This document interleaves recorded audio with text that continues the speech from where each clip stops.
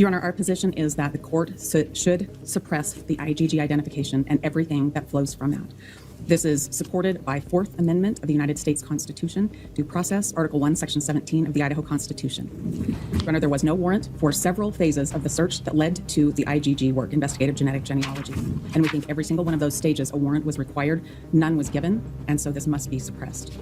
Your Honor, I'd like to identify the 3 stages, and they are when Idaho State Police Forensics Lab, through Moscow Police Department, moved a DNA sample to Othram Laboratories to develop a profile to run through genetic genealogy investigations. There was no warrant for that search for a SNP profile that could be used to attempt to identify somebody. The next stage would be when that was transferred to the FBI for their forensic investigative genetic genealogy work to try to identify somebody. No warrant was in place for that work either. Finally, there was a trash pool in Pennsylvania, and there was no warrant for that trash pool either. All 3 of those stages of this case, there should have been a warrant, and there wasn't, and this must be suppressed. And do you know approximately how many warrants you worked on in this case? I don't, ma'am. Several. I don't know the exact number. I'm going to... Offices with doors, but in the same second floor of the Moscow Police Department. Are you aware of Special Agent Balance in his work in doing self AT&T records, having any access to AT&T records without a warrant? I'm not aware of that, no. Are you aware of him having any ability to review AT&T records through any portal without a warrant? Not to my knowledge, no. Do you have, when you say that it was provided to Special Agent Balance, is that because you don't have the capacity, technical skills, I guess, to review that raw data? What is that? With it? Yes, ma'am.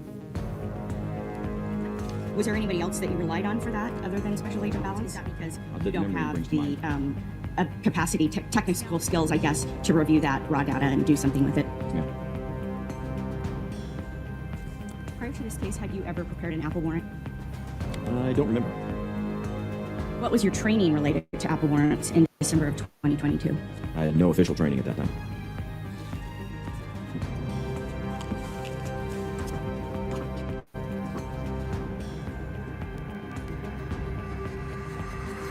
Prior to this case, had you ever prepared an Apple warrant?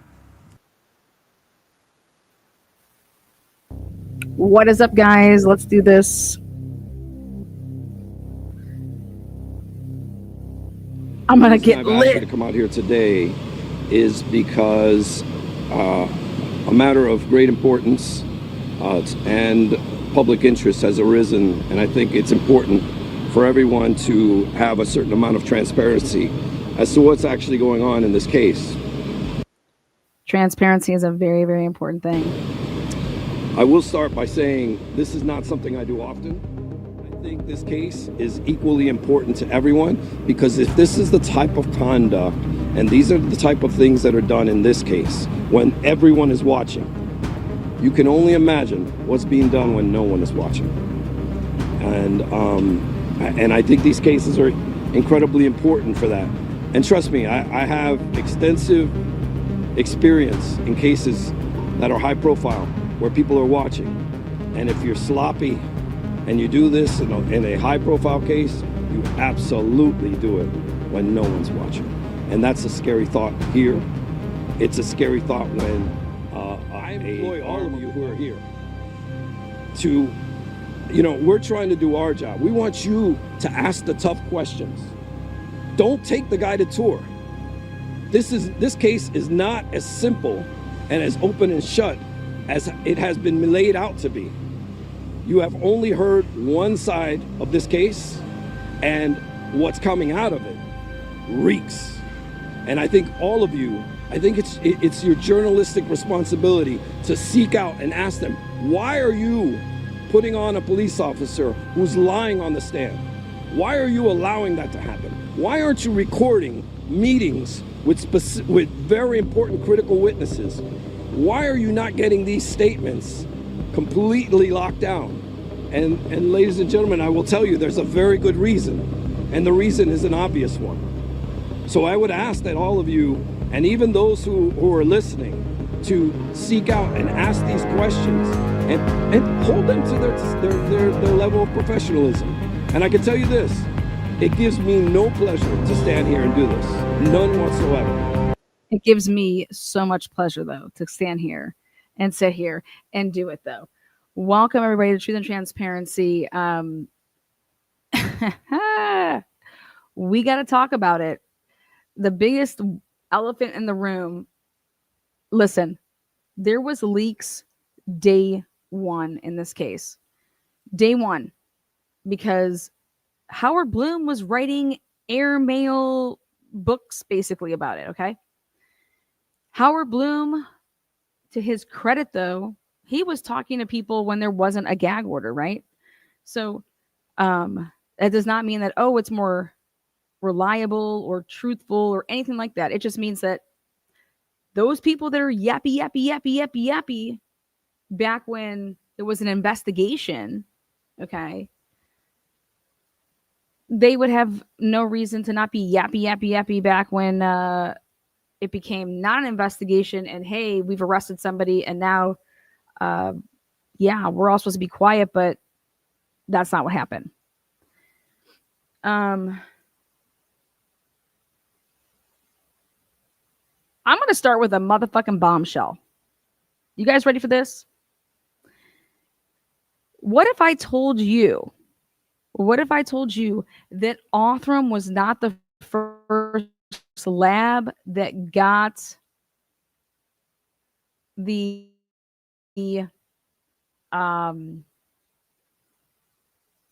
sheath vial? What if I told you that Othram was not the first lab? So after Idaho State Police, they were like, hey, drive us down that item so we can swab it, and we get a profile, we put into CODIS, we get no hits. But what if I was to tell you that before it went to Othram, what if I told you that it went somewhere else? What would you think about that? Okay. You know, I wondered, why did Ann Taylor, when she had the, she had a hearing and half of it was closed and half of it was opened. And during the portion that was closed, there was a gentleman that worked for a different lab other than Othram. And he was one of Ann Taylor's witnesses. So the state calls, they don't actually call him to the stand, but the state was like, we're going to bring in middlemen to be our witness for this hearing and proceeding. And Ann Taylor called Detective Payne. She called Matthew Gamet. And there was a guy from the, I want to say it was the Intermountain Forensic Labs. And his name was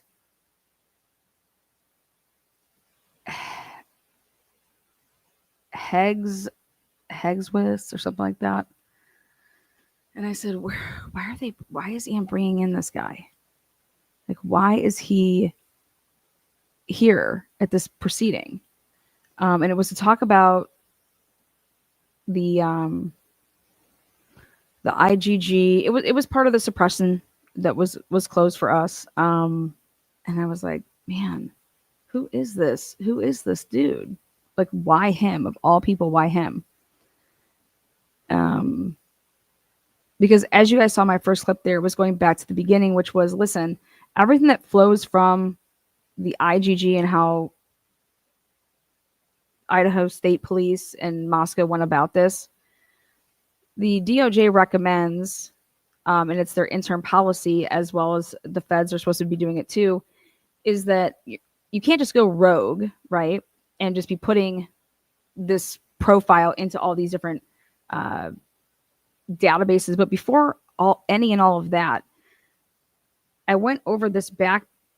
God, it was before, it was 2023. It was about how many different phases you have to like all come together and you're supposed to get these search warrants. Okay. And that big boom right there is that not only did they put in all these databases that they weren't supposed to, but before all of that, back it all the way up, You're supposed to go and get search warrants at different phases. And you didn't. And here, Othram is making such a big push to say, hey, we think that IGG should be employed out the gate and it should be used immediately. Why are we waiting and using these on cold cases when we can be actually helping and solving cases now? Why are we making it that you have to exhaust every resource, investigative tool before you can then use us? Like, use, when I say us as an Othram, even just go to that whole process of IGG, where you're going to go seek out a lab, see if you can get and make a SNP profile, and then from there start building a family tree, right? Especially if you want to be selling this to the world right now, to be employing this right off the bat. So again, I'm going to go back to my original question, which was, what if I told you that Othram was not the first lab that actually got their hands on the vial that was transported over onto Othram, in which they said that they made a profile within 48 hours of having it? What if I told you that? Because let's go back to the original leak. All right. The original leak was this. Ready? The original leak was, if you listen to Howard Bloom, he said that it was a lab had it, a lab could not do anything with it. And then it was that a second lab or another try or another stab at it, and then something came about in it.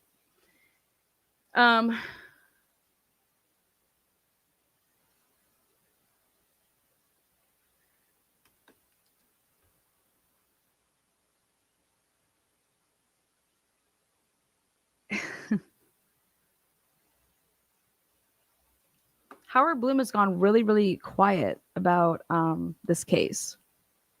He's gone really, really quiet about this case because of the Dateline leak, because of the leak. Everybody's being investigated. He was basically provided things that came from the case, right?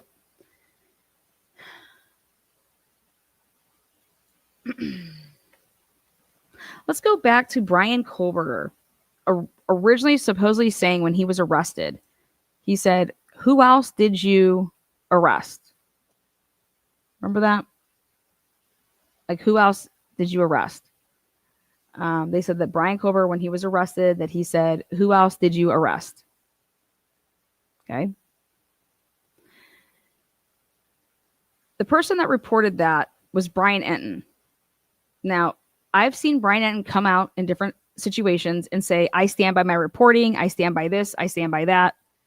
Okay.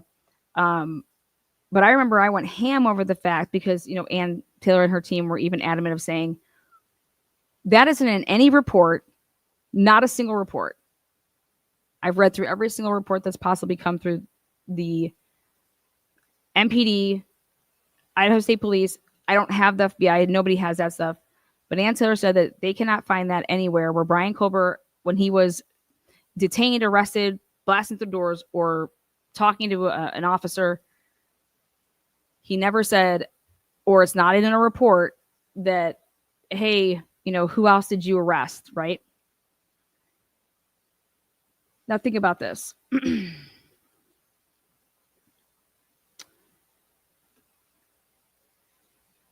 Brian Enton is basically telling us, without telling us, that one of his sources, okay, is law enforcement. Howard Bloom, in his reporting, basically one of his sources, if not multiple people, is law enforcement. Okay.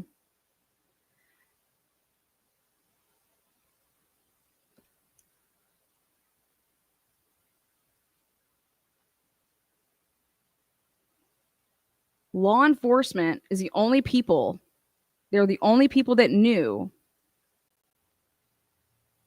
what came back from test results as far as being multiple male DNA at the scene.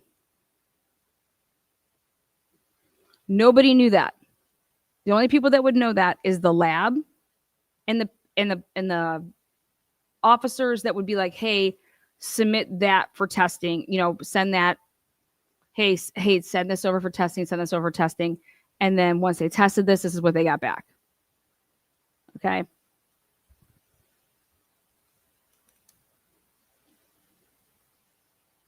So you can kind of narrow down, at least for me, is that whoever was Brian Enton's source knew that there was multiple male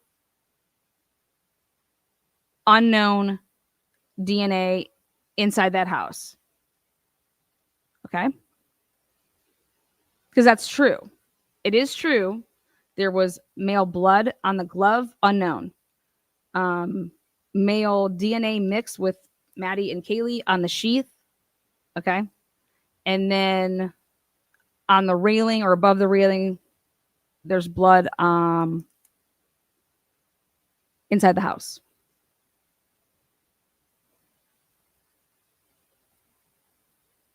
So think about this. It's very interesting for Brian Enton to report on that, okay? And it would come from a law enforcement person, whether it's a lab person and it had to be somebody that knew that there were multiple unknown male DNA, not just Brian Culver's in there. Okay. And so let's go ahead and leak this and let's see if we're going to shake, rattle, and roll. We're going to, the government, hey, we want to leak this on purpose because we want to see what's going to come from it. We want to see what's going to come from it. It was a tactic, right? Because guess what? The way that the world works, right? Hey, first want to talk and can cut a deal, get something, right? And then the other people are shit out of luck, right? Well, how come there was no leaks about the DoorDash driver and what the DoorDash driver, man, woman, what time they arrived, what time they left, what the order was, where it was from?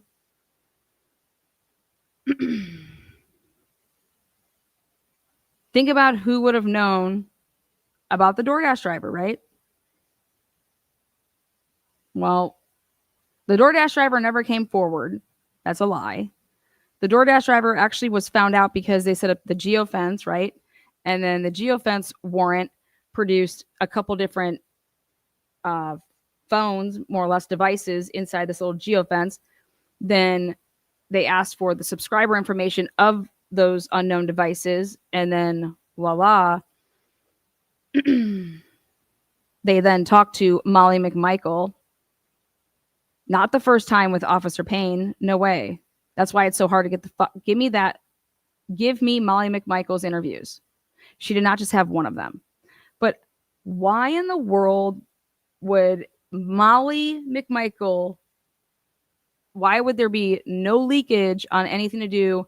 We didn't even know if there was a DoorDash. We didn't know if there was a delivery, nothing. That was the biggest shock in that probable cause as far as I'm concerned.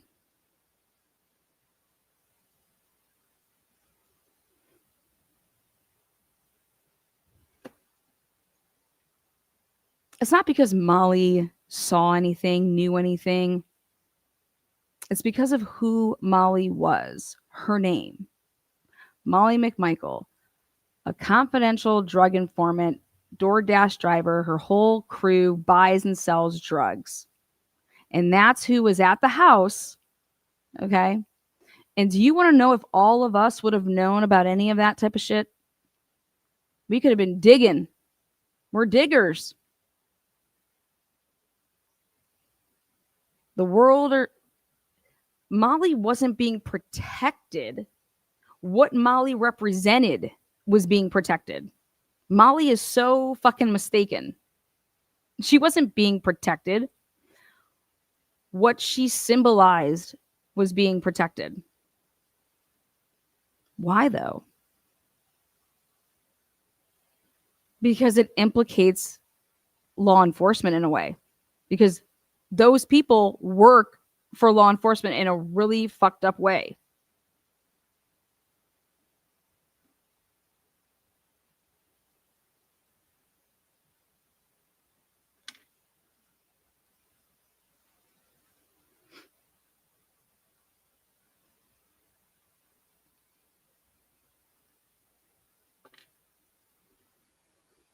Mm.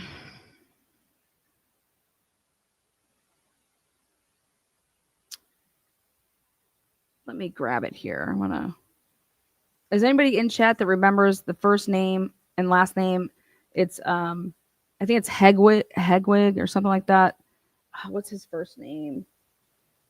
He testified at the closed portion of the IGG Franks hearing.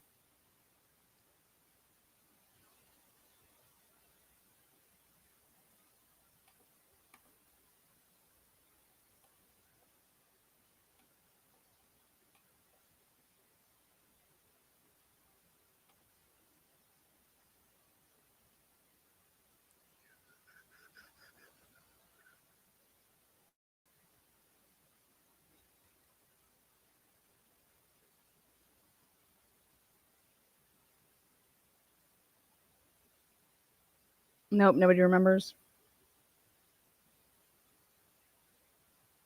Intermountain Forensics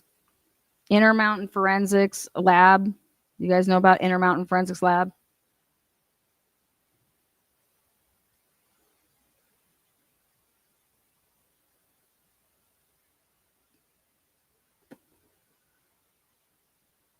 Come on, man. Nobody.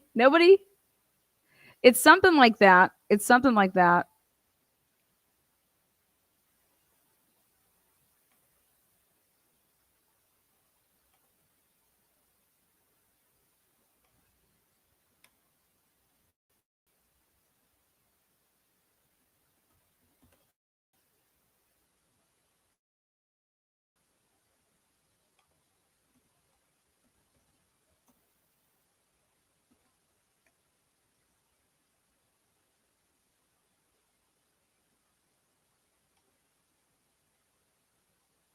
Intermountain Forensics Genetic Genealogy. Here we go. All right.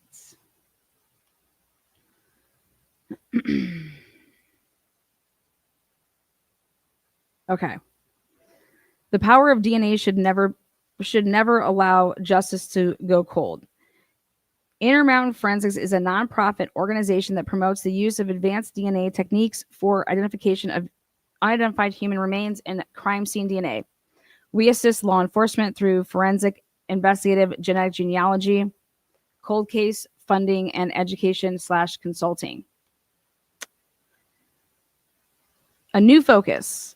In July of 2024, IMF transitioned its laboratory operations to DNA Labs International and shifted its focus to other urgent needs: affordable and trusted IgG work, cold case funding to cover rising lab costs, and education/consulting for DNA-related topics.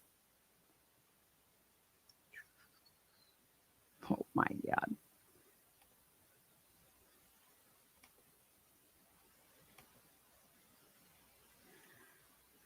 Okay.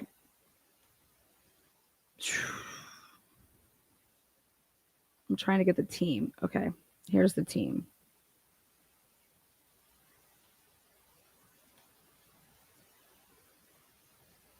Danny Hellwig was his name. Hellwig. Danny. He is the forensic director. Danny Hellwig testified. This is who Ann Taylor decided to call upon. I was wondering, why did Ann Taylor call upon this dude? Like, what does he have anything to do with anything? How did she find this man? Okay, how did she find this man? And it's out of Utah. Here, hold on. So, oops, wrong one. Did it share for you guys? Okay.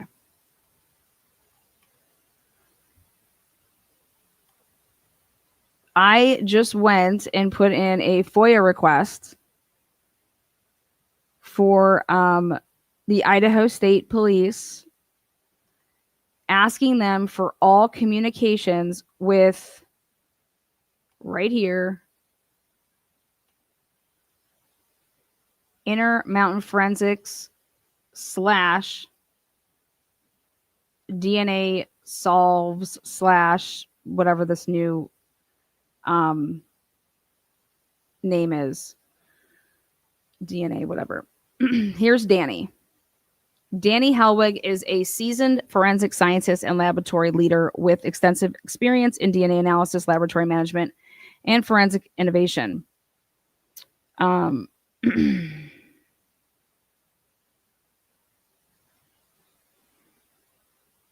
His expertise spans forensic DNA analysis, technical leadership, court testimony, and consulting for law enforcement and forensic labs worldwide.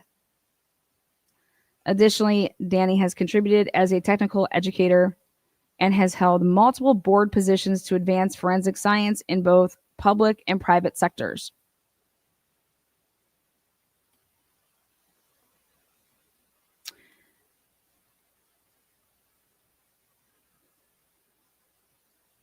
Remember when I said that Ann Taylor dropped the ball when she didn't call upon Othram to testify at that hearing because she thought that the state was going to call them, and the person that was there was Middleman.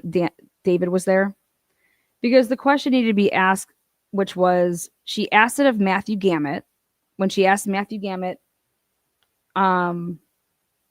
did Othram send you everything back? Is that when their involvement in this case ceased? Okay. And Matthew Gamet basically curtailed that, and he was just talking about Idaho State's police, their involvement of them being the leadership of the IGG. Like, we decided at the laboratory that we're going to go ahead because of whoever made this decision. We have, here's this vial. You guys want to send it to who? And then it was put out to the world. Well, originally put out to the world that when they first attempted,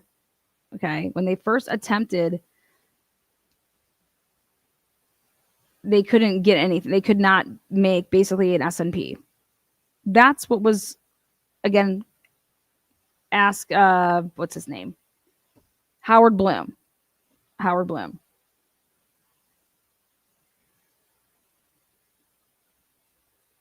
Then the second lab was able to do it, you know?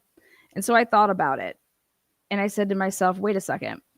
If Othram, remember, there is no FBI lab, because the way that they tried to perceive it was that there were two labs in Othram and Idaho State Police, and then basically then they turned over to the FBI, and it was a secret on who the FBI used and who did the genealogy port to make the tree and blah, blah, blah, right? So if all of that was all bullshit, there's one thing then that would actually make what Howard Bloom put out true, which would be Othram was actually the second lab, and it always stayed with Othram, which would mean that somebody else was employed before then. Because think about it, ready?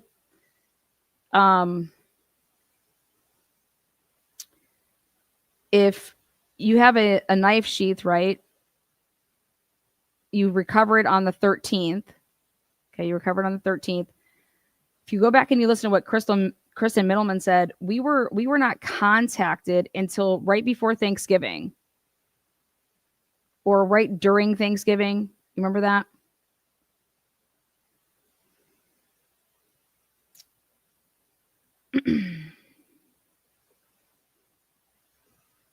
Well, that's like 2 weeks later. So I'm going to put a little bit of a wager down that Ann Taylor could have called anybody that she wanted to the stand for the purpose of asking some specific questions, okay? And wouldn't it just be ironic that Ann Taylor would hit up this guy at Intermountain Forensics, right? Who the question was never asked of him, and it could have potentially been asked later, is were you ever contacted by the Idaho State Police?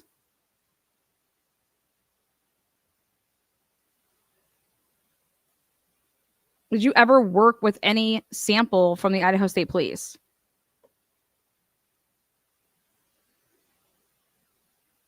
Because it struck me as so odd back then as to why Ann Taylor wouldn't at least get out the information, like, fuck if you're going to lose the suppression hearing, right? But wouldn't you want to ask David Middleman if you ever... So, were you served a search warrant? When you stopped working on this case, when did you stop working on this case? Why wouldn't you ask David all these questions when you had the opportunity? What was Ann Taylor doing? Think about it. If I have all these questions as to why you would bootstrap and all this shit, why the fuck aren't I just asking David Middleman and making him answer these questions?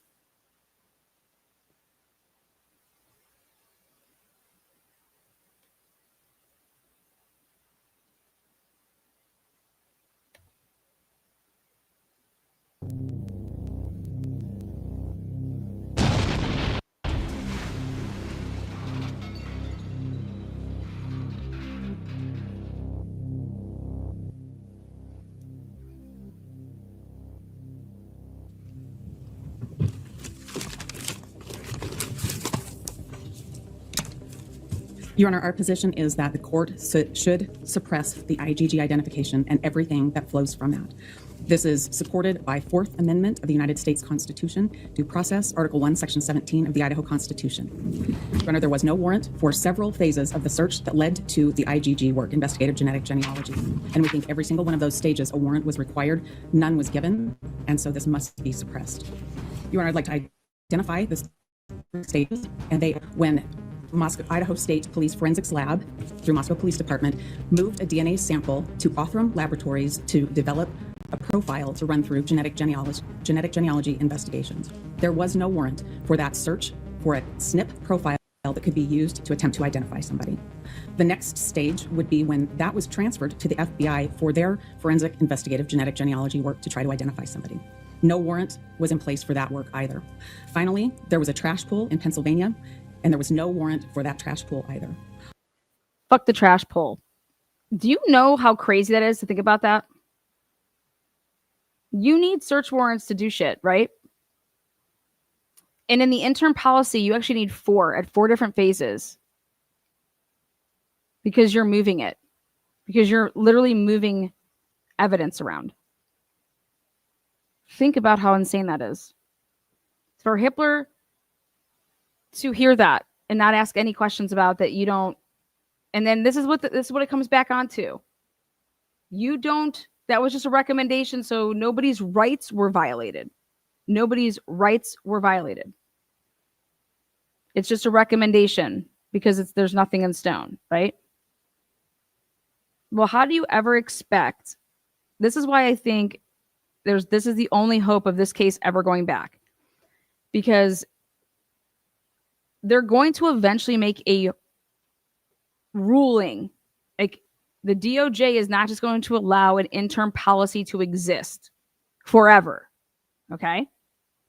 So once it is written in stone that you would have needed a search warrant to do these different phases, and that there was none done in the Brian Kohlberger case, this well-known case, right? Do you understand that that's when the only thing that I can think of here is that they're like, listen, there's going to come a time based on what they want to do here. They want to make this part of, hey, you're going to have to put some laws in place. Okay, we cannot just have an interim policy running around and just, nope. How is this going to work? Like, what are we doing here? Just like you need a search warrant to search my phone. Okay. You would need a search, like how the interim policy says, you need to have search warrants at all these different phases. If that's the interim policy, that means one day they are looking to make that like law of the land with IGG because they want to use it right out the gate. In order to use it right out the gate, that you would have to actually write down in probable causes that you used IGG and you did X, Y, and Z, right? So in this case right here, once there is an IGG law of the land, how does Brian Koberger's case not come right back to the forefront and say, that's not what you guys did in my case?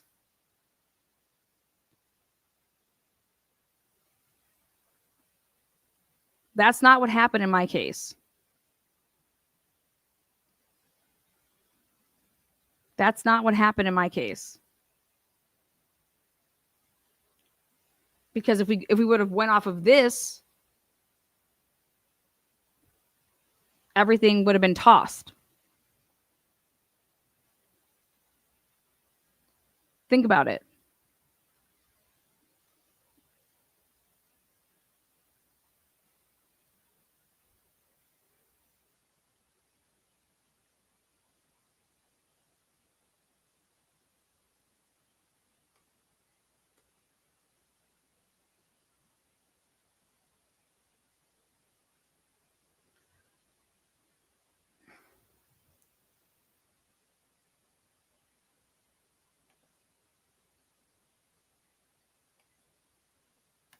I'm gonna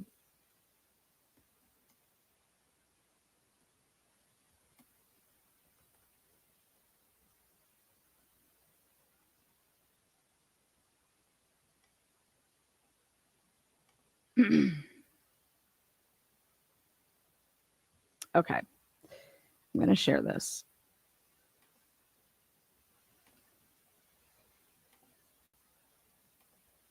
Here we go.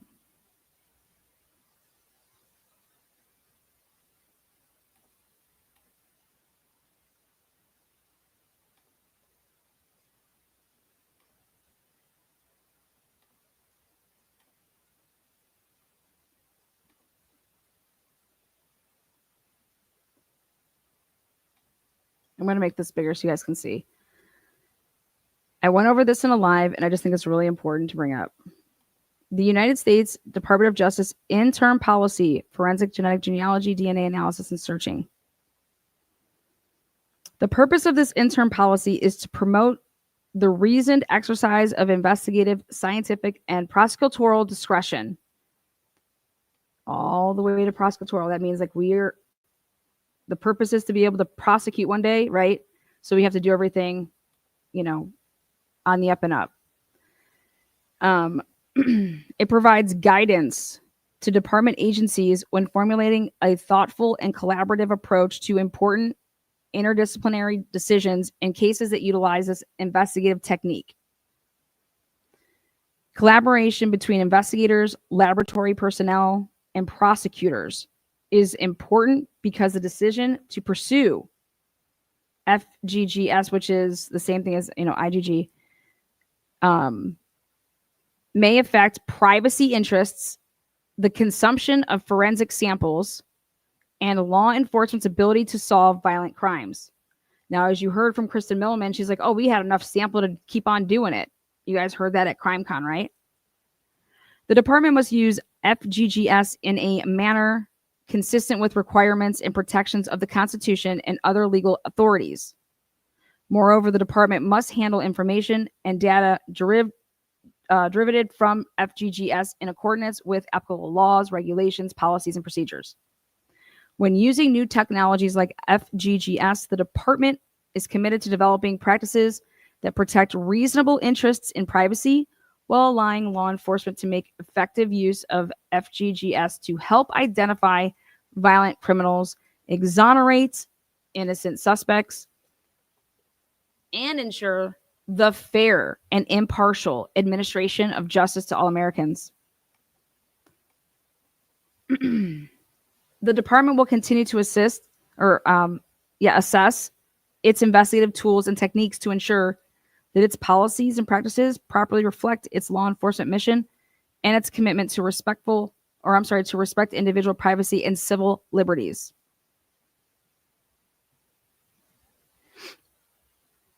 The scope of this interim policy is limited to the requirements set forth herein. It does not control investigative, scientific, or prosecutorial activities or decisions not specifically addressed. The department's individual law enforcement components may issue additional guidelines or guidance that is consistent with the provisions of this interim policy.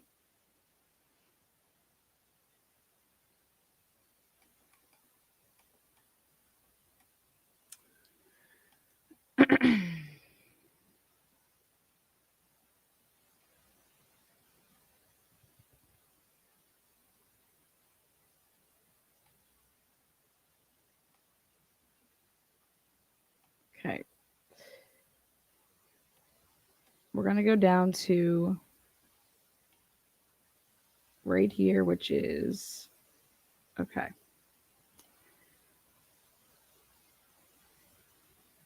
In order back in the day before this case, it's saying that you must, in order to even consider doing IGG, you're supposed to exhaust all of your resource efforts. Like, use everything you could possibly do until, okay, dude, we don't have any more leads. We've processed everything that we could process. We've gone through all the phone, everything that we have. Okay, now let's go ahead and go to IGG. Okay. So if each of the criteria set forth in Section 5 has been satisfied, the investigative agency shall contact, so that would have been that was MPD. This is the way that you're supposed to do it. MPD would have had to shall contact a designated official at the CODIS laboratory, okay, that uploaded the forensic profile to CODIS. The DLO must determine if the candidate forensic sample is from a single source contributor or is a deduced mixture. The DLO will also assess the candidate forensic sample's suitability, quantity, quality, degradation, all that stuff for FGG, and advise the investigative agency about the results of that evaluation. In addition, the DLO may advise the investigative agency of any reasonable scientific alternatives to FGGS given the nature of the condition of the candidate forensic sample. The investigative agency shall document its consultation with the DLO.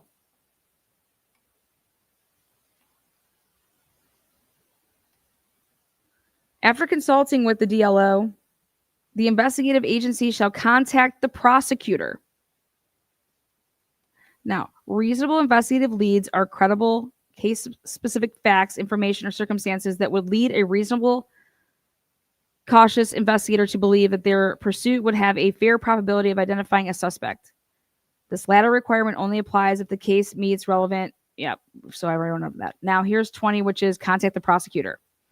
As used in this interim policy, the term prosecutor refers as applicable to the Assistant Attorney General, United States Attorney, state or local prosecuting attorney. So whoever is in charge here, that would have been Bill Thompson.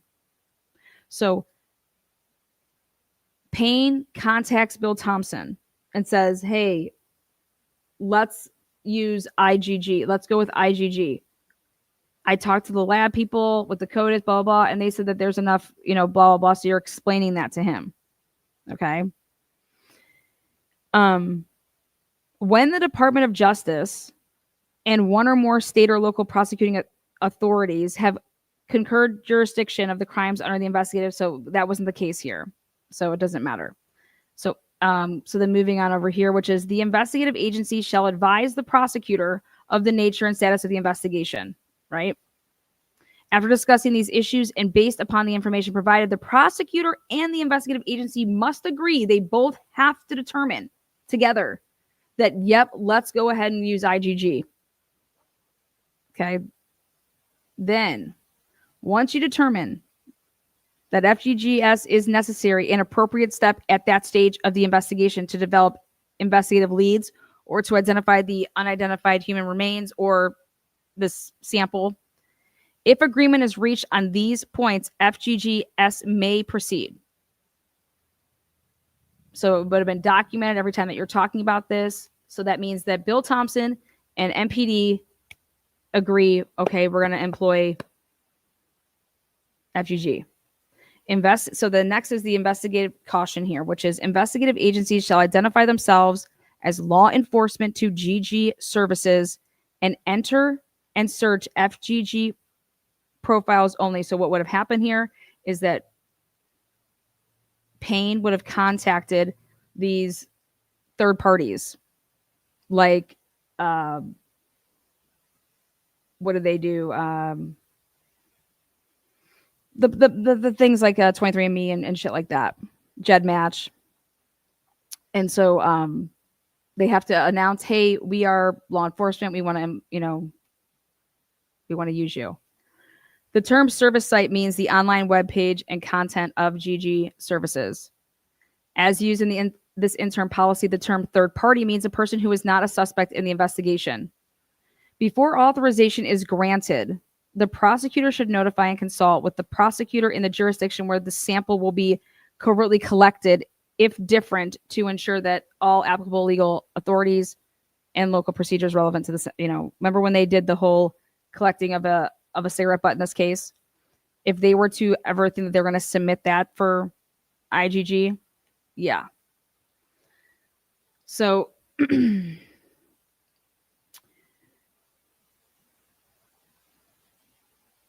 investigative agencies shall use biological samples and FGG profiles only for law enforcement identification purposes and shall take all reasonable and necessary steps and precautions to ensure that same limited use by others who have authorized access to use or to those samples and profiles.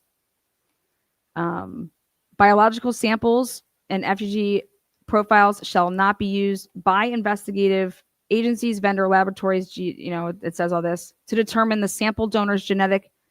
Yeah, you're not supposed to be doing it for anything that's like for diseases or anything like that. FGGS is a law enforcement technique used to generate investigative leads. Investigative agencies shall not arrest a suspect based solely on genetic association generated by a GG service. Traditional research and other investigative work is required to determine the true nature of any genetic association. Now,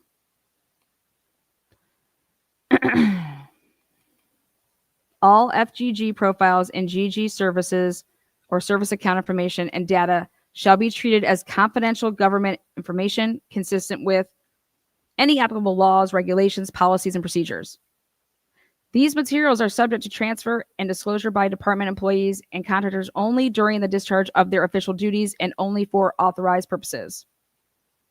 If a suspect is arrested and charged with a criminal offense like that happened in this case, while FGGS is in process, like they did, yep, it's in process.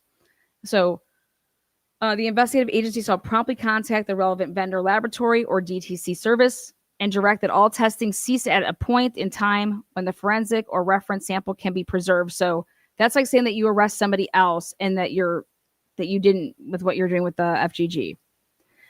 The investigative agency shall also request that the sample extract application by return directly to submitting law enforcement agencies or custodial CODIS laboratory as applicable.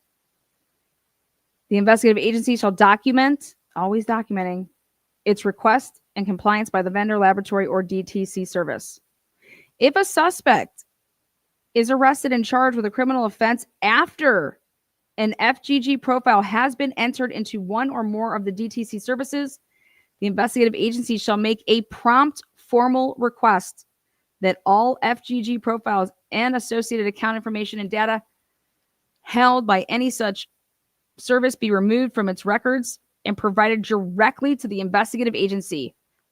Like, hello?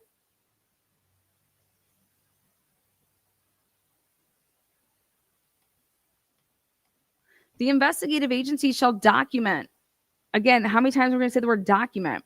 The investigative agency shall document its request and compliance. All FGG profiles, account information, and data shall be retained by the investigative agency. The investigative agency. Pain. That means you would have had this shit. Where is it? For potential use during prosecution. They are allowed to prosecute with this stuff, you guys. So let's all ask ourselves something. Very simple.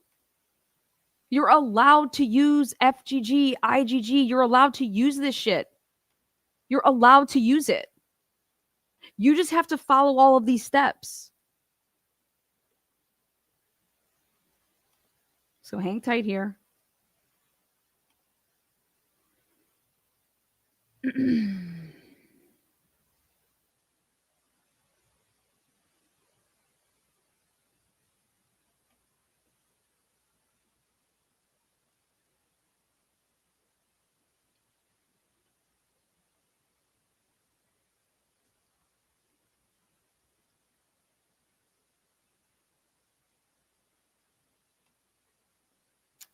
We should pay attention to this footer right here. It says these requests should be made only after the suspect's known STR DNA profile has been manually compared to the forensic profile previously uploaded to CODIS.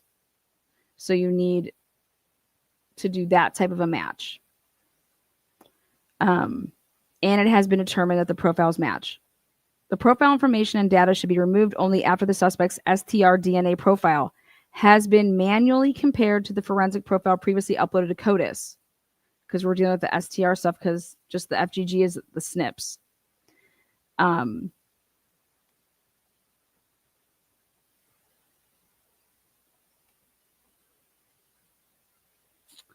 Subject to applicable law in all cases that result in a criminal prosecution, reference samples obtained from third parties. So remember how they wanted to get those 4 brothers? So reference samples contained from third parties for FGGS, including all extract and application, all derivative FGG profiles, and all GG service account information and data shall be destroyed by the investigative agency only after the entry of an appropriate judicial order. That means an order from the motherfucking courts, bitch. Fuck going into, who cares if they went into all the databases that you're not supposed to go in? Who gives a shit? None of this shit was done. The investigative agency shall document the authorized destruction of these samples, profiles, information, and data. You have to go to a judge. Subject to applicable government information retention schedules, if FGGS does not result in an arrest and the filing of criminal charges, the investigative agency shall promptly destroy all third-party reference samples, including, you cannot just keep all this shit.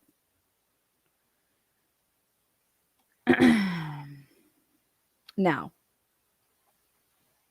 each department component that either uses or funds other agencies to use IGG for criminal investigative purposes, or that provides any unit of federal, state, local, or tribunal government with grants award funding, like that happened in this case, that is used by a guarantee to conduct IGG for criminal investigation purposes, shall collect and retain the following information on an annual basis.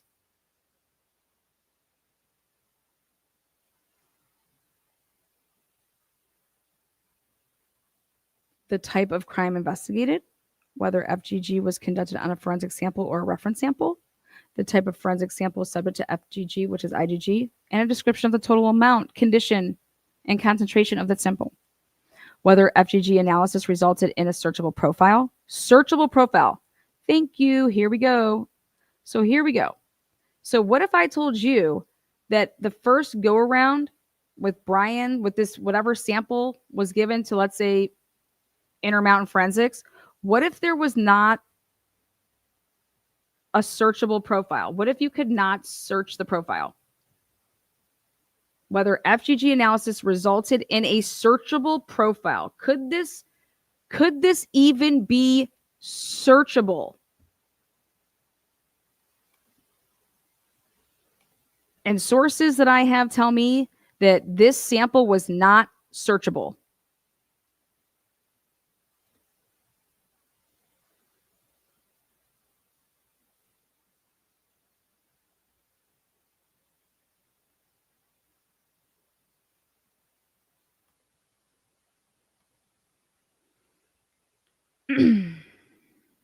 The identity of the vendor laboratory used to conduct FGG and the GG services used to search the FGG profile.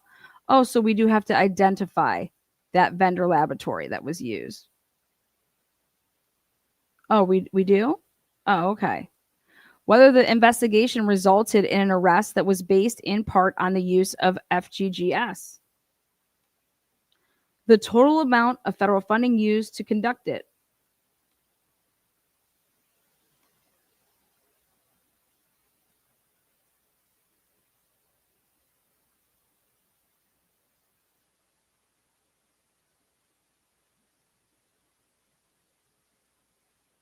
Oh, wait, what does it say right here?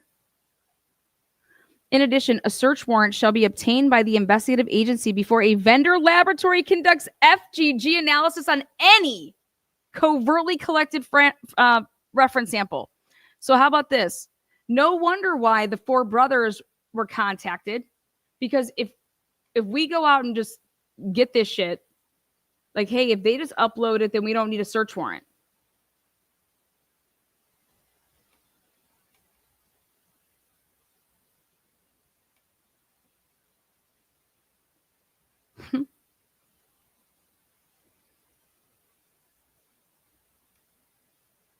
Investigative agencies shall identify themselves as law enforcement to GG services and enter and search FGG profiles only in those GG services that provide explicit notice to their service users that the public,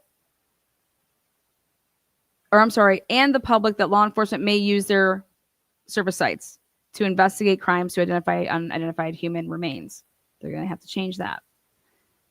The investigative agency shall, if possible, configure service site user settings that control access to FGG profile data and associated account information in a manner that will prevent it from being viewed by other service users.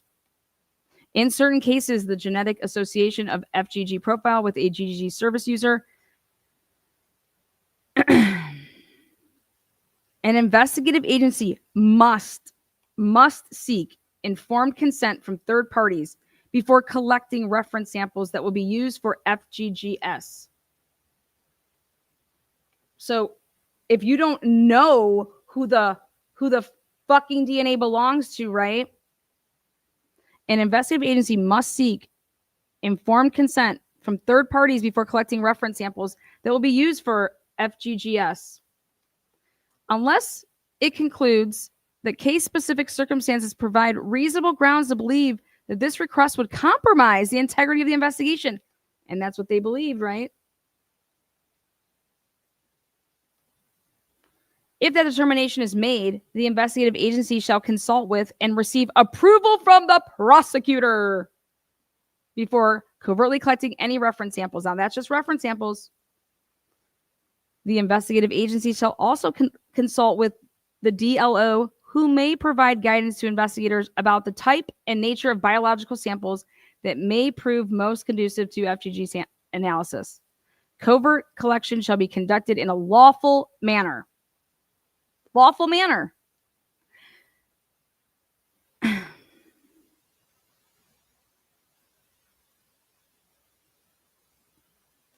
Biological samples and FGG profiles shall not be used by investigative agencies, vendor laboratories, GGG services, or others to determine the sample donor's genetic. We already said that.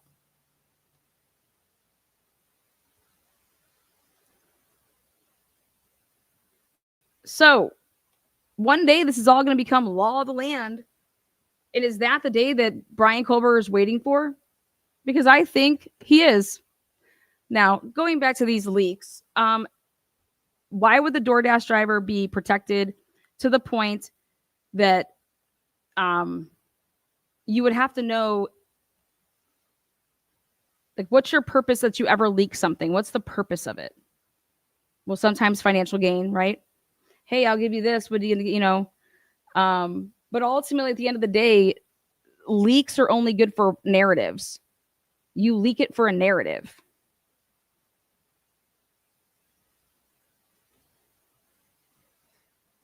Right? No?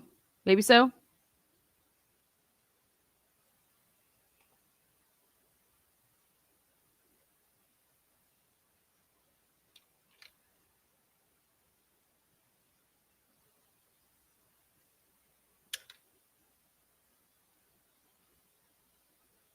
How come nowhere in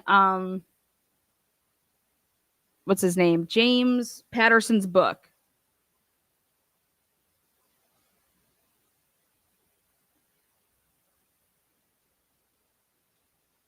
Where's Molly in the book? Where's Molly?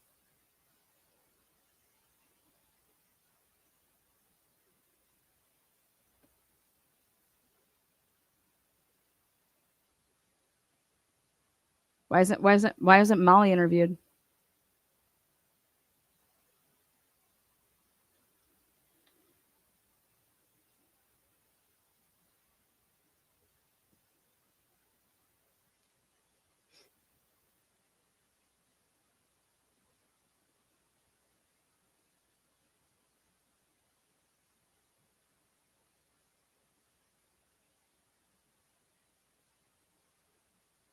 How come in all the interviews that we've heard, how come there's not been the question by any investigator that says, why didn't you guys call 911? Or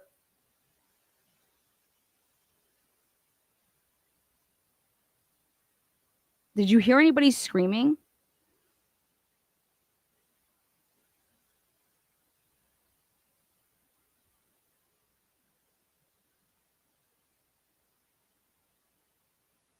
How come none of the investigators asked Bethany or Dylan when they eventually found out that there was a DoorDash? Why didn't they ask, hey, does your house normally order DoorDash? Did you know that so-and-so ordered a DoorDash? What do they normally order? If you're actually trying to like get information out. How about this one?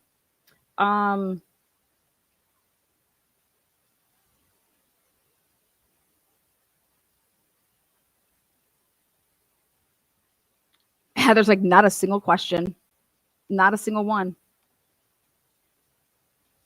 Not a single one.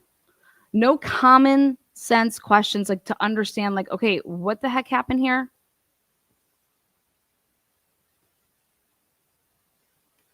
How about why wasn't there a question asked of Dylan or Bethany?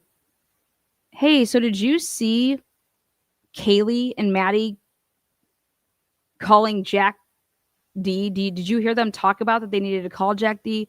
Do you know why they were calling him?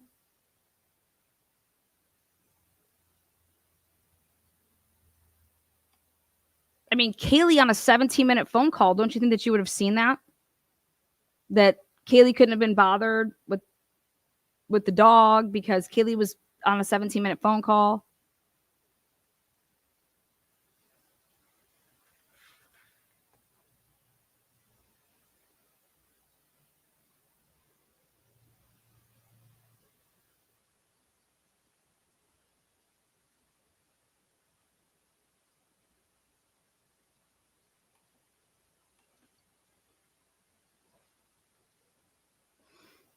How about this?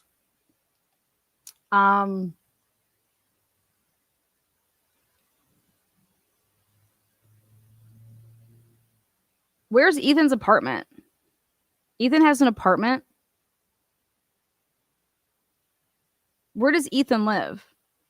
Everybody was saying that Ethan was still involved with the fraternity that was interviewed. Except the interviews that we haven't seen yet, there's people that are like, yeah, no, he got kicked out because of his grades.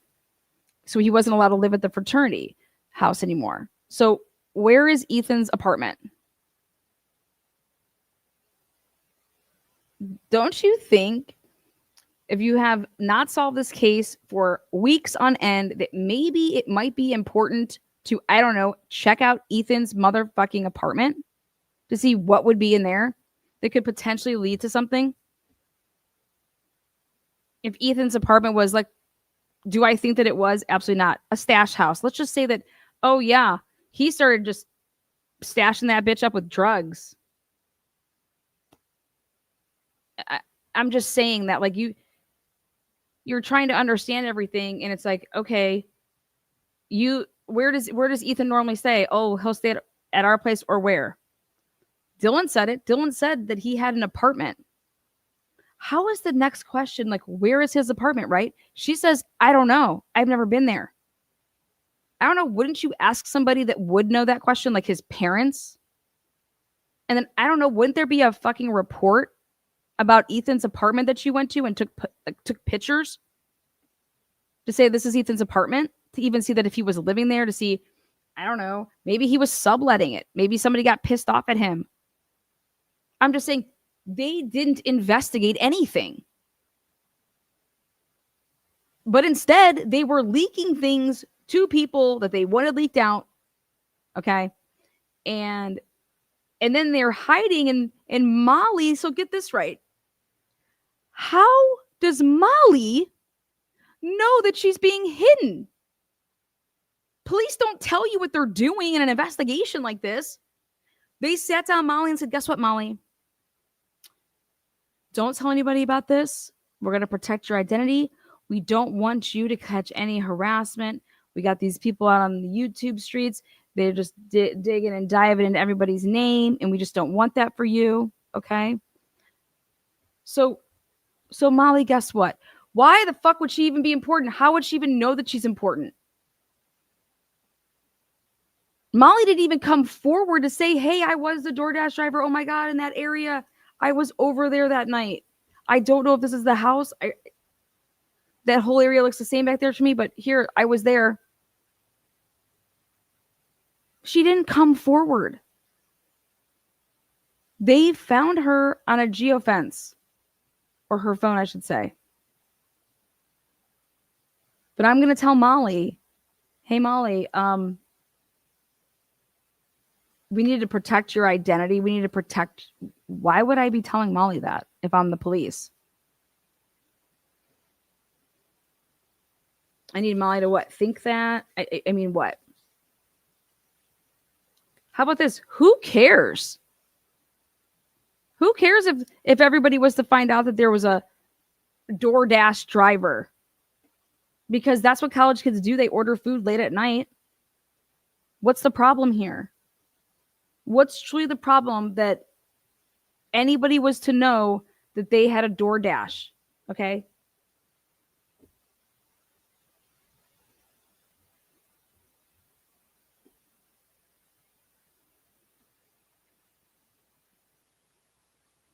You know when you get paranoid because of what you know, but nobody else knows, and then you start making reactions, or you start doing things because of the extra knowledge you possess, but you forget that nobody else knows that. So you start doing things that would just be like, dude, what the fuck are you doing? And you look at this person, that they're nuts, right? But here, they're paranoid and they're doing these things because, I don't know, they have a bag in my car, or I get into their car and I just think that we're going to lunch and coming right back, and they're acting all weird. And here the whole time they had 15 pounds of marijuana in their car.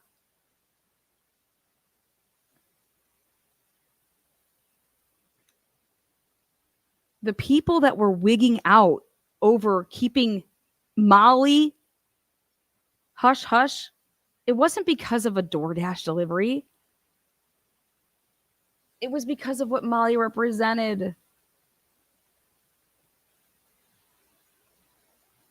Molly's name could never be known, because if Molly's name comes out, right?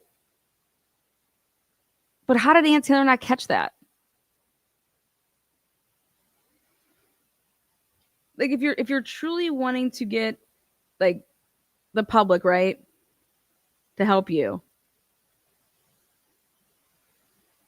It should have never been thought that the crimes ever occurred between 3 and 4, right? Not if you believe that Xana got the DoorDash because it was from fucking Jack in the Box, right? And the Jack in the Box, there's what she ordered is upstairs in a basket, in a bag. And so clearly somebody brought that in. Well, unless you thought maybe it was a ruse. I mean, what the fuck? Oh, nobody would have known if you just said that they got a DoorDash. Okay, great.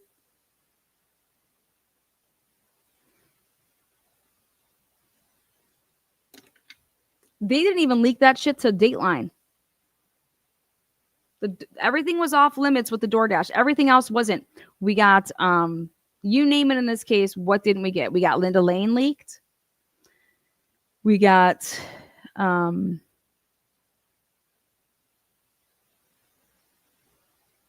1112.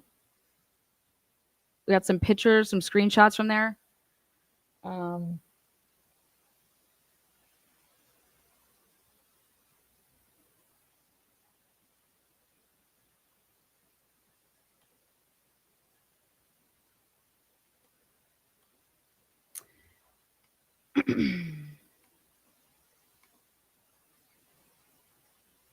I want to give props to Jack Decor's parents. Don't know them from Adam. They got in a car and they drove from Coeur d'Alene, and went straight there, right?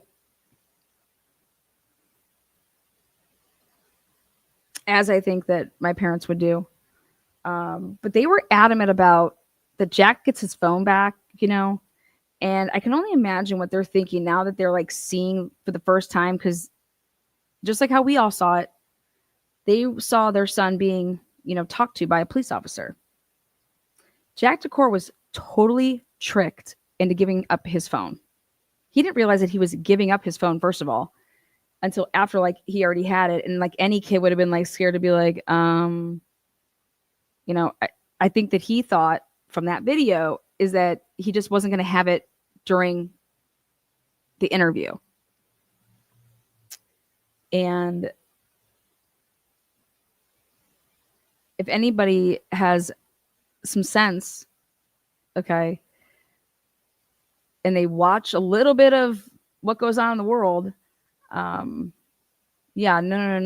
They would have known immediately that Jack would have been a suspect because of his relationship with Kaylee.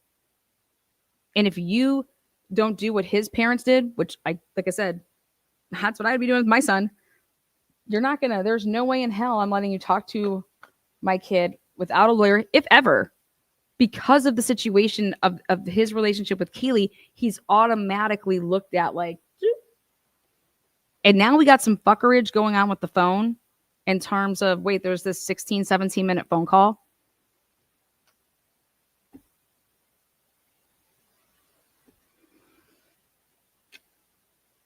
Jack D was right when he said there was no reason that Maddie would have called me unless there was something up. She does not call me. That's what I think is weird.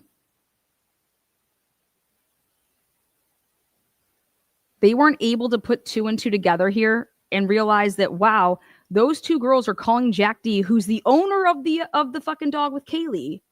And Bethany's over here talking about, yeah, Maddie said that she lost the dog, that Murphy was missing. No one's able to put that together to say that, oh my God, well, the dog, that's why they would be calling the dog.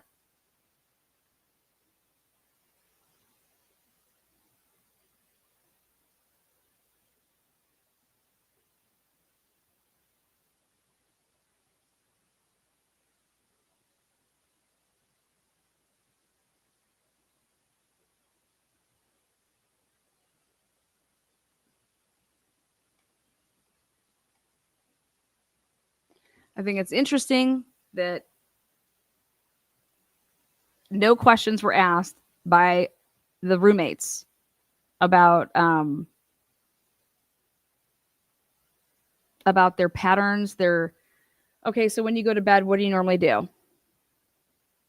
What'd you do last night? Okay, so you and Kaylee go outside, or you and Maddie go downstairs. Where was Kaylee when you went downstairs? Why aren't we like nailing down details about, okay, they come home. You guys were there watching Vampire Diaries. Okay, they come home. Ask some specific questions. What were they wearing? How about that? Okay, you guys went upstairs to hang out upstairs in Kaylee's room. Did you guys normally do that? Did you guys hear the DoorDash driver that night? Remember, to us, they said in the probable cause that there's someone here. There's someone here. Ready? Then they insert, not a single person told them this. But they say, hey, there's someone here. That means that Kaylee probably saw the DoorDash driver outside.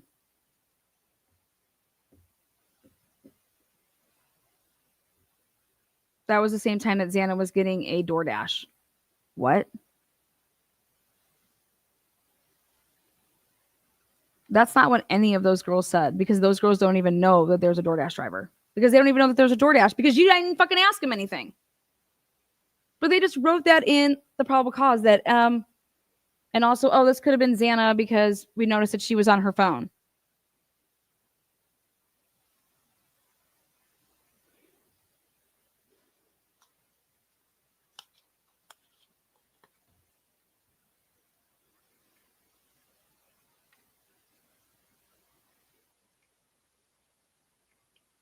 These guys didn't do any listening.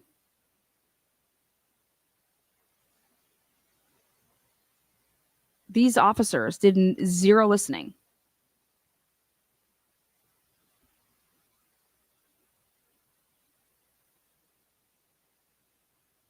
Think about it. Without IGG, this case is not solved at all. They can say whatever the fuck they want. Yeah, would we have eventually gotten to him? No, the fuck you wouldn't have. No, you wouldn't have.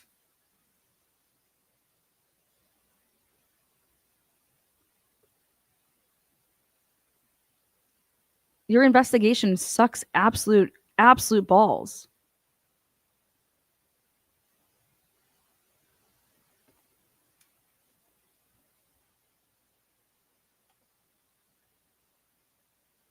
But it was so important for you guys to leak certain things.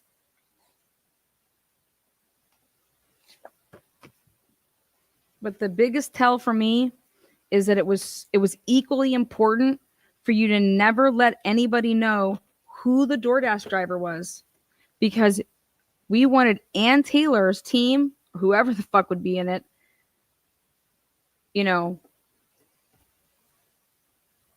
it's just some, yeah, they had ordered a DoorDash. Here's the, yeah, Ethan ordered DoorDash. DoorDash was dropped off. You know, we get this whole discovery that we got, or these police reports, we get them all at the same time, right? I could only imagine. That's why we need this unsealing of what Ann Taylor and the order that she was asking for things. I can only imagine when Ann Taylor was given the name of who the DoorDash driver was. Because for her to ask right before the plea deal for anything about Molly McMichael, it's like,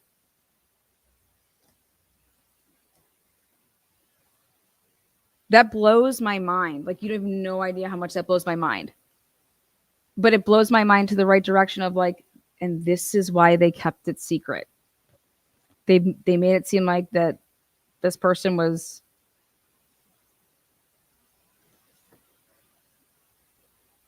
and I'm like, well, maybe they never even released her name.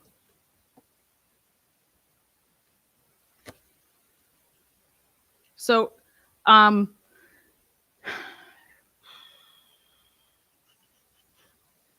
what are the odds that Murphy would go running off and be lost on the same night that the murders happen? Do you think that's coincidence?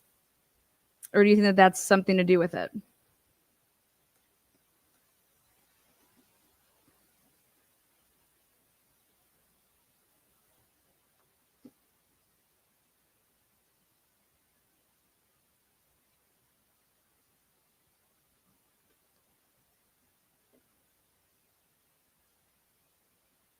I don't believe that it's a coincidence, in my opinion. I think that one of the girls would have to say something like, dude, Murphy went running off every single night. Okay. Especially like when we would get home and people were drinking, and then it was like, we're, X, Y, and Z. So do you guys remember when Bethany made it a point to say that she has a picture of Murphy and Kaylee when she's outside the house and the officer asks a question, which was, well, how do you know that? Like, and it was about a time. And she's like, oh, because I have a picture of Kaylee and Murphy.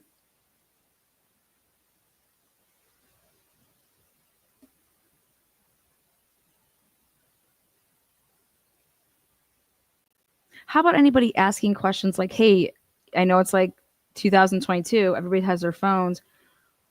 Were any of you guys taking pictures that night? Were any of you guys recording anything like, videos? Maybe there's people in the background of your pictures. Okay. Can you look through those? Can we go through these?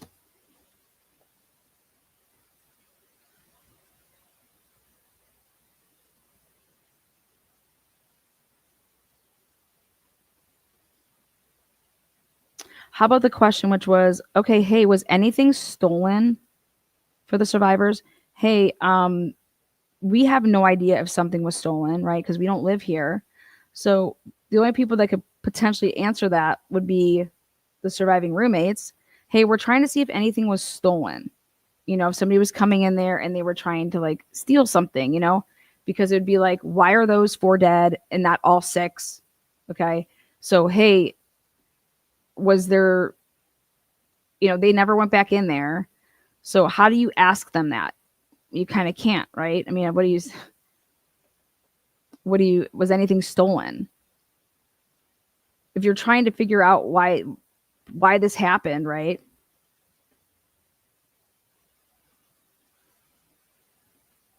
And I guess the only thing that we can wait for is to see if they ever try to do anything like that, right?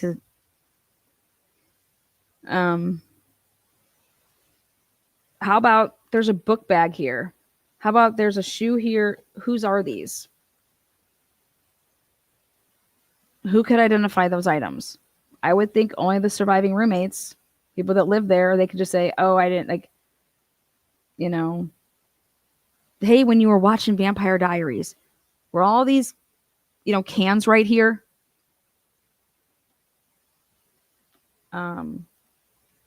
Hey, who made the macaroni and cheese last night? Anybody make macaroni and cheese last night?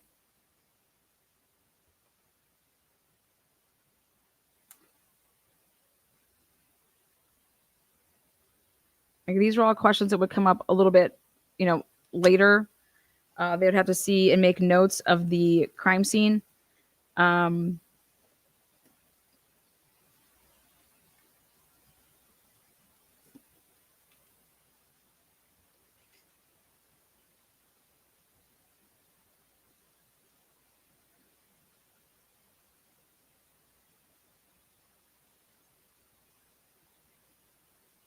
I mean, is this how they questioned Molly McMichael?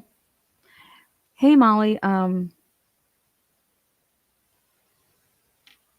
long have you been door dashing for? Do you know that there's been a quadruple homicide in the area? Has anyone told you about this? Do you know about this? Do you know why we're calling you? Do you know why we want to talk to you? We want you to come down to the station. How did Molly McMichael end up going to the police department if nobody called her to come in? Molly just fucking woke up one morning and was like, you know what? I'm going to go down to the police department over there and start talking to Officer Payne at 8:30 on the 23rd. No. How come there's no report of anybody calling Molly to ask her to come in?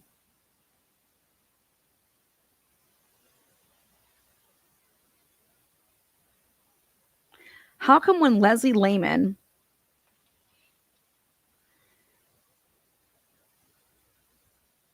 is Leslie Lehman gets sent the video that's the Adam video. Leslie Lehman gets sent the Adam video. And I'm like, somebody just called you up and said, hey, I want, like, where's like the meat and potatoes about how something developed?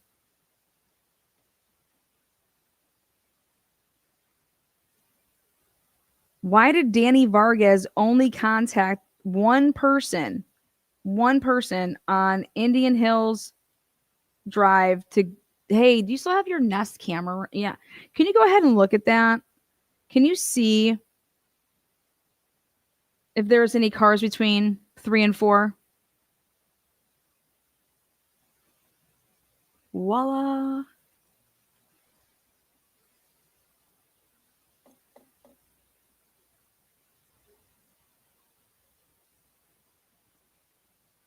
How come there's not a single camera on Walenta that has the vehicle? Meanwhile, they had 2 to 7 houses with Ring cameras. And none of them got the vehicle.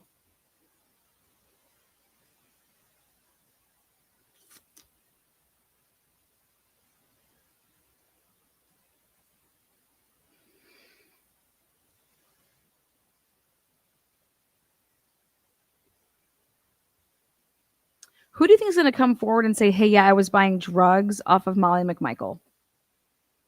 Who's going to come forward over there and say, yeah, I was buying drugs off of Justin Stricker? Don't you think it would be discoverable information to know who Justin Stricker was in a Facebook group chat with that he was slinging dope, aka fentanyl and meth, in, that the officer from Pullman was in? Don't you think that should be discoverable? Like, you know,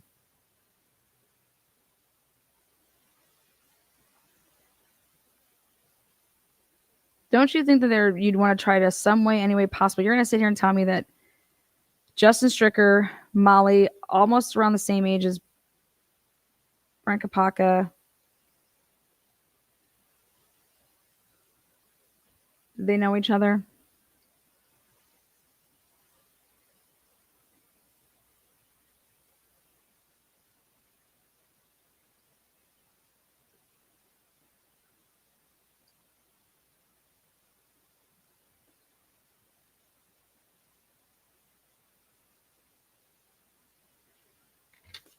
Let's look at something.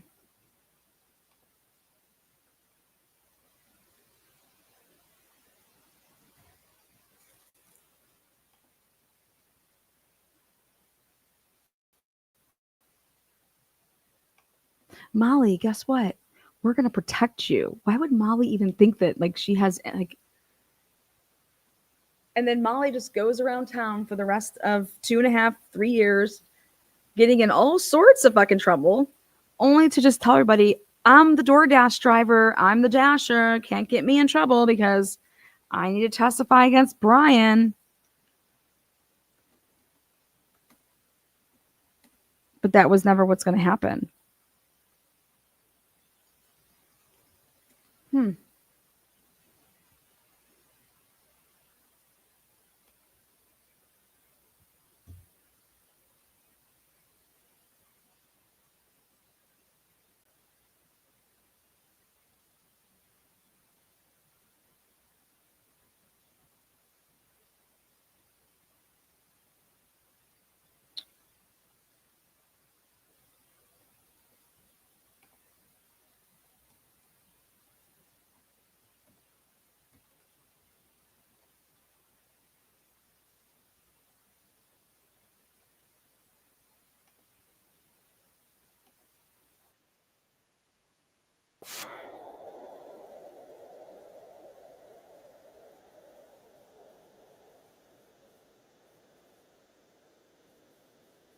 Get some insight and some validation about the DoorDash, because some people think out there that Brian Kohlberger was the DoorDash person. The affidavit of probable cause in the Brian Kohlberger case says that authorities spoke to the DoorDash person, didn't identify the DoorDash person, whether it was a male or female or any name whatsoever. But the boy told me here the DoorDash person was a woman. That's big. That's big to me because it's not a man. But the question is now, who ordered the DoorDash? And did Brian Kohlberger, is somehow tied to DoorDash or ordering DoorDash that, ultimately got to that home during the early mornings at the same during the early morning hours at the same time that Brian Kohlberger was there at the Moscow home, 4 a.m. I am out in the scene. Okay, so let me get this straight. Brian Kohlberger is in his vehicle, literally sharking around, right? Then decides to pull in the driveway, literally just right after Molly pulls in the driveway the second time, pulls in behind her, and what? Let me get this straight.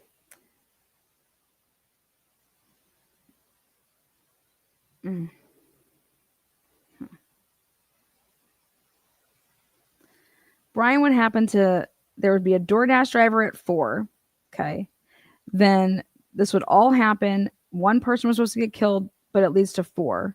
Then it leads to people hearing it, waking it up, not calling 911. He's sharking around. Then it leads to, okay, Linda Lane is going to go down for maintenance between 3:30 and 4:05. Then you're circling around all over the place, but not one single big time camera like on the main street to like come into Pullman on one of those ways, east or west or wherever the fuck you're coming from, right? Because you got to get into the town. There's no cameras. But then we have what appears to be a vehicle that is literally trying to get on every fucking camera possible. And from 3:30, from 3:26. I mean, it could even be from like 2. It has no problem if it is seen literally on every camera in town, except the main streets. Somehow it doesn't get on any of those. Again,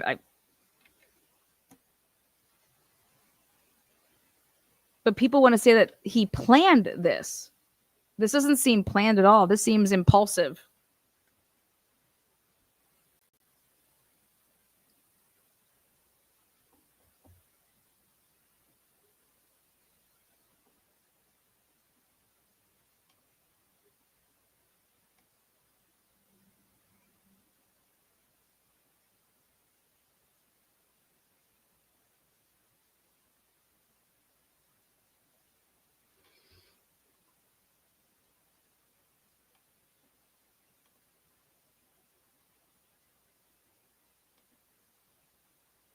Right at the top of the hill, Steptoe Apartment. So this is very, very close to Brian Kohlberger's apartment.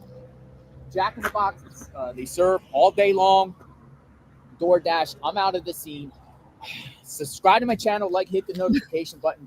Trying to figure this puzzle out. Trying to get some other pieces to the puzzle that still we do not know. I want to know more about the DoorDash. We'll talk soon. And then people told JLR to leave it alone, right, JLR? Leave it alone. Would you be talking about that DoorDash driver? Jonathan Lee Riches investigates. I am covering the tragedy in Moscow, Idaho. Let's talk about the 4 a.m. DoorDash. Affidavit of probable cause in the case states that Zana received a DoorDash at around 4 a.m. on 11/13/2022. Now, I've already made some videos about Jack in the Box. Jack in the Box. This video right here. If you haven't watched that video, I strongly recommend it. I'm assuming that the DoorDash that Zana got was that Jack in the Box. Reason being because a Jack in the Box bag was Why wasn't her cell phone then by her body? Why was Ethan's? Whose phone ordered the DoorDash? What account ordered the DoorDash? Why wouldn't Xana's phone be by her? The pink phone was still in the bed and the gray phone was on the floor right by her. seen, crime scene photos, seen. How come Hunter Johnson says that he has to open up the door because, and then once he does, and that's, at first he didn't even realize what he was seeing so how did then Dylan, after she saw the guy, she says that I don't know if he closed the slider or not because I ran straight down. I ran downstairs. Not that I ran to my room and locked the door. I ran downstairs. How did then she see anything to do with Santa if the door was in that partially closed, like not closed, but just like,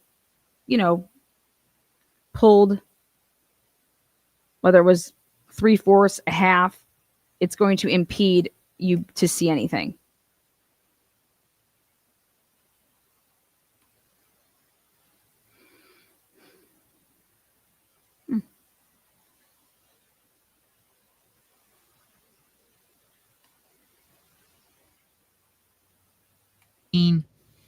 By the kitchen. And I take this all back.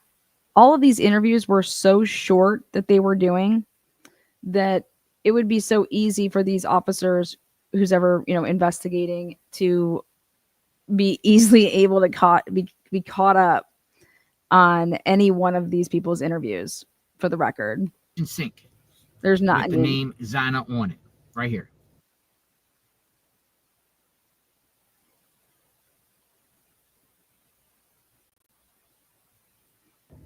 Now it makes me wonder. First off, Moscow, Idaho has no Jack in the Box. It's from Pullman, Washington. And Brian Kohlberger's apartment, the proximity of his... Go get him, JLR. You go get him. Anyways. Yes, I can slow it down. I can slow down chat. Absolutely. People are just chat away.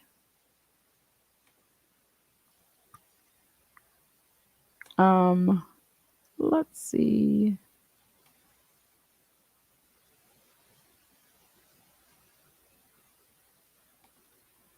The leaks.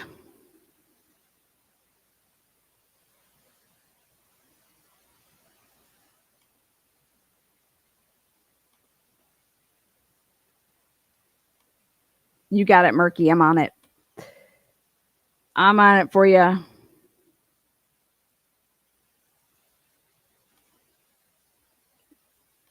Well, I'm trying to be on it for you, Murky. It's coming up. Does anybody know how long it takes to go through surveillance video? It takes a long time, man. Unless, are they working with AI? I would love to see what AI, I'd be interested in seeing if they've ever popped stuff through AI and how all that would work.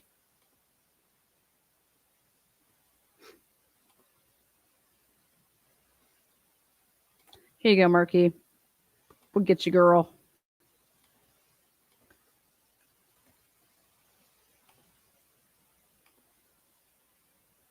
What do we got here? You are my favorite. You're my favorite mistake. Member for 8 months, one more. They are saying, Daniel, yes. Sorry, I didn't see that. Crystal, welcome, new membership. New phone, who dis? New member, who dis?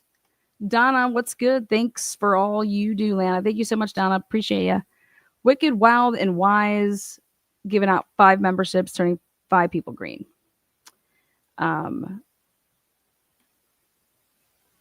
Takes a long time to go through surveillance, though. But the most important thing is you'd want to go out there and preserve it. So you have to go out there and get it. And so I was going back through my notes and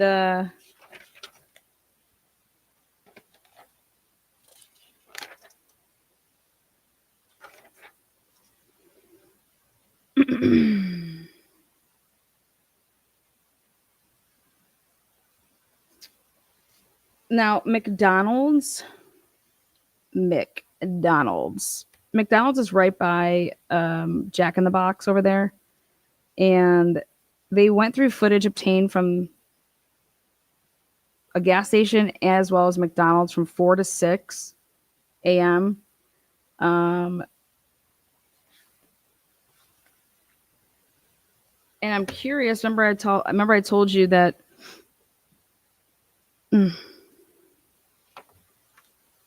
they made it seem like that they never worked with Pullman Police Department, and they were so weird about Pullman to talk about Pullman anything.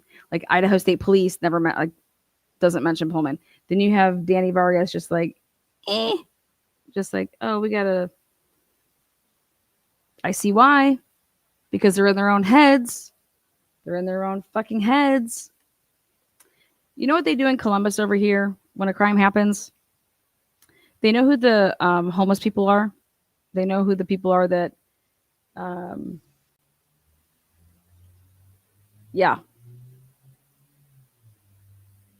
the cops go and talk to them. Also the cops go and they talk to their confidential informants and they say, what's the word on the street? What have you guys heard about this? They want the rumors. Hey, whatever you've heard, whatever rumors you've heard, what have you heard? So they did this. They do it in a lot of cases where they'll call people back and they'll just ask them after like a couple days have gone by, hey, so have you heard anything? Has anyone said anything to you? I mean, anything at all. Like a rumor, we don't care. Like, what is it, right? They didn't do that in this case. There is no reports of anybody following up and talking to anybody about like what's been, hey, what have you heard?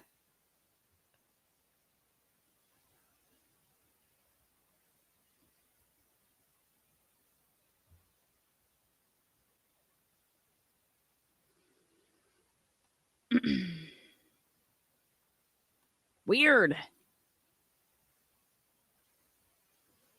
Like, how are they investigating this case if they're not talking to people?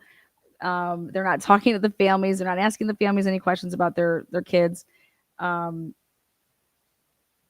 the interviews that we do have, it's just, woo. And then when they actually get these search warrants for their devices, or whether they're just getting their consent and they're downloading them, then they're just not even bothering looking at them. They're not extracting them to the point of that they're, like I said, here they're downloaded, and I'll start getting to my extractions, but Maori's saying it.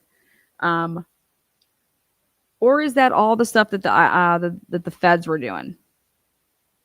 Hey, you guys just act like you're doing an investigation, but we're going to be doing X, Y, and Z.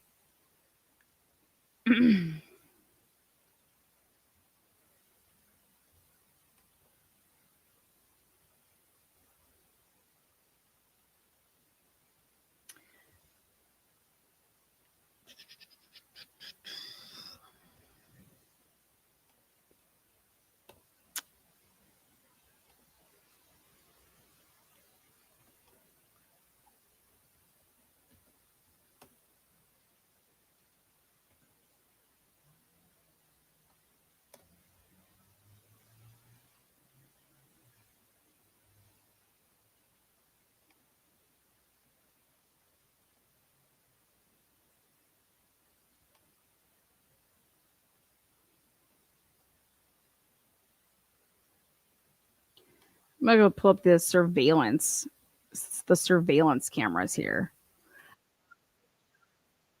The Idaho Statesman. Again, I try to give where I think people have done really good with certain things. And so the one thing I like about this is, okay, if you go back to the beginning here, this is the photograph from when they took Brian Kober's car and they seized it. So this is Brian Kober's car. Early on November 13th, Brian Kober drove his white Honda Elantra through the King Road, blah, blah, blah. That's a picture of him getting pulled over, the one that they were going to use in trial. The one that we didn't get to see for a long time. And this is what people would have been testifying to. So it kind of goes in an interesting sequential order that I liked. The police gathered evidence showing suspect vehicle 1 for trial, but it has not been made public. Okay. Then video footage from homes and businesses showed Kober circle the area before the murders. What do you mean circle? This isn't circling the area. This is like literally, dude, one of these houses can get me on camera, but whatever. This is from the 700 block, the Nest camera here. This is Danny Vargas calling up this chick. Hey, her and her husband live here. Hey, can you guys check and see if you have any activity? Doesn't call anybody else, just this person. And right there, 326. Then now he puts Indian Hills Drive right there.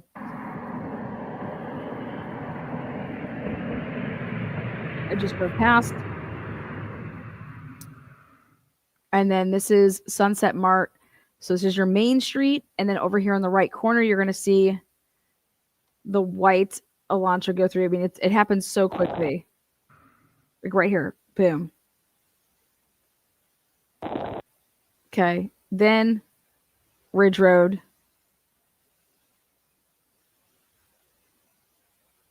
Then this is from the side view of Ridge Road.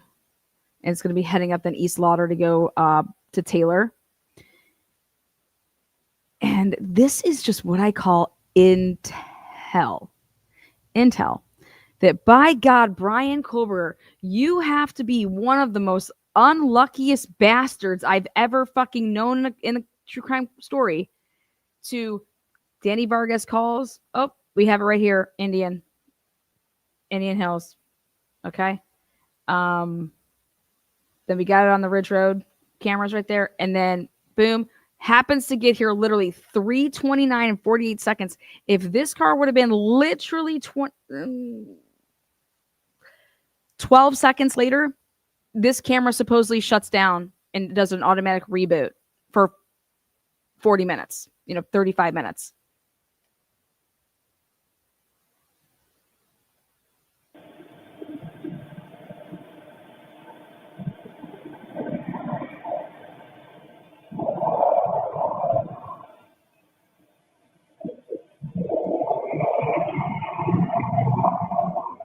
This is exactly how Hill would have testified to all of this, that he went through all the surveillance cameras.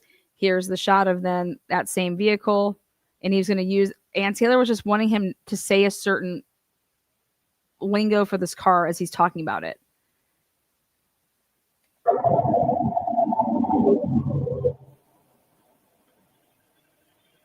That's what the whole, that's suppression, but motion limiting was about. Then here, another camera angle to show the car coming around.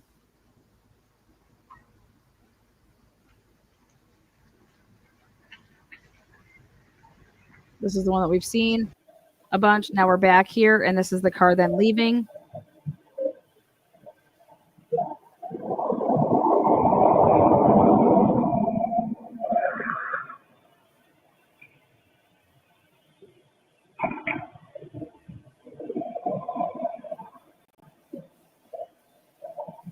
And then so here we're at 3:33 and 12 seconds.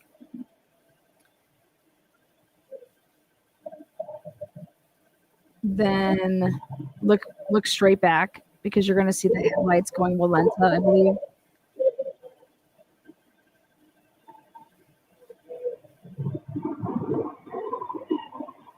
Now look straight across though as well. You're going to see people opening up the door at the Shark Tank house and they're walking out.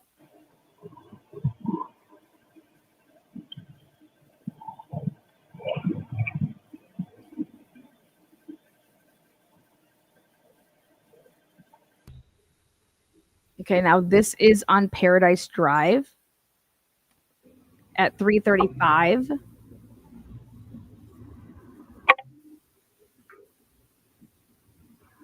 And do you see, so this is because at 3:33 it's coming up Walenta, and so then it's getting to where it has to like dead end and go either right or left to like go down back by where Ridge Road is, where that 1125 camera is, or you make a right and you're going along Paradise. And so this is where they're saying, okay, the car is making a loop here. And then now 3:38 and 8 seconds. There's the car back behind. They're saying is the same car.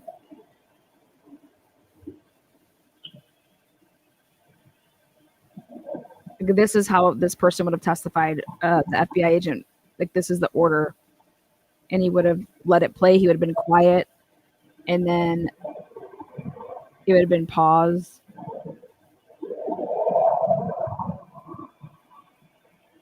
And there would have been like a question that would have been asked, like,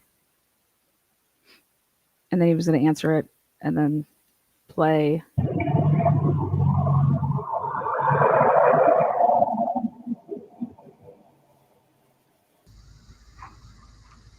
Then 3:39, so you're seeing the Lind lane. So then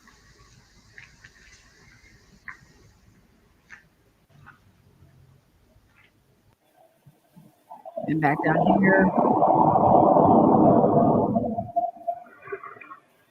Car's leaving.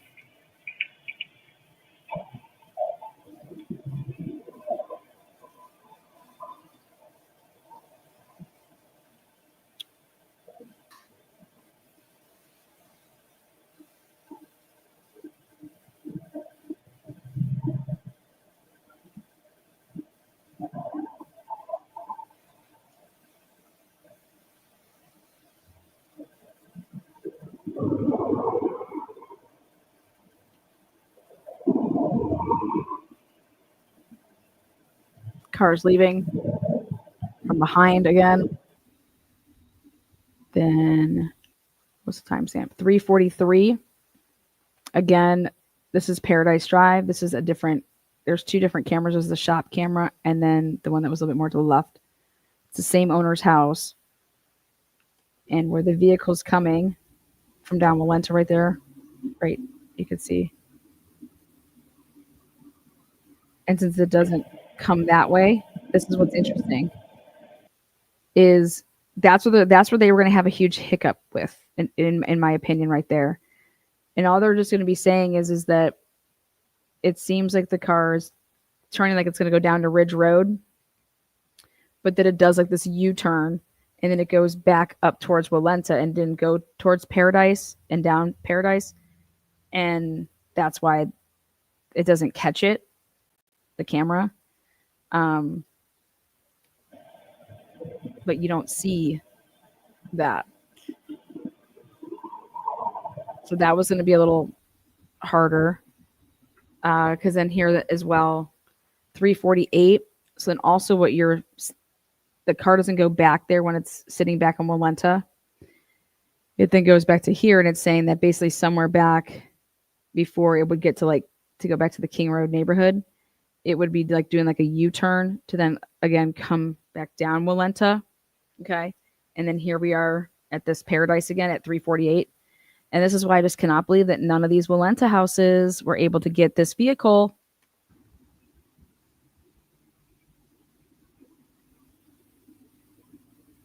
And so again, they're saying that the car was acting like it was going to go down Ridge, but then does like a U-turn and then goes back down Walenta.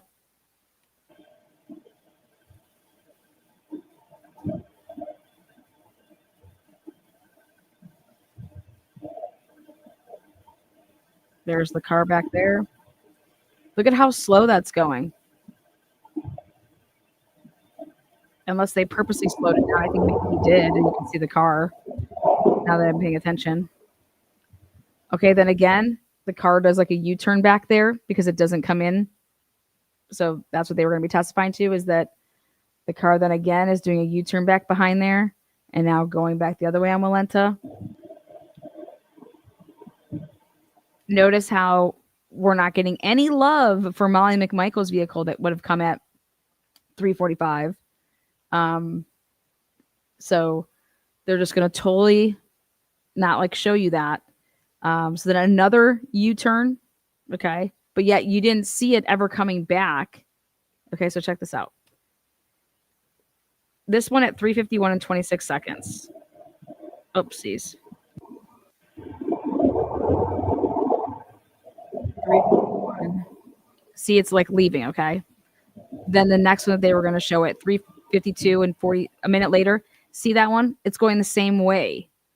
Same way as the last one. How is that possible? How are you saying that those two clips right there, that's the same vehicle? Because it would have had to have come back right. And it never does. That is unbelievable that that's what they were going to do, though. I would have been like that's the one that you would have to focus on. Is there certain ones that you can attack, which would be right there? And you would be telling them on cross-examination, you would say, let's go back to this slide and this slide. The car is going which way? Okay, so he's been circling and we've been able to say, but here's the first time that we have the vehicle going. It'd be like you're going south. And then the next minute, the next clip is again south on Walenta. Well, we've been able to see him every time, or this car that you're saying is my client's. It's always, you're able to, hey, where is it coming north for it to be the south car again? And there's not enough time for you to get all the way around to get, then you're going to pass up what, Ridge Road camera and Paradise? You know, this is where your problem is.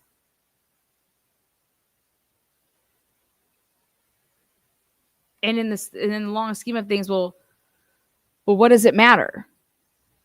Well, what matters to me is that are you trying to tell me that that's the same vehicle in both of those two segments? I'm going to say to you, why are you even trying to sell that to me? Why would that need to be so important? Because no, I don't believe that it is.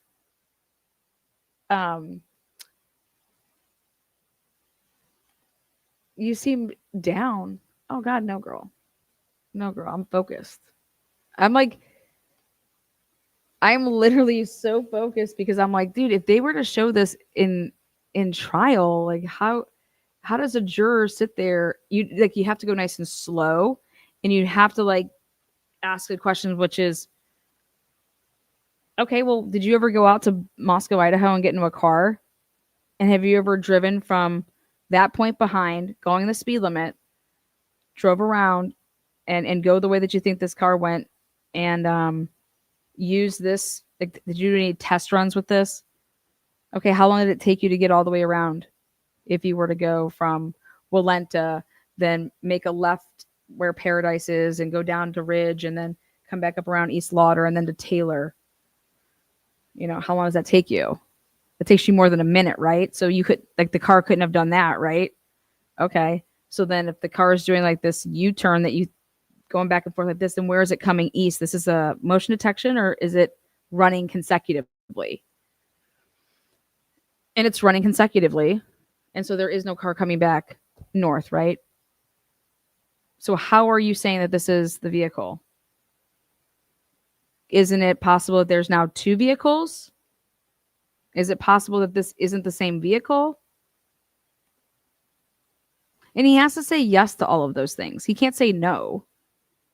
And then when he says, well, yeah, or were you able to rule that out? Like, how can we rule in things? How do we rule out things? Like, what's your methodology here? How'd you do this? So there it is, 352. Okay, so that's showing that it went south twice. Now here's 353. Wait, why are you showing this? Why are you showing this one at 353? Did he mess up?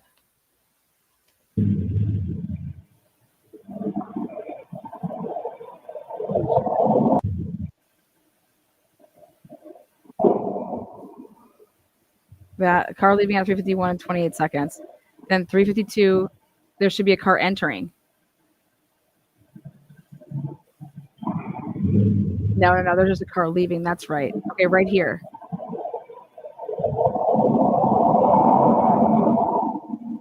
Oh my God, that's right. Okay. So did you see how slow that car was going? Unless he's slowing down these videos, I'd have to go back and check.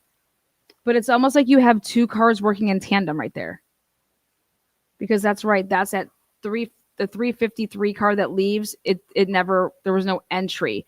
But what it actually shows when you break it down like this, is that there's no entry, but there is a car that's back on Walenta. It looks like it's like watching and like waiting and seeing like, where the fuck are you? Where are you? This vehicle almost looks like it dropped somebody off and it's like waiting to get somebody back in the car. It's like making loops or like, hey, are you ready? Like what's going on?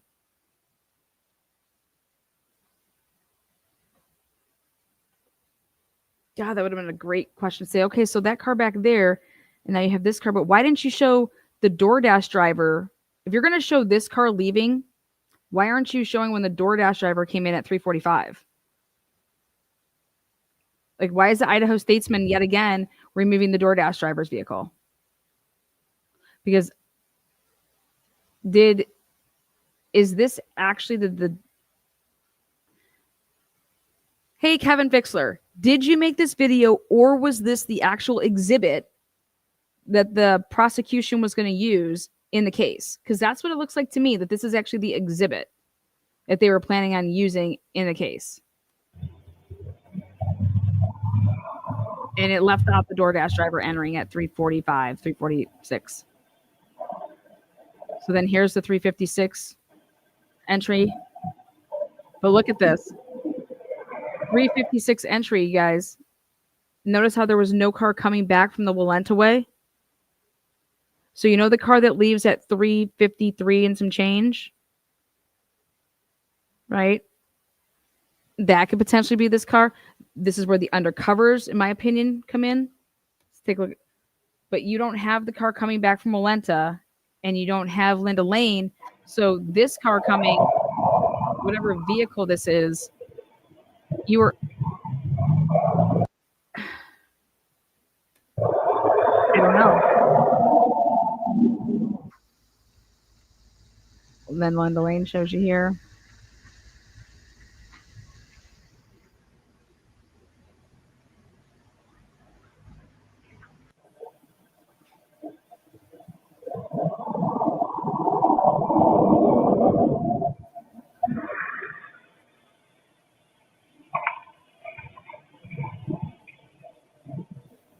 God.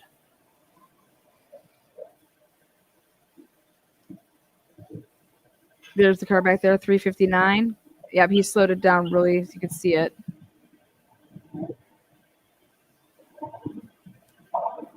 Oh, right there. Look at that. Oh boy, hold on. 3:59 and 8 seconds. Then look at that. 3:59 and 8 seconds. Now look at this. It jumps to 4 o'clock. Like, what's going on here? And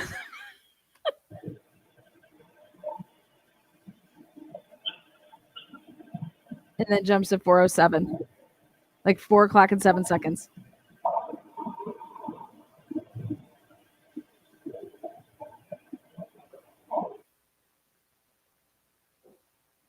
What the fuck is this? Oh. 4:01. 4:01 and 37 seconds. Wait. Oh my God, he took out the DoorDash driver yet again. Dude, this is ridiculous. Watching it like this in this version is just, dude.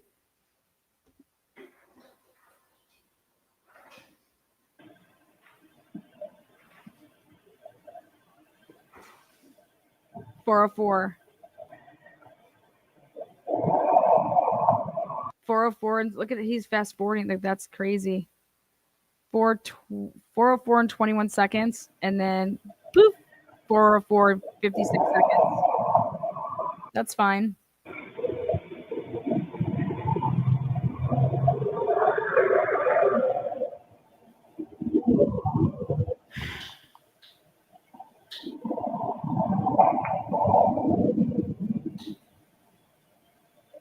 .406. 3-point turn coming up. I'm going to try to back up. Up. I don't think I could do that. He was trying to parallel park him back in that spot.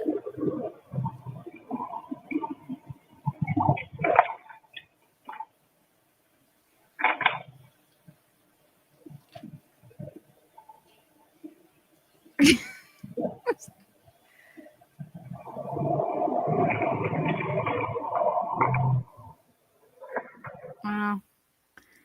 Prosecutors believe the 4 victims were killed in a 13-minute span between 4:07 and 4:20. Yeah, it's very sad. This is 4:20 and 44 seconds. One bark.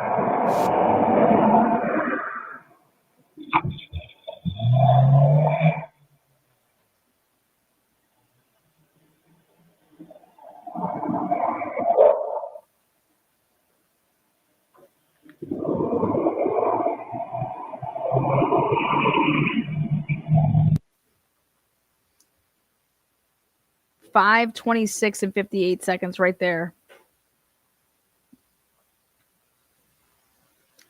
Then Bishop Boulevard in Pullman. This is at 5:30 something right there. Bishop Boulevard, Pullman camera 2.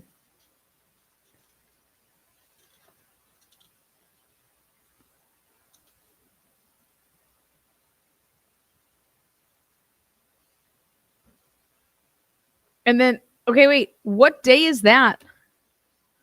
What day of the week is that? Never heard about this camera. What time is this one at? Is it the next day? Then here he is, Costco, just la-da-da.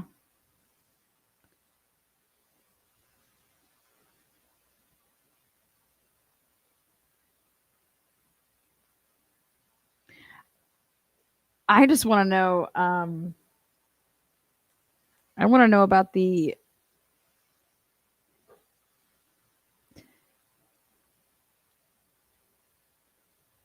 if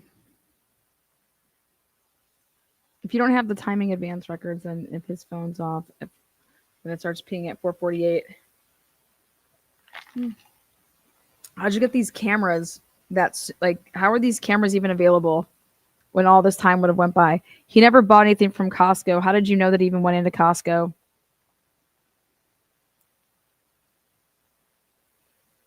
Very interesting. Oh, and then let's talk about this. This is this Cup of Joe, Kate's Cup of Joe or whatever. Okay. Let's go back. Okay, do you see how he just like flew on through there? He didn't go in there.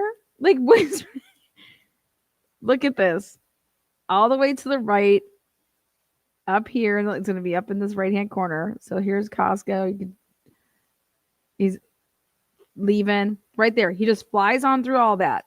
How anybody says that he actually got a cup of coffee, you're on crack cocaine. They just refer to it as the Cup of Joe coffee place, whatever, Katie's Coffee. Okay. And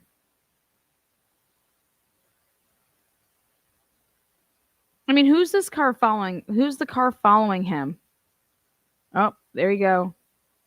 Why didn't they grab the other camera? It's 12:46. Dude's just driving around, doesn't get anything anywhere.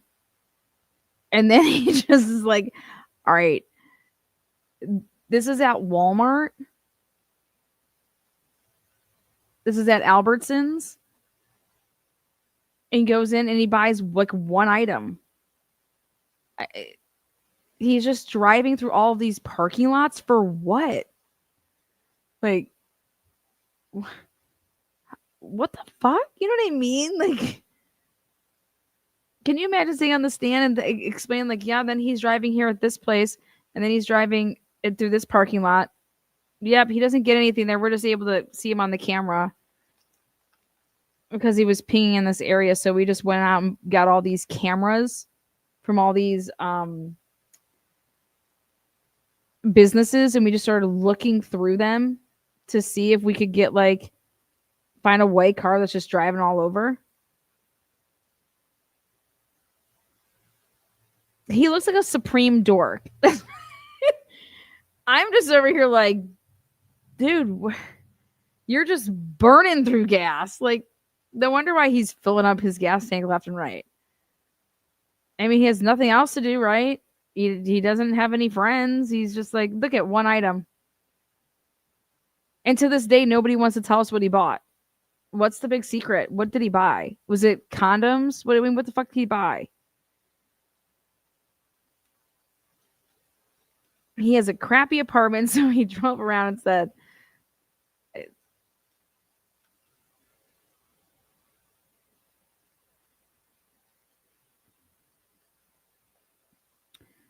very bizarre parking habits, too. I mean,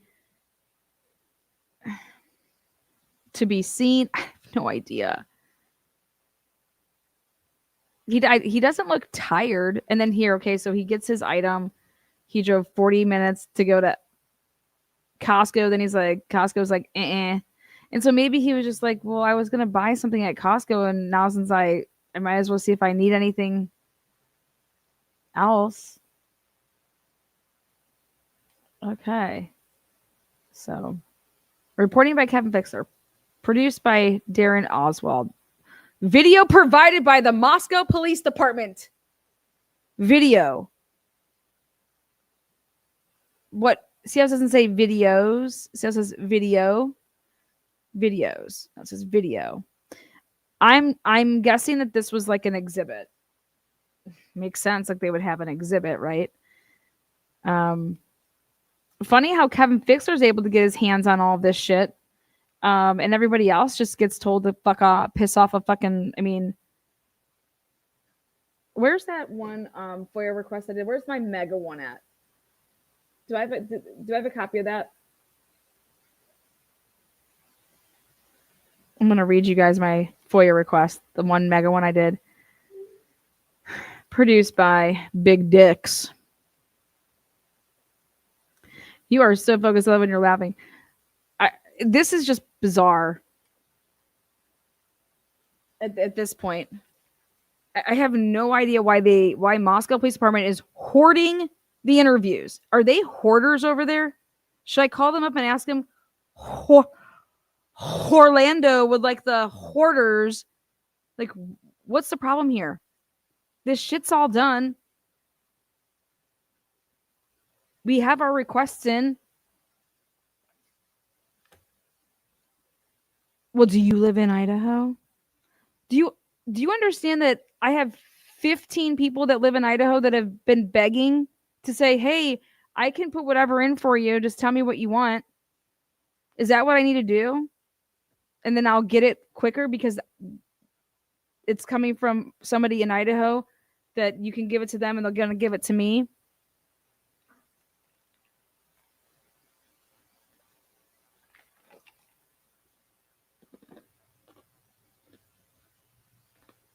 Hey, John, where's my paper with all the FOIAs? Like my mega FOIA. Is it right there that I have stapled? Can you look in that pile? Like right there in the, where like the, huh?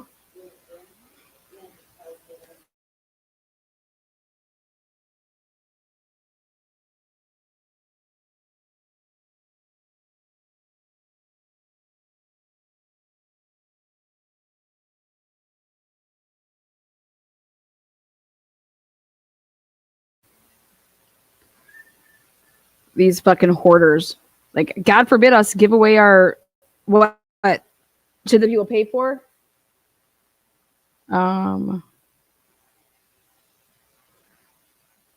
Let's see. No, it's probably not. I typed this thing up. Hold on one second. God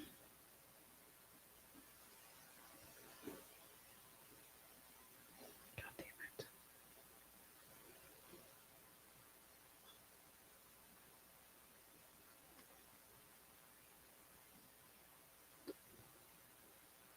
Hold on one second.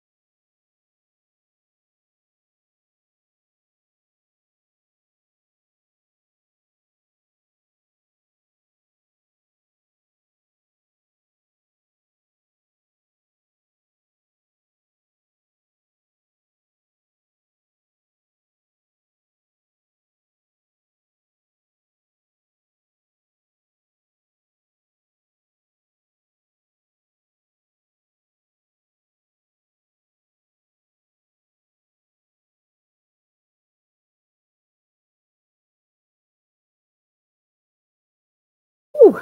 Okay, got it. Found it. All right. What was the date I sent this bitch in? Okay. This is part 1 of my FOIA request, public records request. Part 1 of my request specifically pertains to the date of 11/13/2022. Part 1 has individual requests labeled by letters and outlined in detail below. I am doing my best to be specific as possible. I was thinking that all dash cam that I am requesting can first be sent to me with no audio. Then I can go through the dash cam and give you specific timestamps in the recording that I am seeking the audio. So therefore, I don't need you to I want the dash cam, bitch. I don't need you taking your motherfucking time to go fucking through my shit. Give me the video. I don't need to pay for you to fucking redact my shit. I put this shit together because I'm a smart ass, okay, in July, because I knew that you guys would be nickel and diming. And so I can't help it that I'm smarter than you. So give me the dash cam without any fucking audio, okay?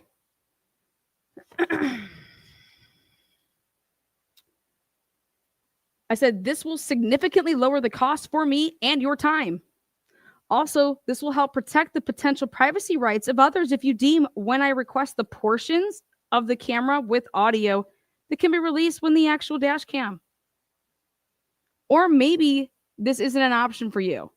The only dash cam I am seeking audio for off the rip is Noonan's. Because I wanted to see if Jack Decor was saying anything, if he was talking to anybody in the car. Specifically from his departure to the scene. Think now. Specifically from his departure to the scene and until he heads back to the police station to begin his search warrant writing, per the request of John Lawrence. I'm sure he probably wore his body cam for this, seeing that he was a new officer and all. I want that. The outline below pertains to activities performed by the Moscow Police Department on 11/13/2022. I am going in chronological order from the supplemental police reports filed and filled out by the Moscow Police Department in connection with the above captioned case, 22-MO99003. Request A. Reference supplemental report number 1, Officer Warner's crime scene log written and typed notes. How fucking hard is that? How long would that take you? Request B. Reference supplemental report number 1, body-worn camera of Officer Warner, specifically while speaking with witness Hunter Johnson between 12 o'clock and 12:31. Request C. Reference supplemental report number 2, written/typed crime scene log, body-worn camera, dash camera from 11/13/2022 from this officer.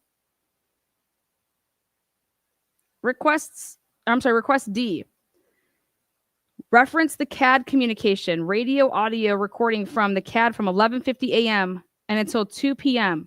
Specifically, Gunderson, Warner, Noonan's, Justin Olson, Snyder, Barrett, Dollinger, Rosinski, and John Lawrence. Request E. Reference narrative report. Gunderson body-worn camera for entire day, specifically if his body-worn camera catches seeing the knife sheath.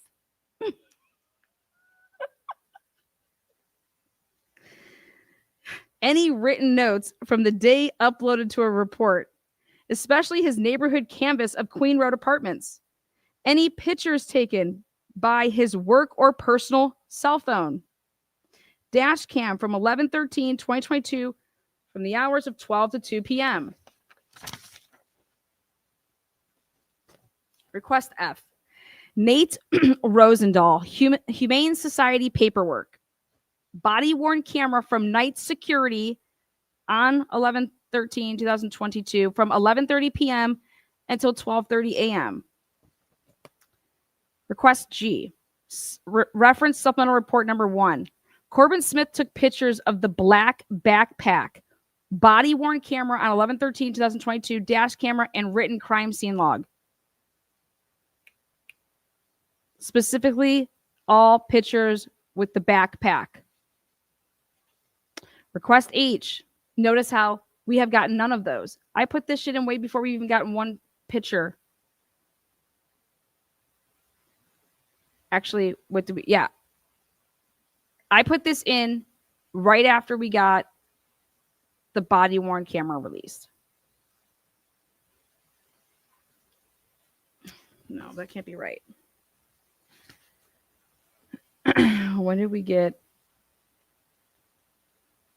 I'll double check the date to see what had been put out so far, but I was going off of Moscow Police Department's supplemental reports. Request, what is this? GH. Rosinski, he was writing a crime scene log.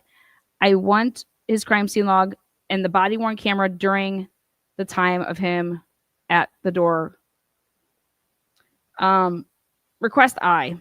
Eric Warner, specific body-worn camera on 11/13/2022 when he went to his cruiser for 3 minutes to obtain gloves. Approximate time frame of 12:10 to 12:45 are those 3 minutes when he goes to his fucking cruiser. I just went 3 minutes. These are very specific requests. Request J. Eric Warner, body-worn camera, 15:28 to 16:28, which is 3:28 to 4:28 in the afternoon, while he is at the back door. I want his crime scene log written notes during this period. Request K. Reference supplemental report number 3. Aaron Morris, body-worn camera from 17:48 hours to 21:15 hours at the back patio on 11/13/2022, as well as any written crime scene log notes. If he has dash camera during that time, I would like this as well. Request L. Noonan's dash cam on 11/13/2022 from 11:55 a.m. and until 7 p.m. I'm asking for his dash cam.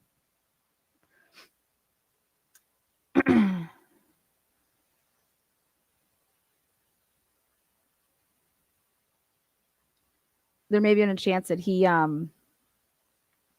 sometimes people forget to shut off their dash cams, and that would have been during a time frame of everybody's coming and going into the police department. So this was my way of trying to get everybody coming and going from the police department and potentially any vehicles and what their make and models were. You know, I'm just always thinking. They sent Nunes back. Supposedly he was writing up the search warrant, and who knows, maybe he was doing some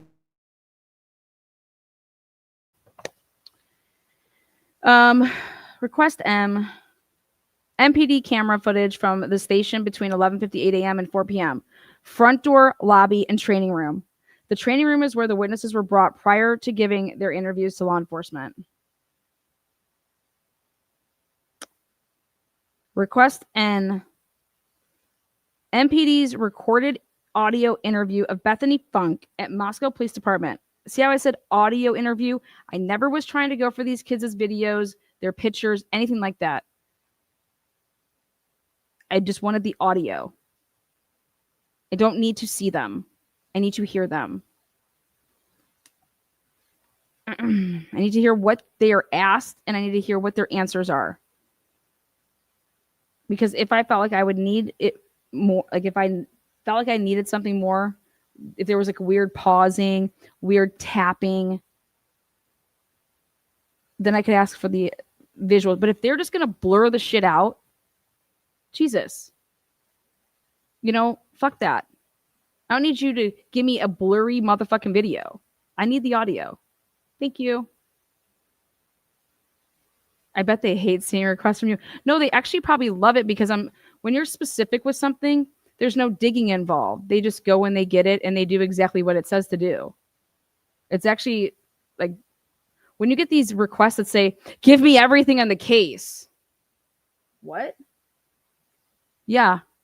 Give me $30,000. You know what I mean? Like, I'm directing you to a specific place. This is where you can find it. Like,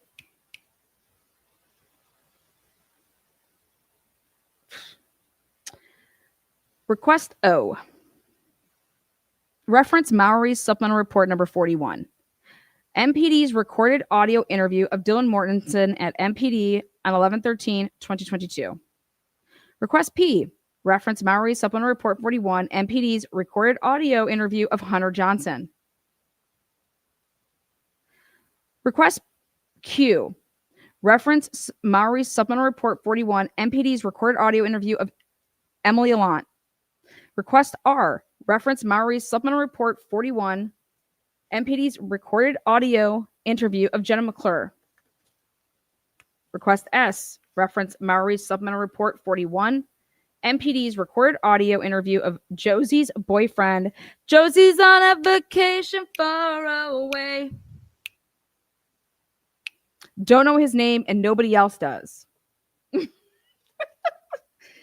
I said MPD's recording audio interview of Josie's boyfriend who nobody knows his name. He was brought to the station though. His own girlfriend doesn't even know his name. Just kidding. Request T for tits. Reference Ryan Snyder's report 4. Jack D was interviewed at the Moscow police station. This audio recording of Jack D at the police station on 11/13/2022.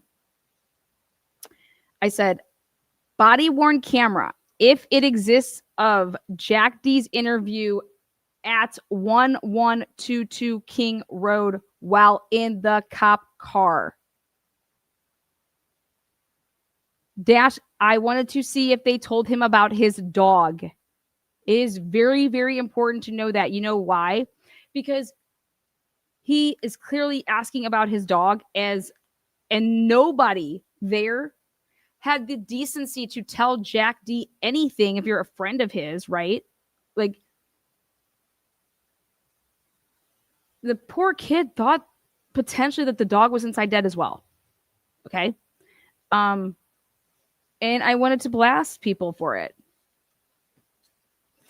Like, I'm sorry, but like, dude, Bethany, Emily, I mean, you guys that were there that saw Murphy being walked out of the house. Jack D was not there then. Bunch of fucking loofs.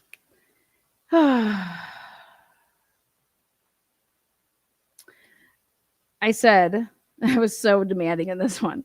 I said, body worn camera, if it exists, of Jack D interview at 1122 King Road while in the cop car. Dash cam of the cop car that Jack D was in while Jack D was in the cop car. Please, no redactions of the audio because there is no expectation of privacy in a motherfucking cop car, bitch. You like that? Yeah, that's right. There's no expectation of privacy. You're in a cop car.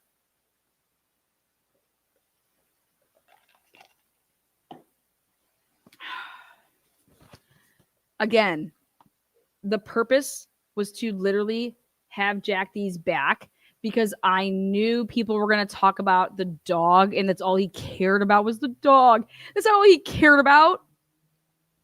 He's been crying. Can you not tell how stuffed up he sounds?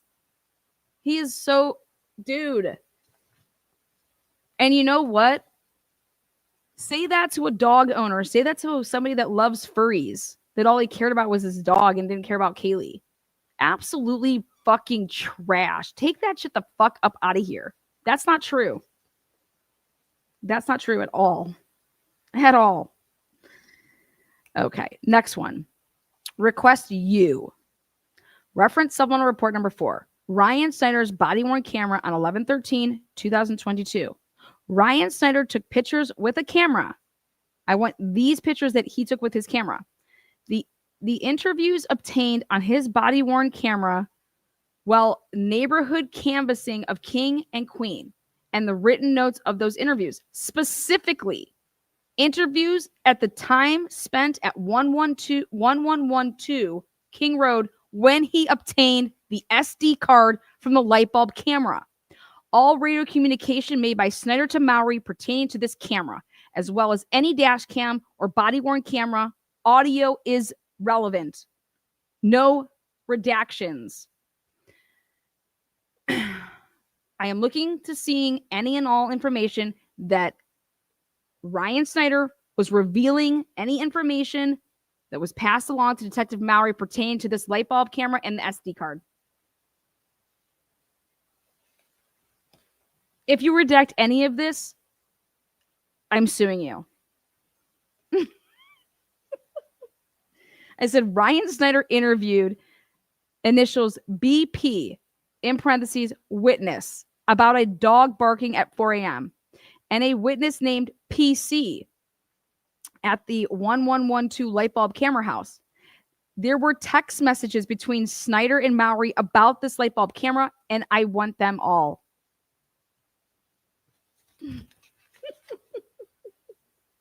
Lighting them up.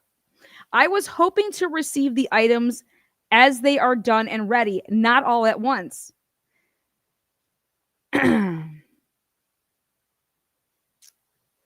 The reason I am asking for this is because I am guessing this will take a little bit of time. Question mark?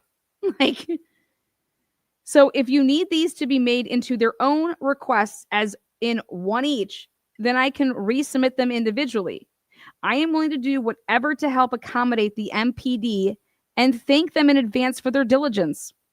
The staff has been nothing short of amazing with responding and being helpful. I will be requesting the entire supplemental narratives written by the Moscow Police Department. Just a heads up.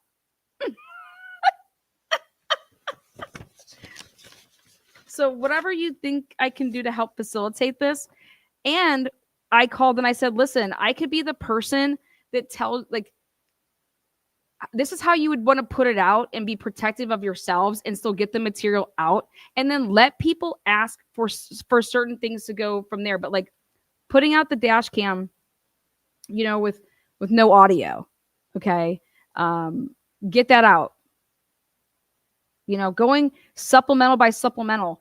I don't know what the fuck you people are doing over there, but whatever you're doing is not working because the families literally, they're going to deal with this for how long? Like, what are you doing? What are you doing over there, Moscow? Like, you guys were great, but now you realize, like, what? No, wait. We don't want to give it to Lana. We want to give it to the Idaho statesman. And fuck, he didn't have to do any work to put that together, because that looks like it was put together already. And it looks like that was going to be an exhibit that somebody was testifying to. So, hey, Dateline. Where the fuck's Dateline been? They haven't put anything out. Yeah. Fuck you, Dateline. None of these idiots. None of these mainstream fuckers. Where's your documentaries? It's all over now. Go ahead, make your shit now. Complete fools.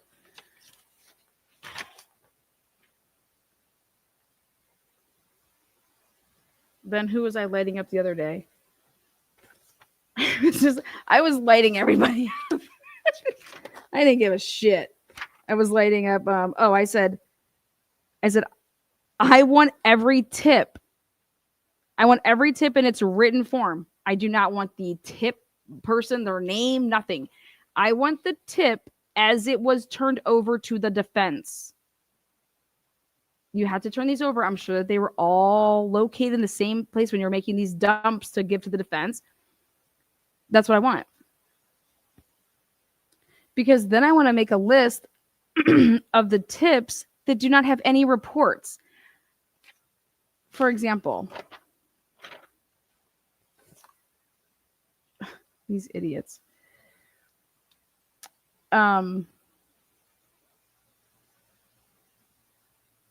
Okay. Report 68 from the Idaho State Police. 68. I said I want section number 9, and I want the surveillance from 4:13 in the morning from Ridge Road that you collected. I want to see what is on Ridge Road that you collected at 4:13 in the morning. 4:13 I think is kind of significant to me. Just curious.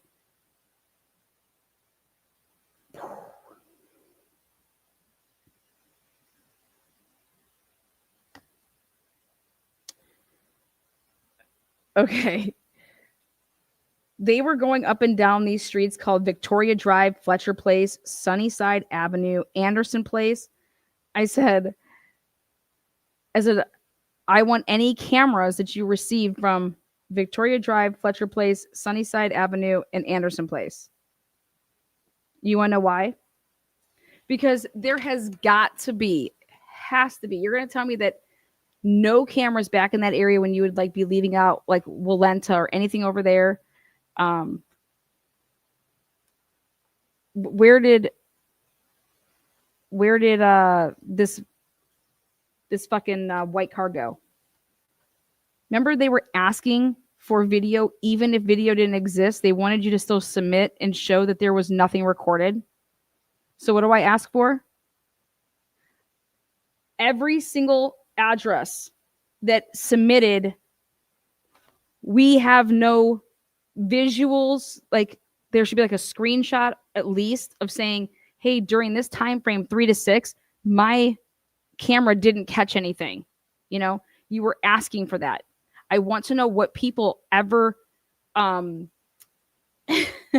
want to know what people ever asked, or what people submitted, or that you guys went and asked. Because if you're trying to eliminate that he couldn't have possibly went this way and that way and that way, you would want to go get that shit to be able to say when you're asked on the stand, well, on cross-examination, well, how do you know that the white car didn't do X, Y, and Z? You know, you said based on your training and experience, or based on your knowledge of the area. Like, there's usually not that many people. There's usually not that many cars in the area. Okay. Okay, well, how about people? How about people on foot? Weren't you interested? Didn't you think Jack Showalter was just walking over there or something? On 11:15, Detective Payne, Danny Vargas says, hey, you need to come see this. Here's a figure walking at 3:50 in the morning, I think. Well, where'd he walk to? Because you know what happens at 3:52? I think that's when that car leaves, right? So who was that? Oh, I light them up about this stupid freaking SUV. I said, one of your officers is definitely confused. I said, let me unconfuse you. Let me correct the record here. Listen to this. They say that the woman went to check on her cats at home. And so she is this freaking car that's leaving at 4:23 in the morning. And they identified, I said, I don't want to know who the person is. Okay. I need to know, does she live? Because the way that she makes it seem is that she doesn't, that she normally parks on Taylor. And that tells me that she doesn't live at Queen. If she normally parks on Taylor, I'm almost thinking that she could potentially live in the Whites. Anyways, they redacted where she said that she normally parked, and I don't think that it should be redacted. Anyways, I wrote and I said, do you understand that there is no vehicle coming and parking in the spot that you're claiming this woman parked to go check on her cats during her 10 to 6 p.m. or 10 p.m. to 6 a.m. shift? Do you understand that? Like, in order for that to be remotely true, that SUV would have had to have been seen on camera pulling in and parking there, 5 minutes before it's leaving? 10 minutes? I mean, how long does it take to check on some cats? I'll even give you 30. Fuck, I'll give you all day. That vehicle from midnight until 4:23 does not move. So that can't be that reason. She's at work from 10 to 6. Did you go and get her time card? I want her timestamp. Was she in fact working? If she was, then you're even more royally fucked. But all they're going to say is they don't have it. And it's because you didn't go and get it. And Ann Taylor's going to eat your ass up about that. Or maybe she just wasn't going to trial. Who knows? I don't care. I would have ate your ass up. The girl that couldn't be her vehicle. She was at work from 10 to 6. She couldn't have come and checked on her cats.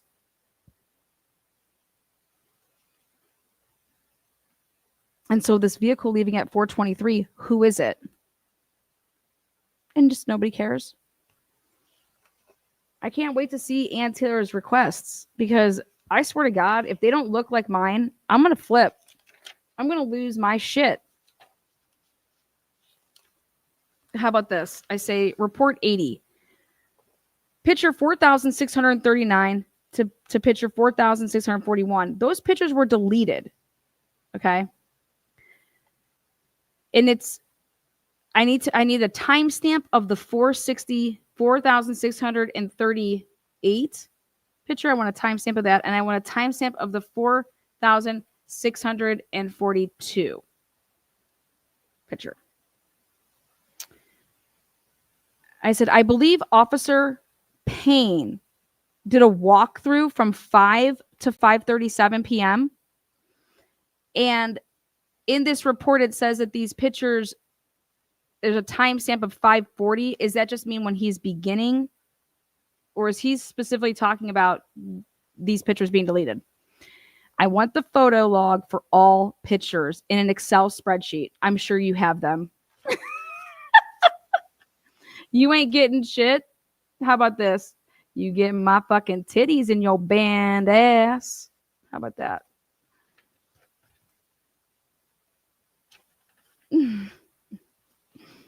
Report 81. There's an Ethan and Xana sighting at 1:00 a.m. at the end of the Sigma Chi party.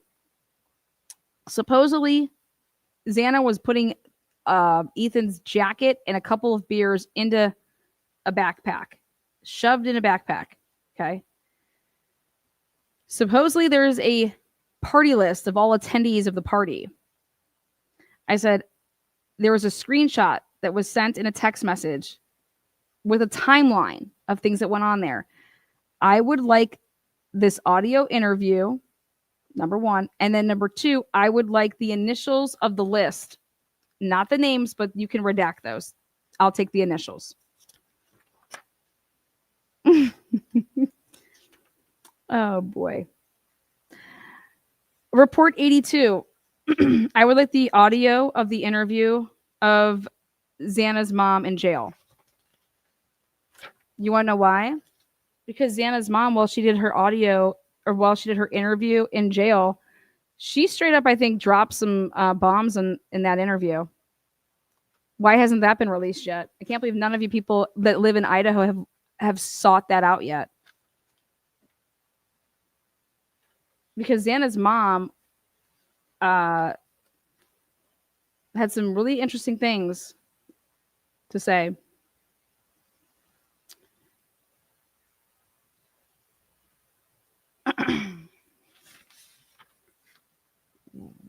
Why?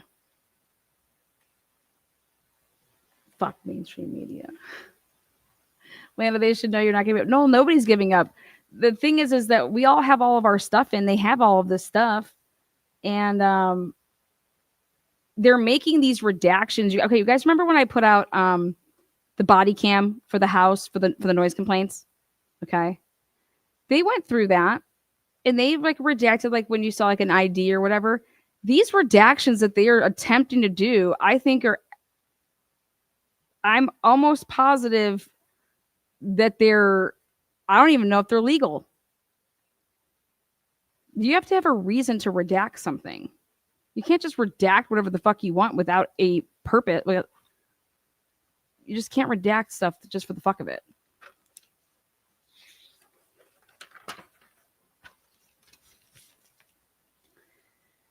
Report 85, Leslie Lehman. Hey, Leslie, you used your issued cell phone to make video recordings and pictures? Yeah, honey, I'm going to need those. And you put them all on a CD disc? Yeah, baby doll, I'm going to need those. It's the video with the Adam telling Adam everything. Everyone's all about Adam. So I want to see if that video can be enhanced at all, but from the original source. Also,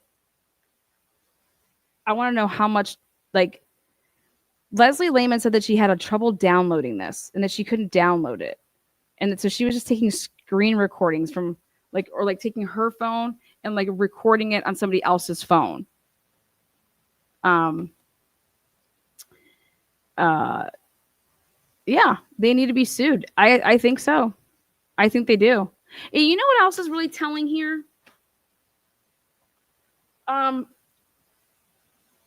Why hasn't mainstream media gone and where's Brian's interview? Why haven't we seen Brian's interview? His interrogation after he was arrested. How in the world has that not made it out yet?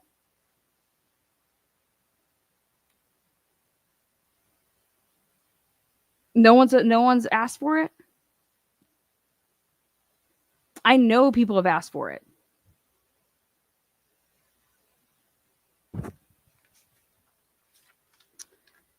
I want the Joe Vito audio recording. Report 86. Report 100.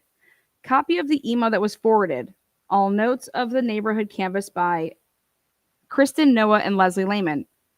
Recording of messages left by resident about the SUV from 4 to 5. I mean, I personally think that Ann Taylor would have asked for all this stuff because it's like you read the report and you're like, okay, what's scandalous about this report? What's vague? What's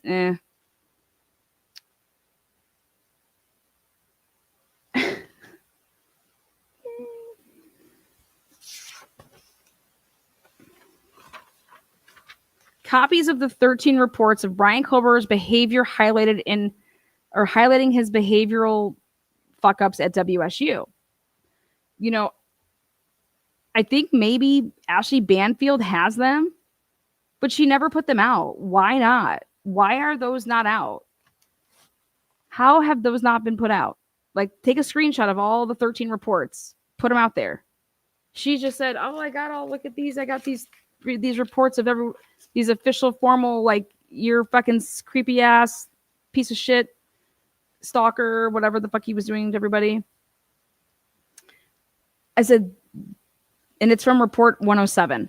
I said, I want copies of the 13 reports of BK's behavior highlighting his creepy behavior. And I would like the audio recording of that interview.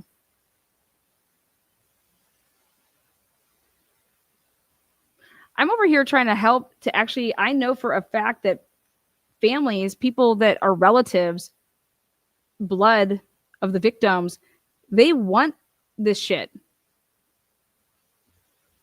Good luck trying to get the FBI, right? Well, I found a way in. Michael Douglas is our way in. Michael Douglas was, he possessed, he's from the local FBI guy though, Michael Douglas. He was processing and possessing the FBI tip line. According to Report 121 of the Idaho State Police, tip number 0196 and 0648. I said I want the written and digital submissions of these tips, depending if the person, like, I don't know, emailed it, whatever, however they submitted the tip. I said, and please only redact the name of the person who put the tip in. Like, what else would need to be redacted? I said, tip 4715, 4719, same thing. I said, and all tips possessed, processed by Michael Douglas.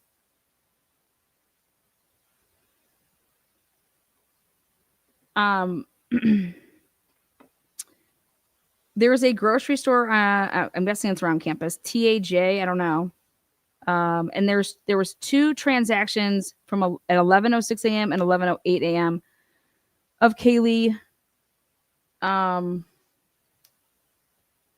it was basically like she bought, you know, when you would buy people alcohol, if I have to buy 2 people at here, like you gave me money, so it's a separate transaction because, and then this person's going to give me money. I don't know. I don't know why it wouldn't be done on one, but you could tell you how I was like, okay, here, ring that up. I'm paying for that with this, and then I'm going to pay for that one with this, that type of thing.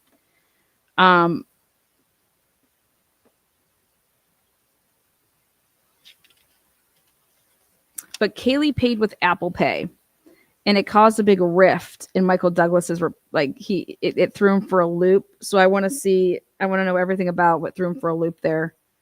Because I think he realized that, oh shit, we need to go check on this, because if people are paying with Apple Pay, you use your phone, right? And you're just scanning your phone, right? At the register or whatever. And then voila, it's paid for, right? Well, there's one thing though. If I give you my debit card to put under your Apple Pay, okay, you could be in, I don't know, Florida, or I don't know, California, using and swiping with and using your phone. And somebody could think that I'm actually in Cali or Florida, and I'm not. I'm in right here, good old state of Ohio. So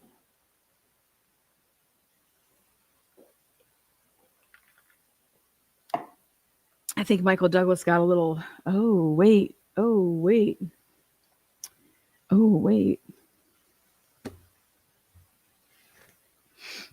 I think it kind of took him for a little. He made it seem like he didn't know. It made it seem like he didn't know that, like that never even occurred to him, and so it seemed like that was the first time that he's ever encountered something like that. And I get that Apple Pay is like newer, but it's not like that new, you know.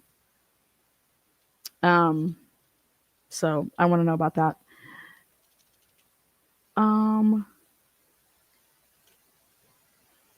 I want to know if they were okay. If you're responding to the Moscow Police Department saying, hey, anybody that lives in the area and you have surveillance cameras, please submit, like your surveillance, like, are you considering that a tip? Like, so I would have to go on the FBI website, or I call the station. I mean, how was this being done to the point that that's considered a tip versus an interview? Because you don't need to talk to me. Hey, just send it in. Say you're at, like, hey, I live at this address. Here's my surveillance camera from 3 to 6 a.m. I have no idea what's on it. Haven't gone through it. Don't have time to sit here, but here it is. You know what I mean? Like,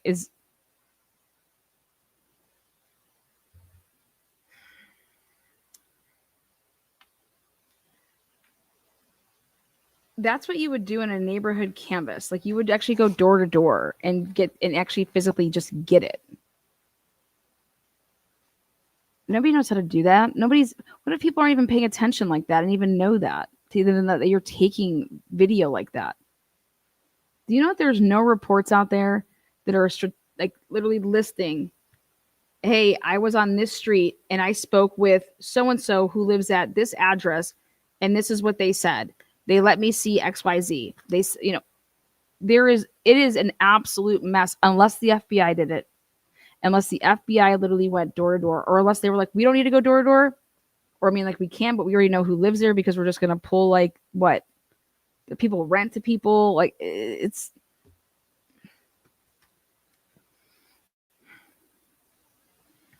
very bizarre way of investigating this case. Okay. Report 121. There's an audio recording of a witness on December 14th, 2022. And somebody had called in the tip line and said, listen, this person drives this kind of car that you're looking for. This person lives over there, blah, blah, blah, blah, blah, blah. Like, is giving reasons that you have to interview this person.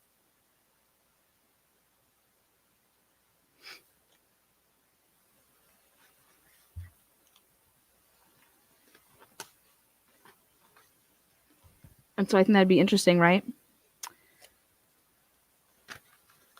Idaho State Police is too busy with, they said there's a big dump coming. I was like, yeah, I've been hearing that for 3 weeks.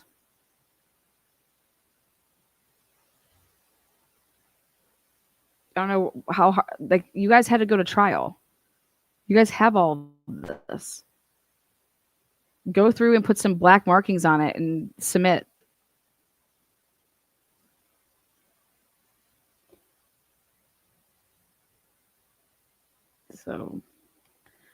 So what is good, Gunderson?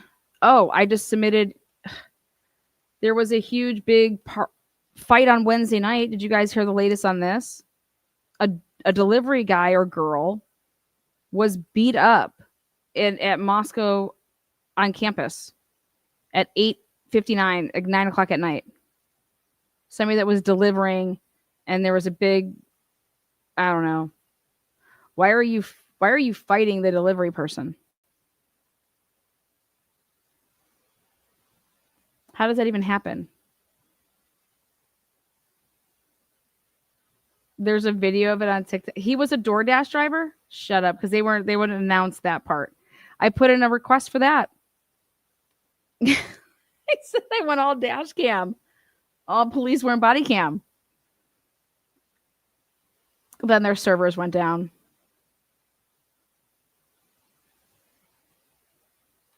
He was a dude. I was reading it here. I'll pull it up. Nicole Casey. Let's check it out. Does she have any of the, is it just like a personal camera or like a,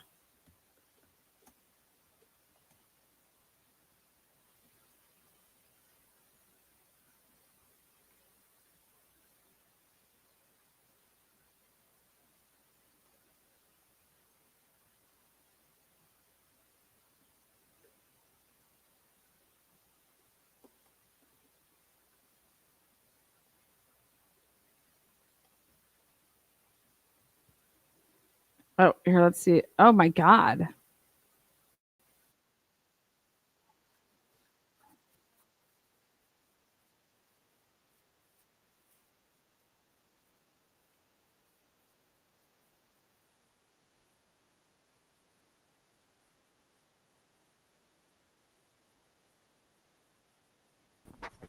Austin Dawson, a 26-year-old, was seriously injured in a fight Wednesday night on Greek Row on the U of I campus, according to Adam Dawson, his father. He was transported to St. Joseph Regional Medical Center in Lewiston, where he remains hospitalized. He was a DoorDash driver who was delivering food to a residence on campus when the fight occurred, according to his family. From what the family has gathered, Dawson ended up in a fight with another male. Dawson was severely beaten, sustained an injury to his head, and suffered a seizure, stating that doctors are monitoring him and his stability. He will likely be kept in a coma for a few days, says his father, who posted a picture of his son in St. Joseph's hospital bed on social media. According to the Moscow Police Department daily logs, police responded to a report of a battery on Idaho and Deacon avenues just before 9 p.m. Wednesday. Chief Anthony Dallinger confirmed the log entry is in reference to the fight on Greek Row. The police chief said Thursday afternoon that officers continue to investigate the incident. He confirmed there was a reported fight between two people and one was hospitalized. He said detectives are gathering witnesses' statements and video from the scene. The father said his son was on a group chat with friends on the Discord app when the incident occurred. He said the audio seems to indicate that Austin was slammed to the ground. Then other voices are heard besides the male engaged in the fight. A few seconds later, the audio seems to indicate that Austin had a seizure. His father spoke with a Moscow police officer Thursday and shared audio and video with him. This happened on September 25th of this year. He was slammed to the ground and beaten, his family says. This is crazy. I just wanted to know what you guys thought because I literally just saw this and thought that I would make a quick video on it because it literally coincides with the video that I'm in the middle of making. So I'm going to try to get that video out by the end of today, but let me know what you guys think. This just shows a... Well, I think it's absolute fucking horrible. Like, why? So nobody's been arrested for this? Nobody has been arrested? Like, that's... Moscow's a joke, man. This is embarrassing. This is sick. They have no control over shit over there, man. My kid will never... No.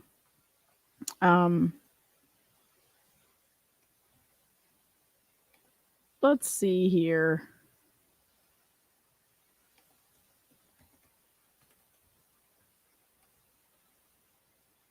Let's see what they got over this area.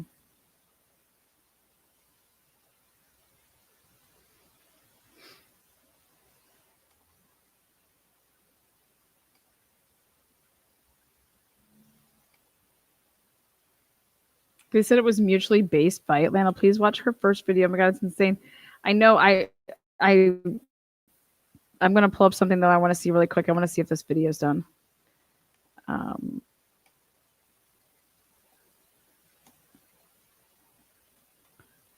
So let me get this straight. They're just taking my my hard-earned time spent to. They're just basically taking my foreign and just giving it out all over the place. Because Moscow's scared.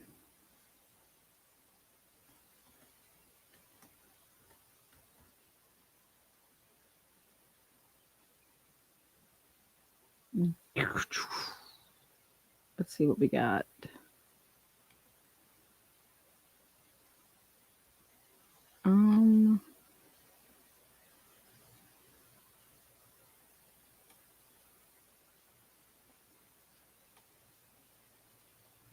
I don't.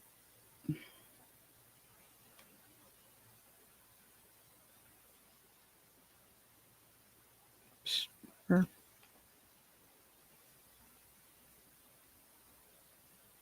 It's so sad.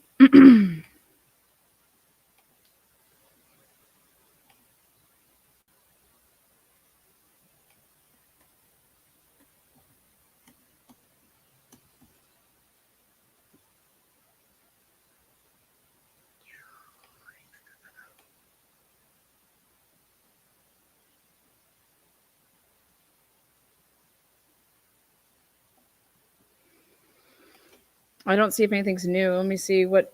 I don't see anything.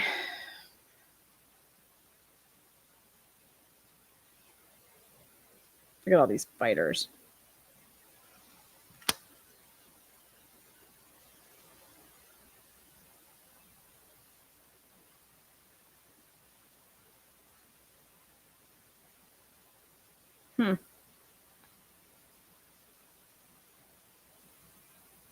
WSG football player was shot by a U of W.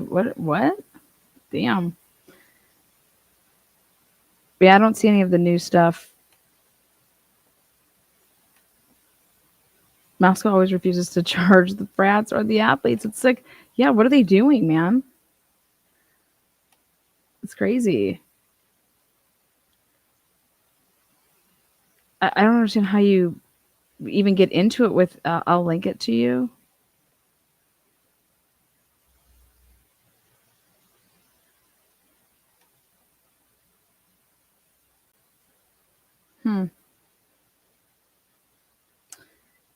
The fella has been suspended from the frat.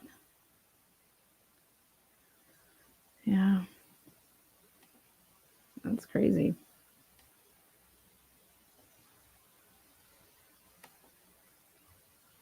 Okay, I think I found it.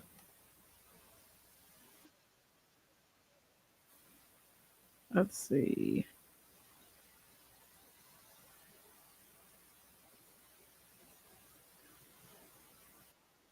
Okay.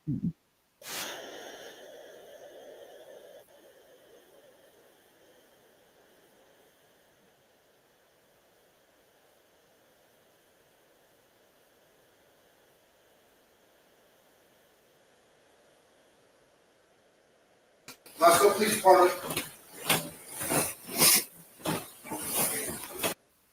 So weird, man.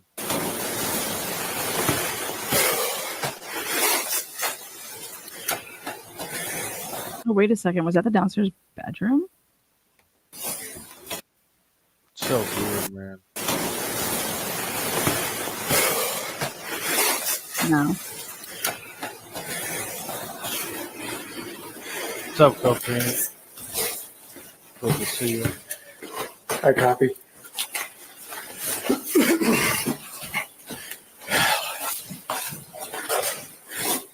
Is the house clear? We're clear, yes. Security outside first. You go to the front door. Don't let anybody in. There's another entry. The back entry, you're going to start taping it off. Brian's taping the outside off at the moment. Where's the other? Sure, in that room. Got a dog? Yeah, dog.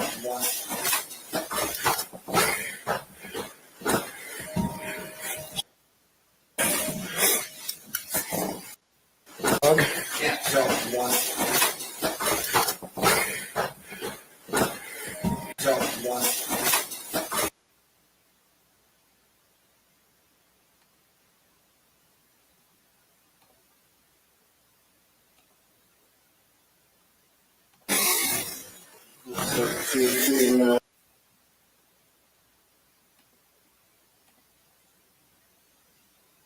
Door's open.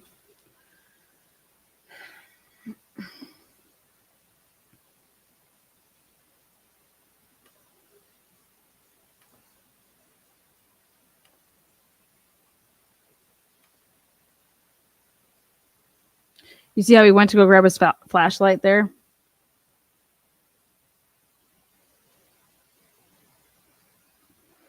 I swear that's what he just did.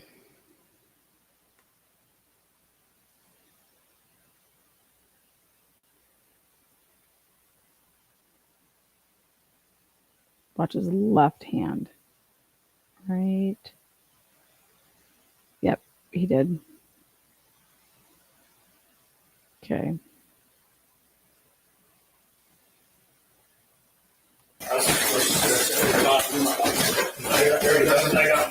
Just gonna shut the door. Lock the dog in there.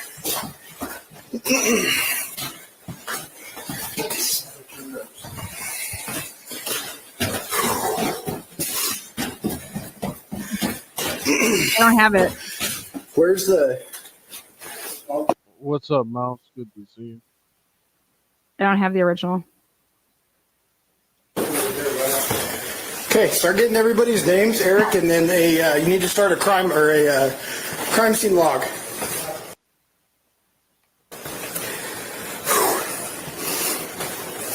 Okay, so Gunderson he can like smell it. Oh no, Connor's channel. Connor, what? Oh, thank you there. Thank you. I someone did just send it. Thank you, whoever it was. I don't want to dox you or whatever, so you know who you are. Thank you. There we go. What? Oh, fuck.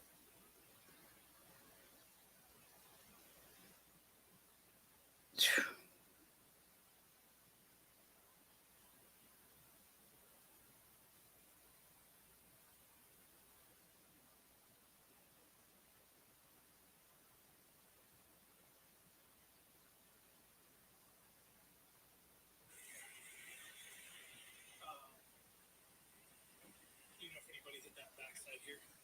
The vendor did. Okay. I did the top building. Yep. And then did anything there.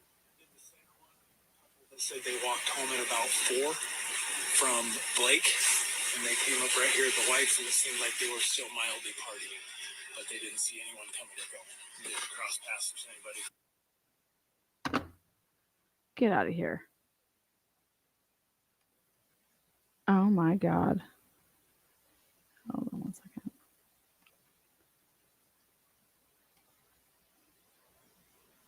What's the name of the channel that has it? I don't know. I don't know what Connor channel is. I have no idea what that is. Sorry. No fucking clue.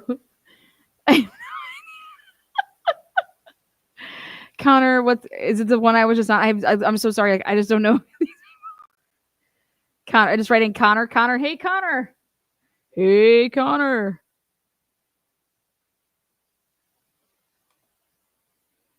Thanks, Sarah. Appreciate that.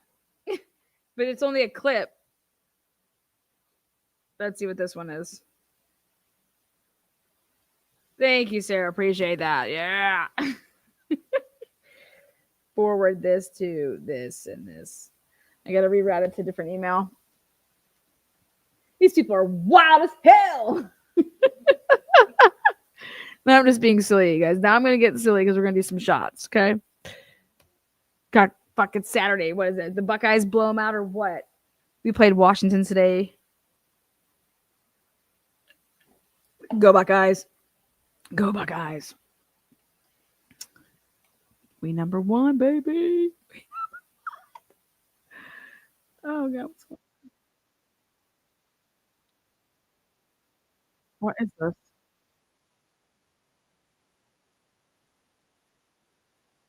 I saw the guy.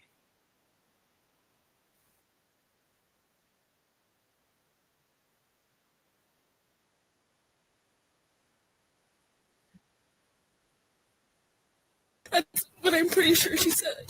Someone's here, and she's screaming just random.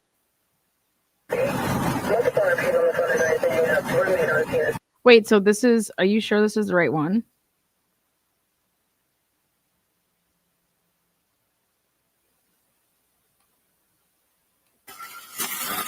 Can you guys go over to the dumpster? This isn't the right one. That's not the right one.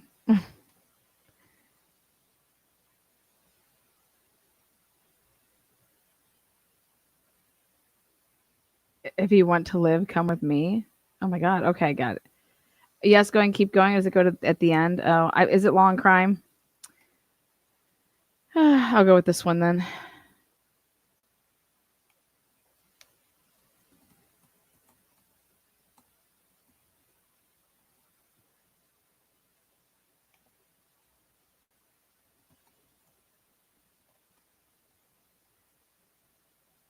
What?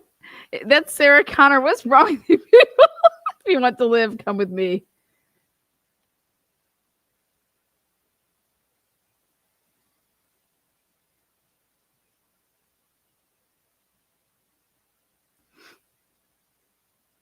OH.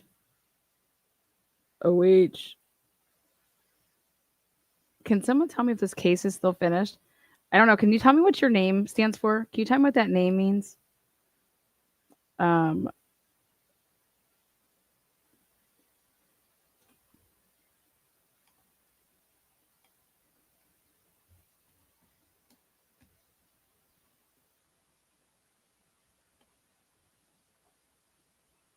Okay, I got it. Do-do-do-do-do.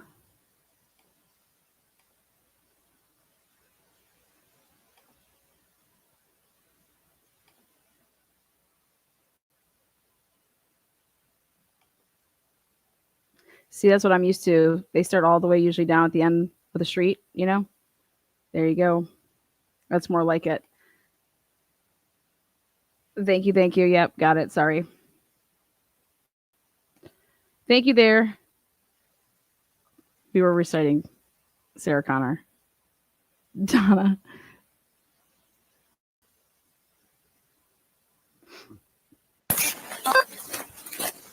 All I know is, wait. He's having issues breathing now. Howling. Moscow Police.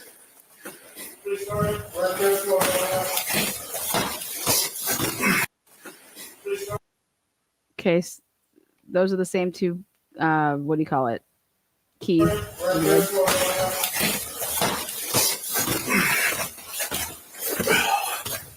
Whereabouts? Moscow Police Department.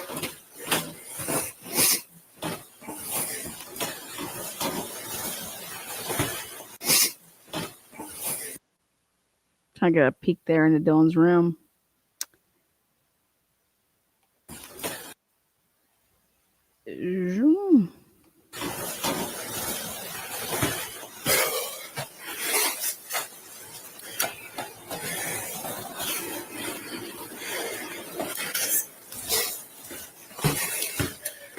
I copy.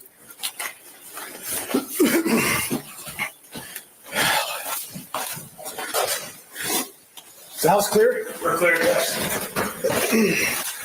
Uh-oh, Megan's phone out. Security outside first. You go to the front door. Don't let anybody in. Clear another entry. The back entry, I'm going to start taping it off. Brian's taping the outside off at the moment. Where's the other? Two in this room. Looks like two females and a dog. Yeah, so one. He turned the flashlight on right there. I heard the click. And he clicked again.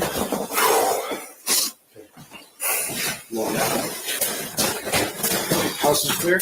House is clear. Just shut the door. Right there's the flashlight. Yep. Did he say shut the door? What a fucking idiot. House is clear? Just shut the door. Got a dog in there.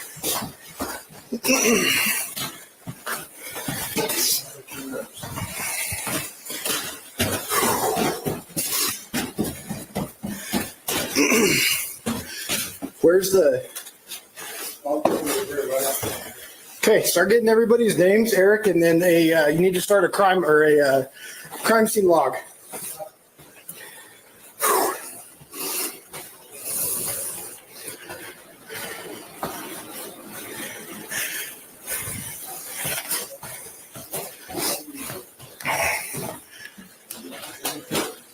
Searching copies.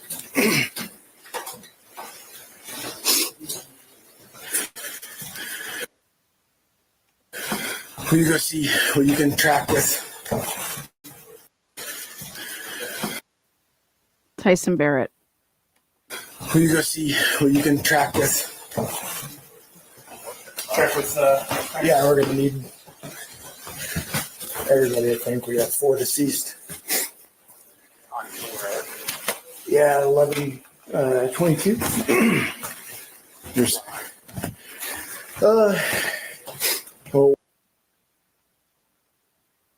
He's explaining.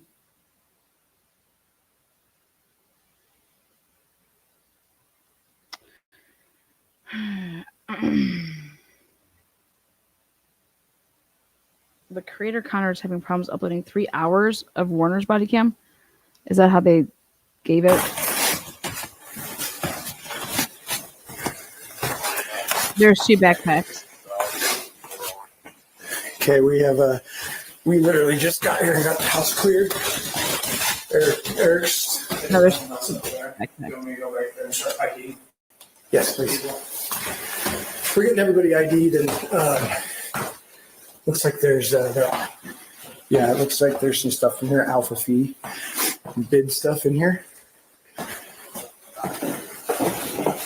We have Bid stuff.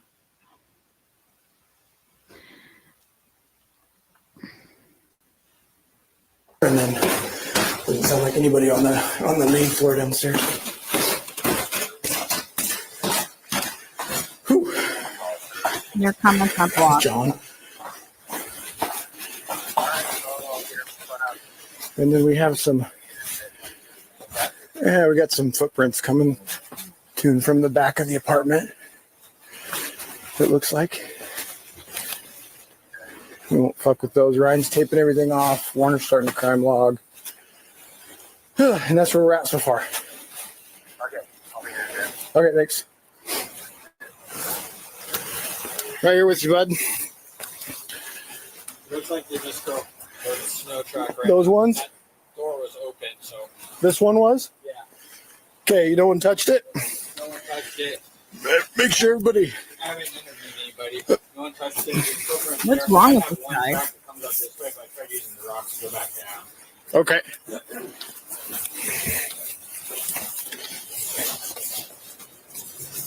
Thank you, Cal. Appreciate you.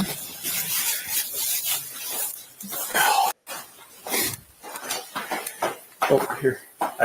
He's right up here. Hey, Ryan. And there's a bag back here too. Okay, make sure that includes it. And you got your cell phone? Yeah, for snapping.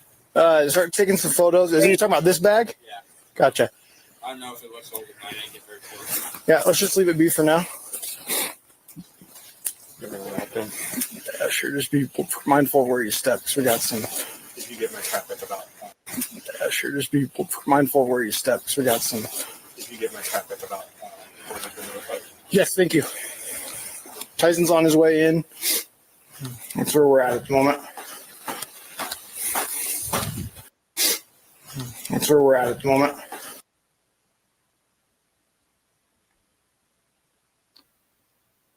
Cabinet. Open. Right.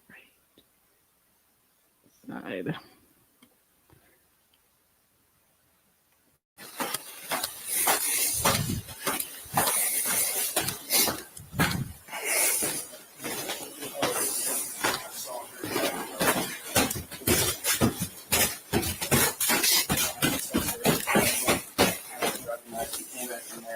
Make sure there's anything in there. See how they're not letting us hear what the fuck he's saying? Fuck all that. Photos of everybody too that you talked to. That's bullshit. Now these new body cams, we're blurring out everybody. Didn't know that Warner has a notepad. Warner. Copy. Hunter. At 12:11 and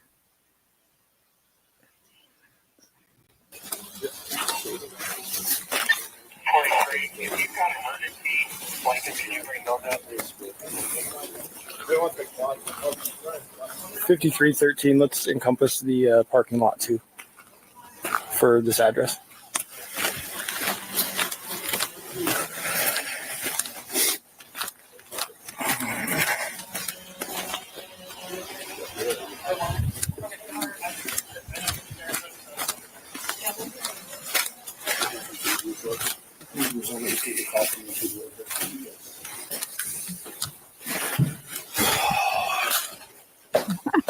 idiot.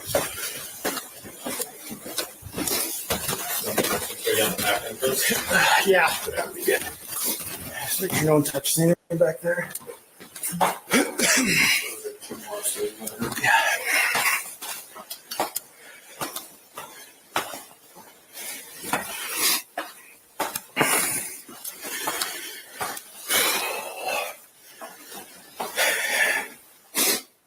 And you're gloved up good.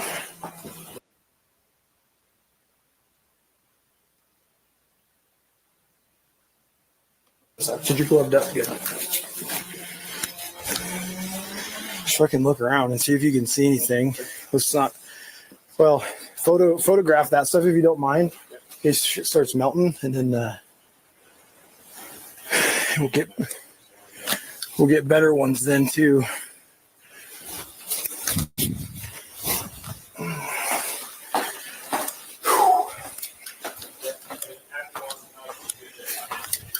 Just texting you.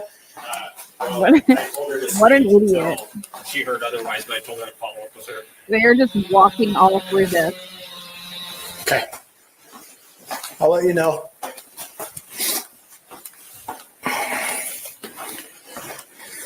What are you doing? What are you doing?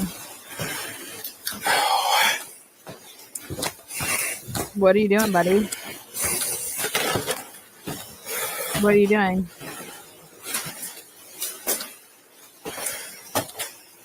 You're not.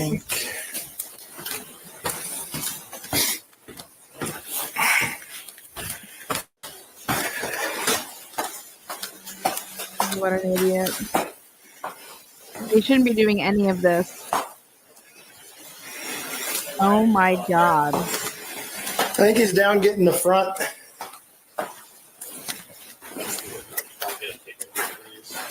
Yeah.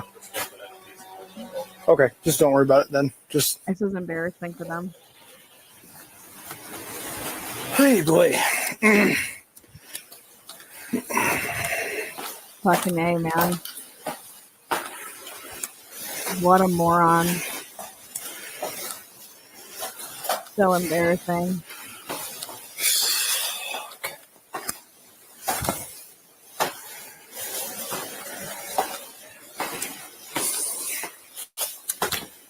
Yeah. There's some blood leaking out. There's some blood. Wait. There's some blood where?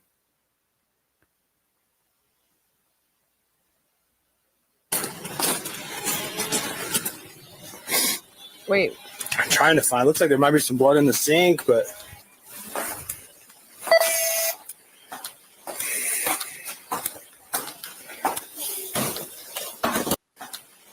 Blood in the sink.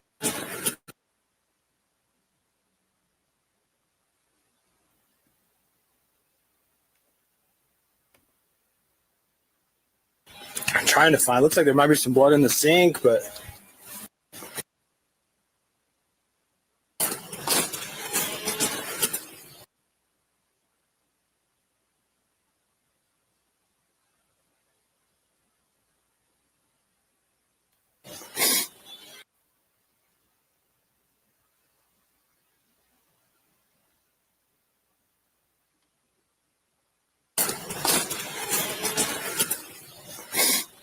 We never got those pictures.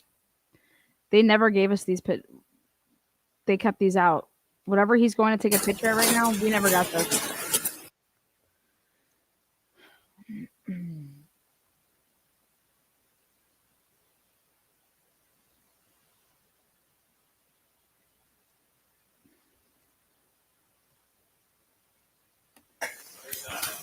There's some blood leaking out.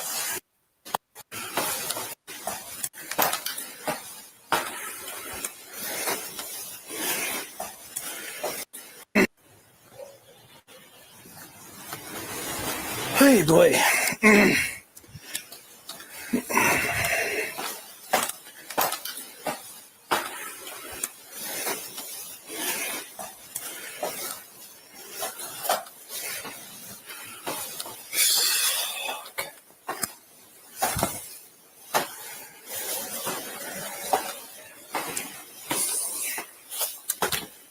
Yeah.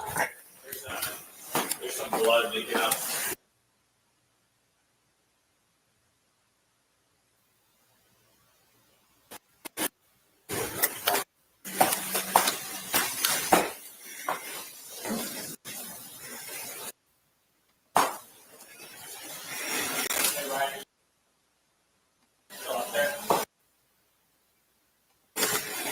I think he's down getting the front.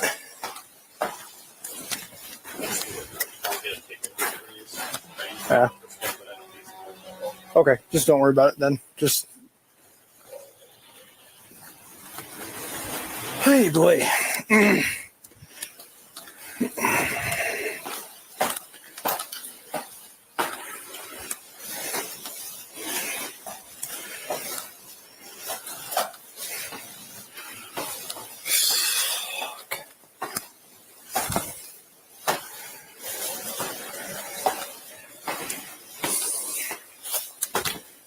Yeah. There's some blood leaking out.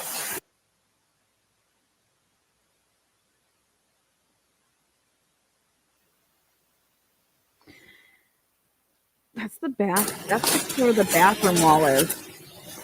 Oh my God. Hold on. I'm trying to find. Looks like there might be some blood in the sink, but.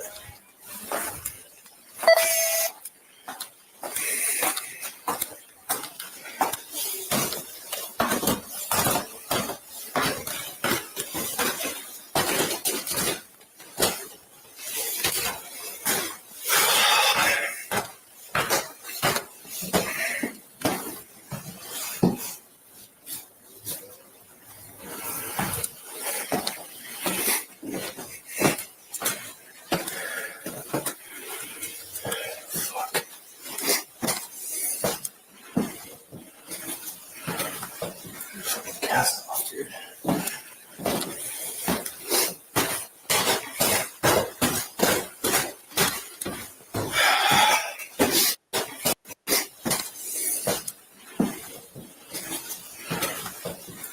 Cast off, dude.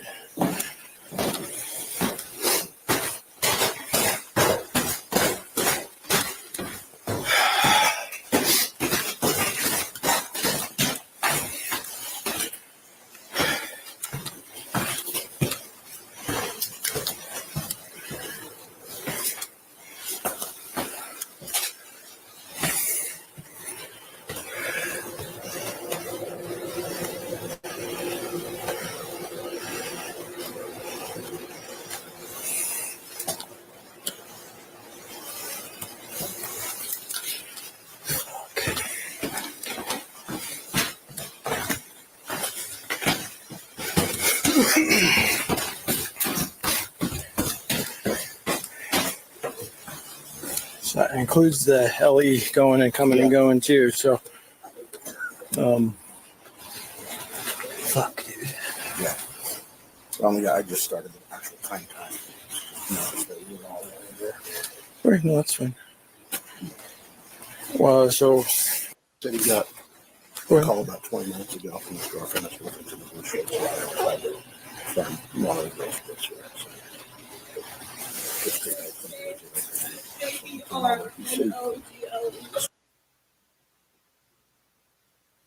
Usually couldn't go into this. He grabbed the knife that's on the beer pong table. Mm-hmm.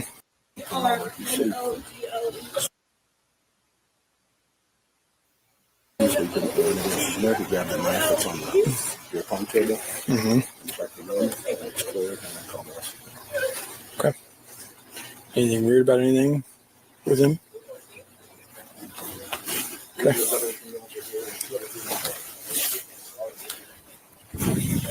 Which ones? Yeah, I don't know exactly what he outlined two with those girls. There's the two girls that come to us. Okay. That's weird. One girl that was down here. Nothing down there though. There's that headlock he answers for. And we haven't cleared that yet? Okay. Well, just be mindful of that as you're standing there, okay? Yeah. Ran out several times, but heard anything.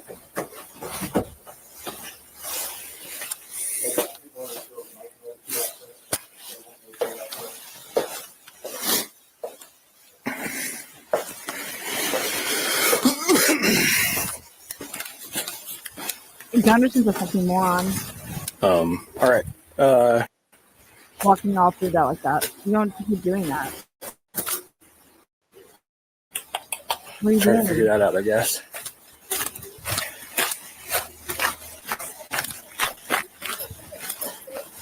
Got anything yet? I just walked up to me and said, "Hey man, can I talk to you? What's going on?" He said, "Who are you? Do you live here or something?" He said, "No, with my ex-girlfriend of 5 years." What's in there? And I don't know what's going on. I just live right over here. Where's you live? He just pointed to right over here and I said, I'll see him in time. It's like, he's in the back of Mitch's car. Okay. Have you been in there yet? I need to take pictures of. Just get everybody's, get every, well, and get all the VINs and all that stuff too. There's one room that still hasn't been cleared yet in there, which is it's locked. This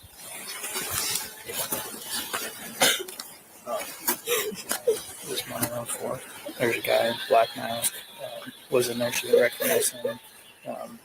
When she was screaming upstairs, she got scared, locked herself in the room, and then the screaming all stopped. She's pretty sure that this masked person went out that back. Okay, we have footprints. And right now, getting all the information. She knows where the two girls are up there. I haven't told her who's deceased. Okay. They have 4 people unaccounted for. Okay. Okay. Whose dog? We need to figure that out. So we get the dog out here. Hey. Someone in the car right now. Okay.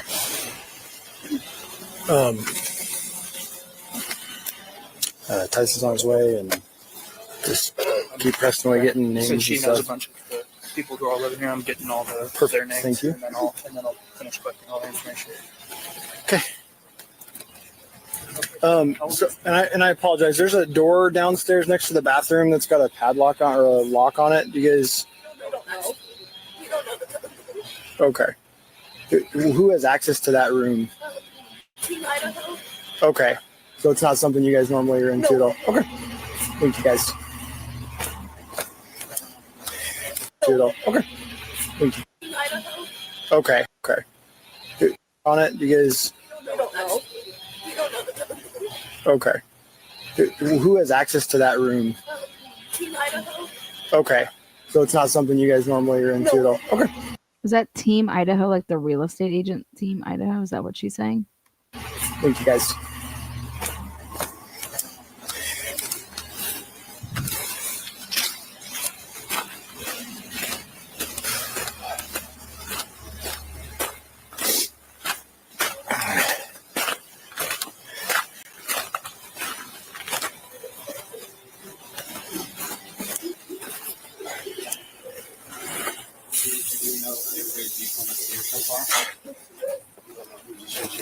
Yeah, well, they're not moving anyway, so we'll get there. Yeah,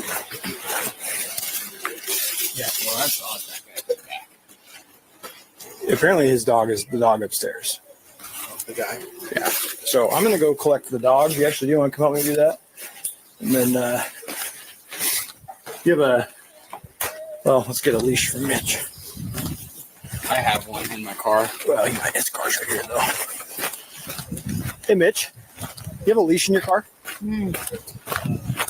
So where's my leash then if you're getting grounded?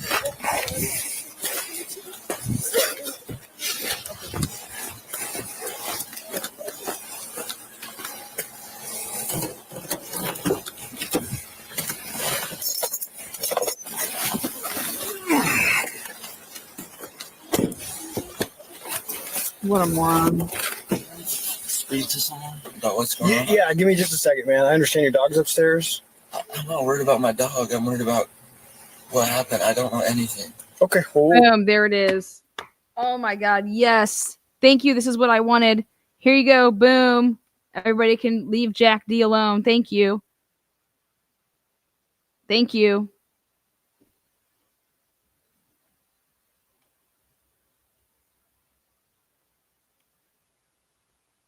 We'll get with you in a minute, man. I apologize. It's kind of a chaotic moment, okay? Everyone. Why is he sitting back there?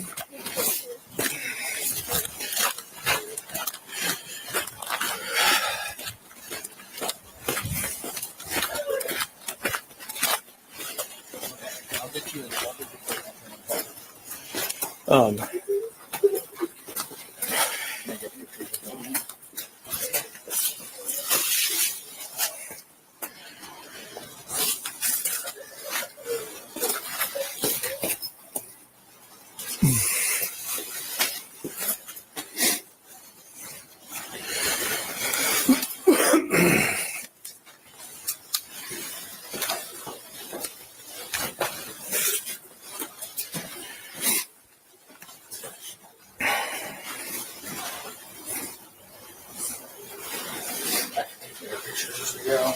Well, detectives can get really good before photos too. Really, that door belongs like a storage closet for Team Idaho. Yeah, still keep an eye on it though. But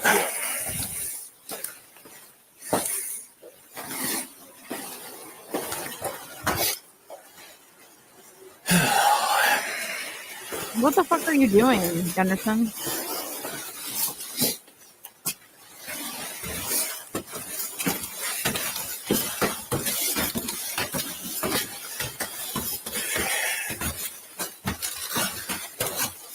first grab this door back here.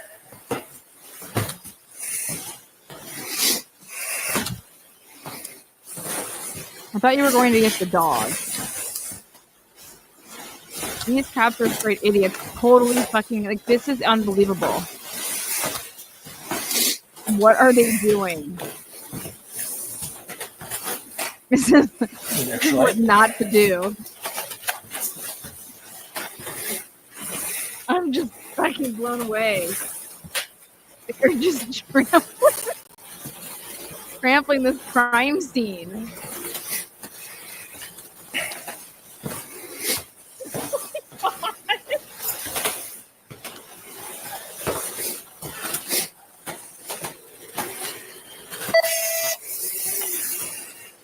I'm speechless.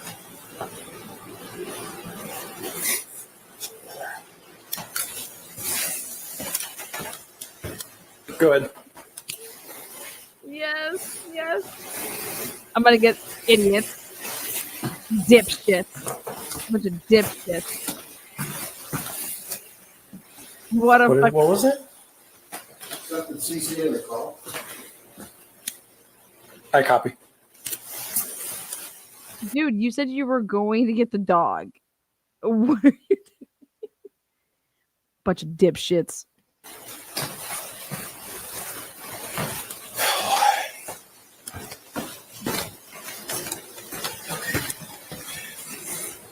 Yeah, just watch where you step.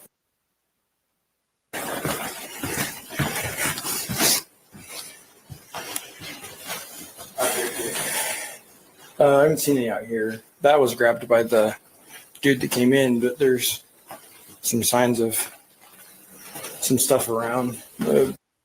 Some signs of what? Drugs? It's Adderall. Get over it. Wait. Are there 3 of them right there? Look at this. Look at the Ann Taylor. Pause. Now, right here in the small living room, how many officers are? How many? 1, 2, and 3. How many yet? Maybe. Just 2.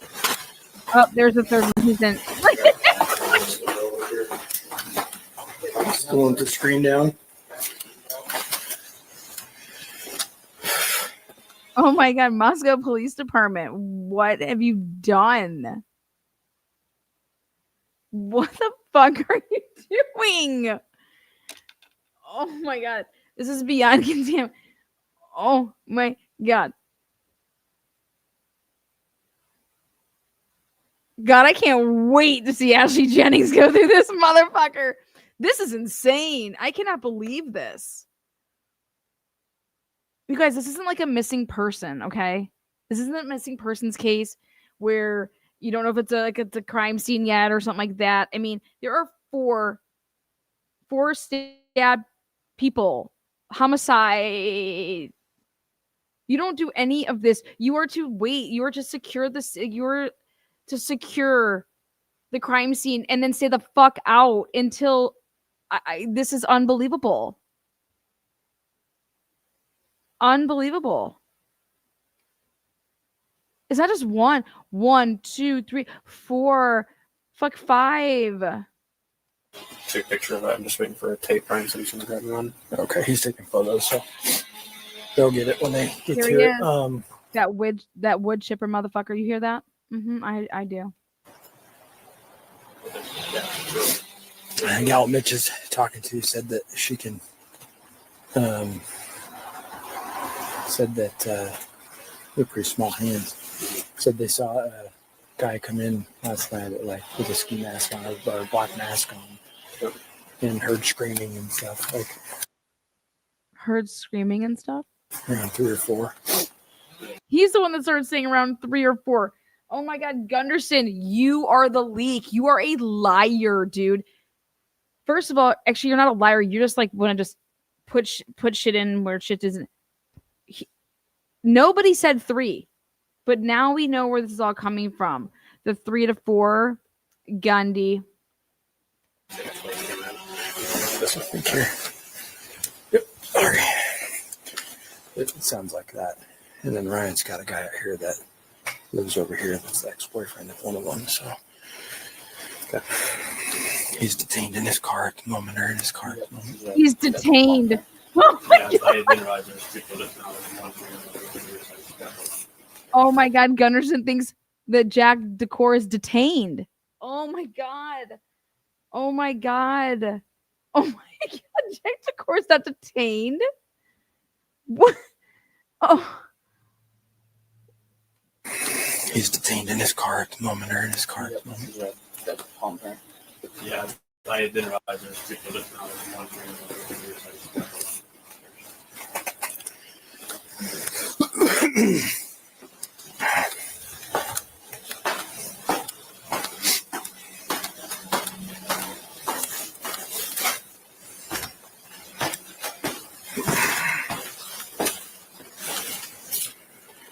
Oh God, who's he calling now?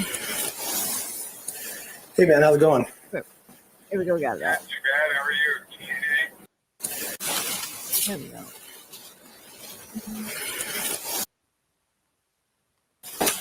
Got it. Right there. Okay. TV still on.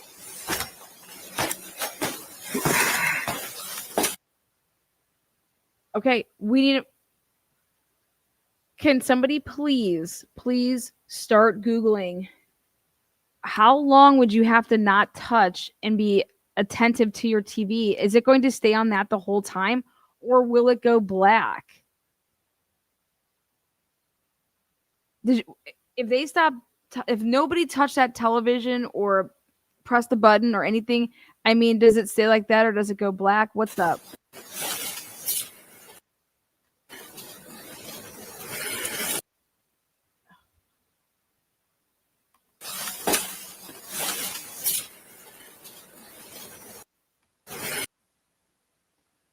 Justin Olson. Now, why would Justin Olson, did he call in? He has his number totally saved. They're buddies. Justin Olson calls him. He doesn't call Justin Olson. Okay. Justin Olson calls him. Okay. This is the guy that's going to come pick up. It's interesting. His number is saved in his phone. Okay. Okay. So... Hey man, how's it going? Not too bad. How are you? Yeah. Would you be open to taking a dog to the impound for me? Yeah.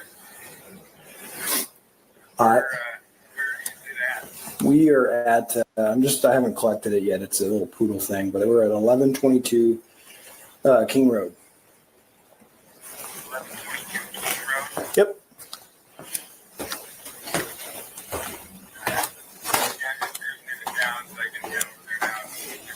Yeah, I appreciate it. That'd be awesome, man. All right.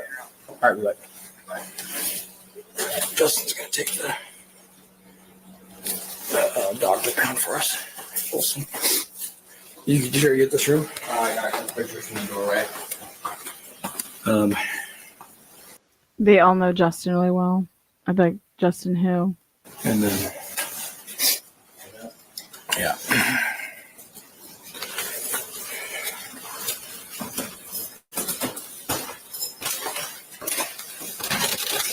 $46.13. Let me know when 102 arrives.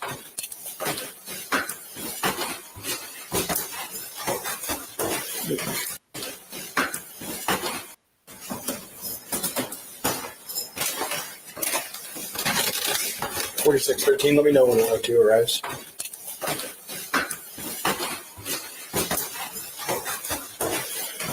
room on the left is where the dog is. Ooh, sorry. We shut the door to this so that the dog didn't go in there. What's up? Yeah, we got him. Check back there. They cleared the house. I didn't clear the house.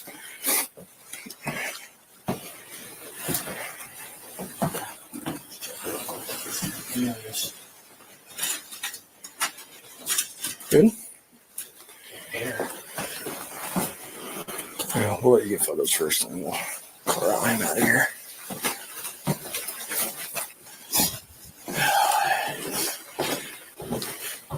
You open this door? Huh? Yes. We shut it so it's not. Morons. Absolute fucking morons. It was open. Morons. Okay. Thank you guys that have been saying that. I saw those a couple of the ones. Thank you. We'll see if we can get the make and model.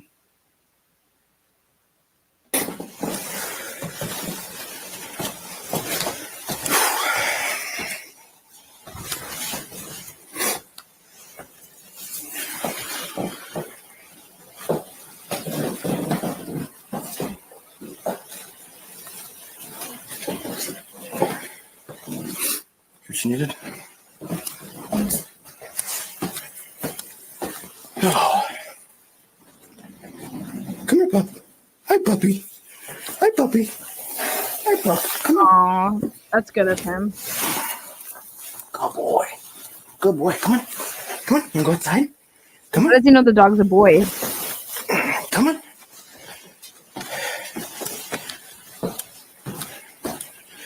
All right, I got the dog. It's so sad.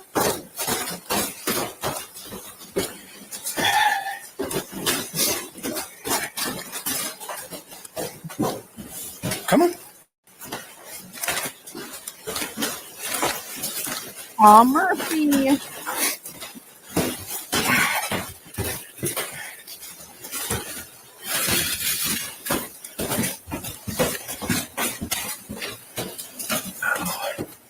Justin Olson's going to come pick this dog up and take him to pound for us.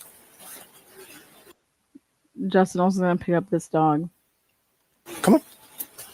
Do you mind holding on to him for a second? Do you want to? Never mind. Yeah, I'm gonna retake this off. Okay, thank you. How's Murphy behaving? Like, okay, so you never checked the dog. So this is all lies about checking the dog, and that you didn't see the dog had any. Like, you did not check the dog. Unbelievable. Oh my God. What the fuck are you doing? Wouldn't you be wondering, wait, how is the dog? Every room was open, doors are open, and the dog is just chilling. Poor fucking Murphy, man. Look at Murphy. Oh, fuck, dude. No, go back with the dog.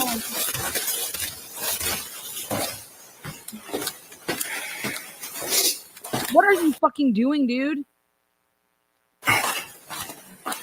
What are you doing? I know you're a little late, but to the party, but the just anybody that comes and goes out of here, just start a crime log on your end. Yeah, and you've gone like 50. We'll use your body cam to write down your times. Unbelievable. What is he doing? And why is this? Why? What, they can't talk about anything? No weapon we've been able to locate. We haven't moved anybody, but I would ascertain it's probably not here. Yeah. But oh my God, he just said it's about the weapon. Have you ever found a weapon yet? Well, we haven't moved anybody yet, but why would you think that you have to move people to find the weapon? Oh my God. Late to the party.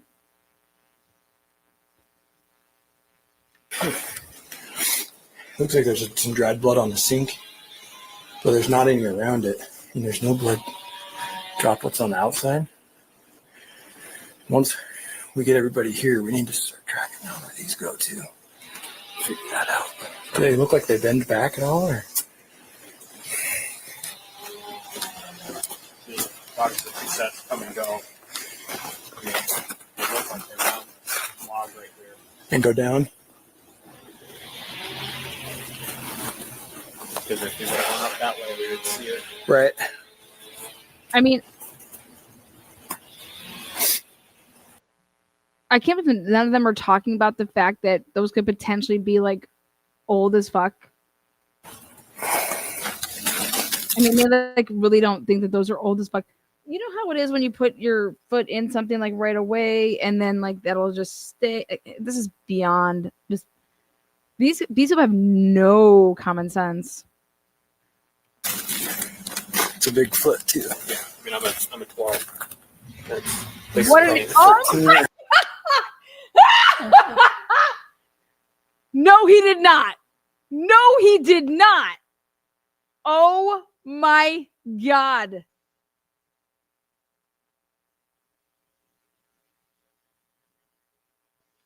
Yeah. Easily a 15. 14.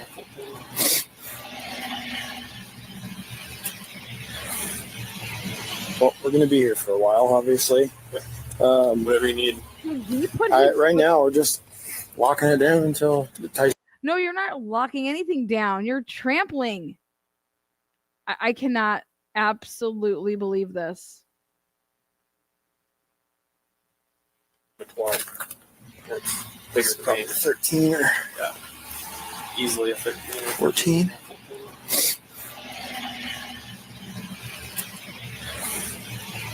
Well, we're going to be here for a while, obviously. Whatever you need. Right now, we're just locking it down until the Tyson City's almost here and detectives will That's be what I up here think. shortly. So. We have one detained right now. Well, I shouldn't say detained. We have one that came up and Ryan was in the middle of something, so he stashed him away. I think Nunes is interviewing him right now, his ex-boyfriend. Interviewing him. Looks like that's where those go, Ryan. That's where those footprints go. Yeah, they wrap around that log and cut back. What are you talking about? The end.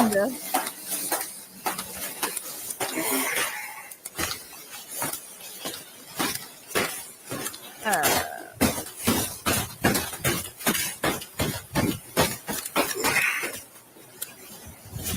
Oh my gosh, Murph.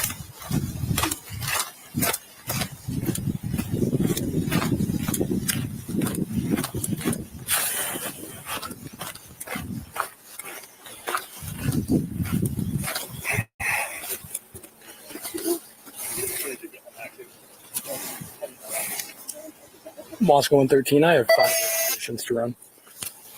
He's gonna let cars now.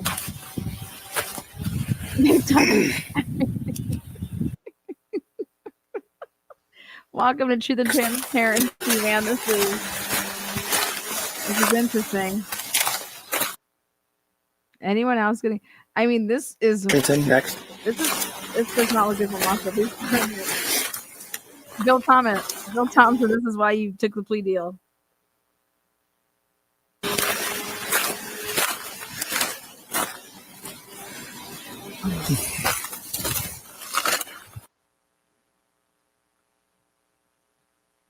And the last one's by Vin.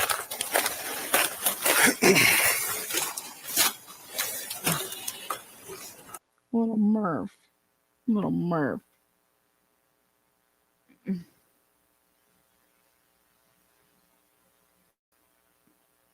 I mean, how many times do you think that Gunderson has really ran up and down those stairs?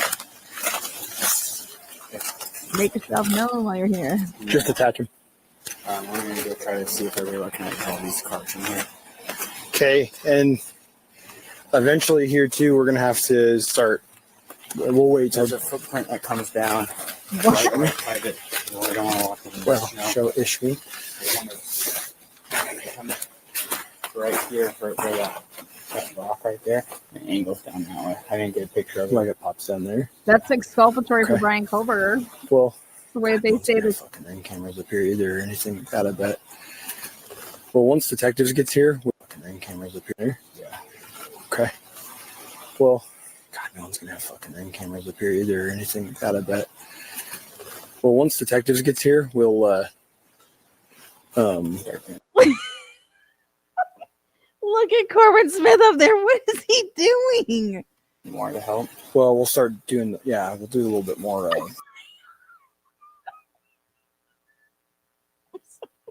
Is this an SNL? Like, this is We'll SNL. try doing some cam scenes and stuff.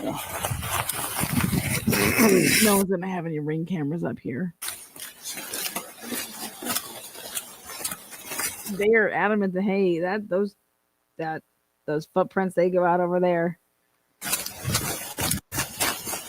Wait a second.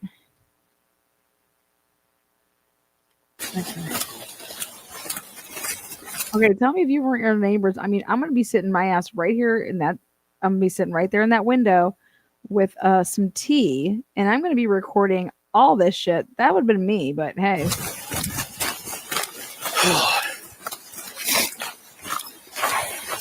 You guys recognize all these vehicles? Yeah. He's down there.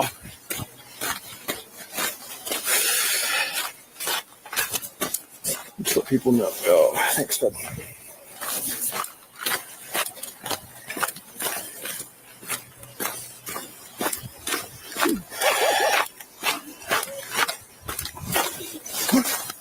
Aww. Come on. Oh, see, Murphy was gonna run towards them. Look it.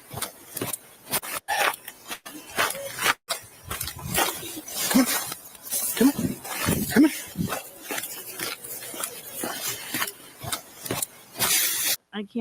I cannot believe. Oh, Murphy.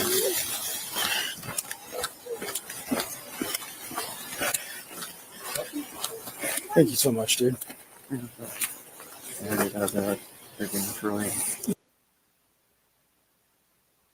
Oh my God.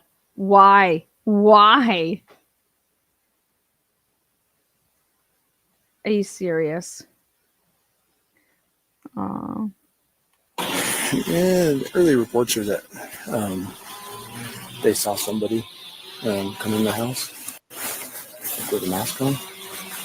I heard screaming. So I have a pretty good timeline in which it happened. Any of these people sitting out here are residents. A couple of them were in the house when it happened. So,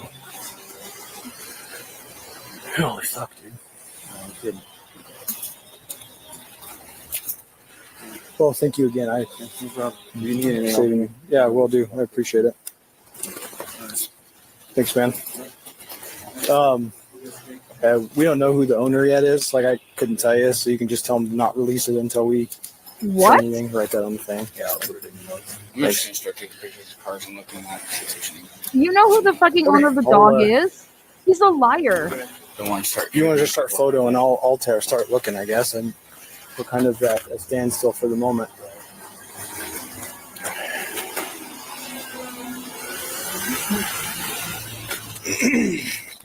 They never even checked the dog. Gunderson's report is a lie. When did he check the dog for any? When was there any even like? There wasn't even a skim. Okay, there wasn't even like a. Let me look at the bottom of your paw. Whoa. Oh my God. Oh my gosh. Gunderson, look at your ass. It is so ridiculously. It's so ridiculous. I mean, he's just ridiculous. This is so ridiculous.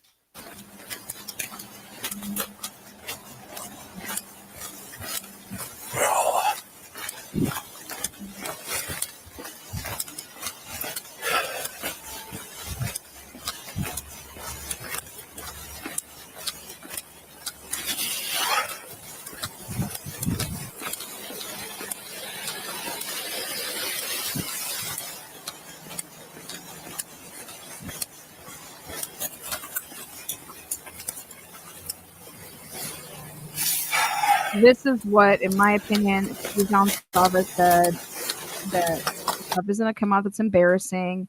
He was talking about the goddamn police. Okay, there's stuff that's gonna come out. Yeah, it's embarrassing, but like it is what it is, right? This is embarrassing. This is absolutely embarrassing. This is. Yeah, I mean, someone's gonna have cut up hands at one point. What? So, at one point.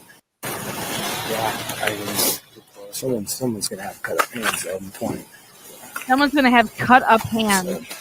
Someone's gonna have cut up hands, though.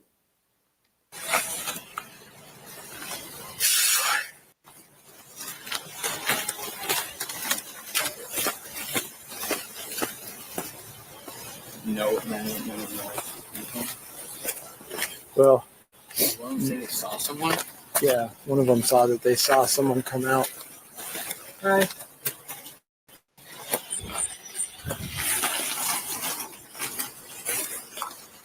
I'm even.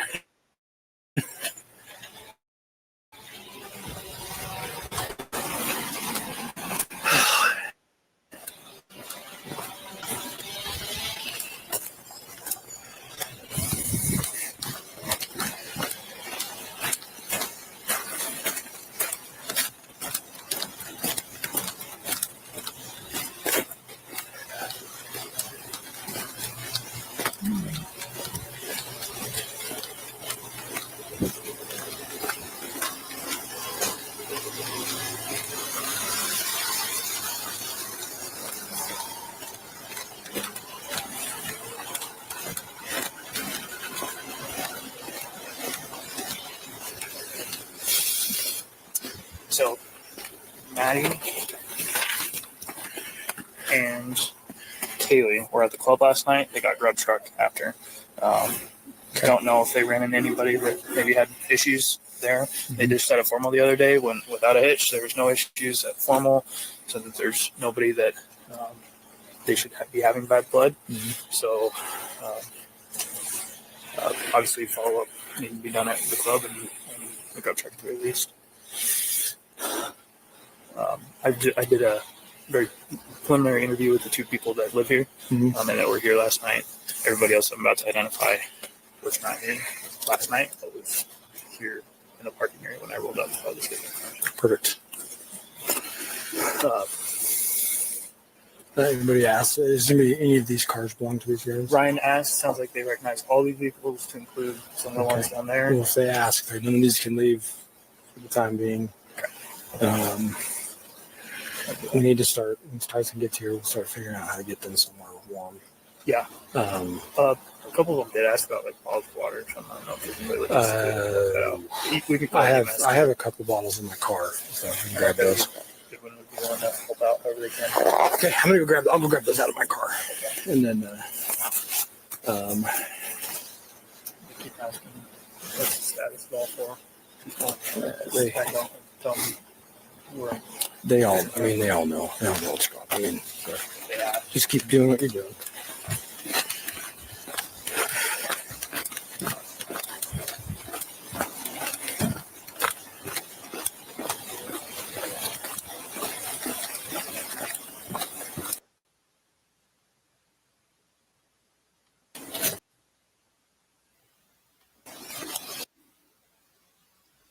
Gunderson took his gloves off.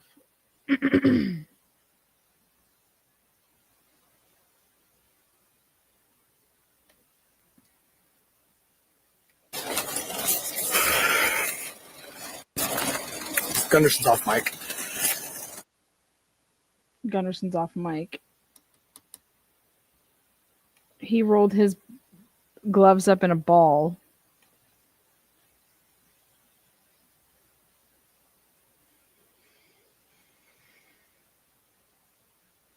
Why would you need to do that?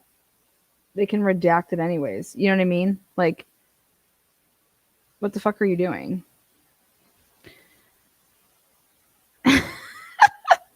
That's what the whole point of redactions are. You know what I mean? It's just like, I don't know. I don't think that's, is that protocol?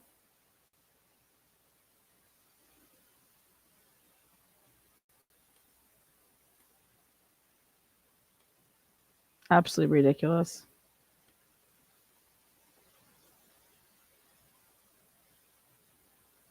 What a moron.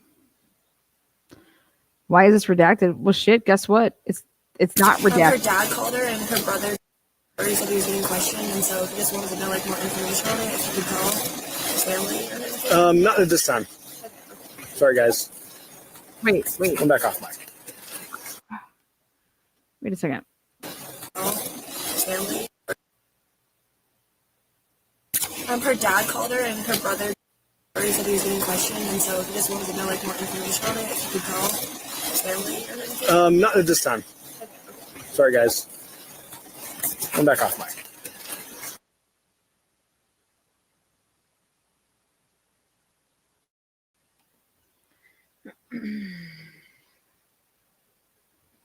Everyone's a suspect. I don't know what they're doing. I don't know what's going on, people.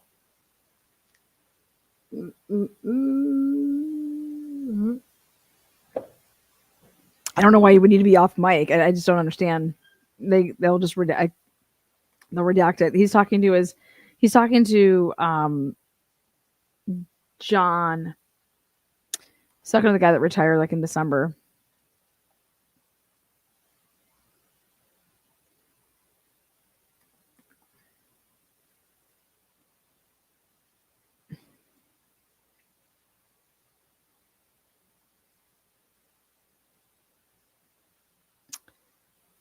It's ridiculous.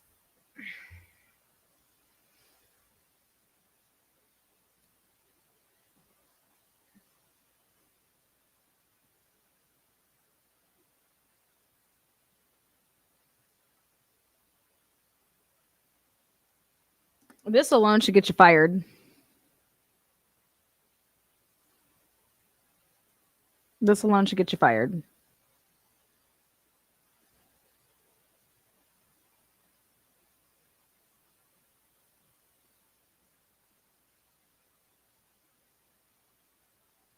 None of this is protocol. Where are the detectives? Who knows? All I can say is, where's Tyson Barrett? He was called at 12:11.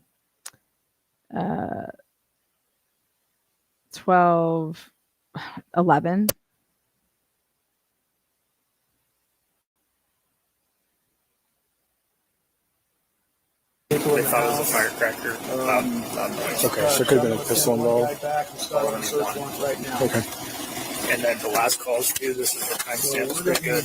Right after it happened, it was at 4:21, 4:22, 4:30. She made these phone calls right there. Immediately after the bang. Okay. Okay. And then the last calls too, this is the timestamp, it's pretty good. Right after it happened, it was at 4:21, 4:22, 4:30. She made these phone calls immediately after the bang. Okay. Trying to call the people that are in the house, and no one answered them. Taking it. Immediately after the bang. Perfect. That's Bethany. She made those calls immediately after the bang. How could she make those calls immediately after the bang and they're spread out over 11 minutes? You fucking idiots. Do we want to shut this down so Travis not rolling through? Probably. I can do that.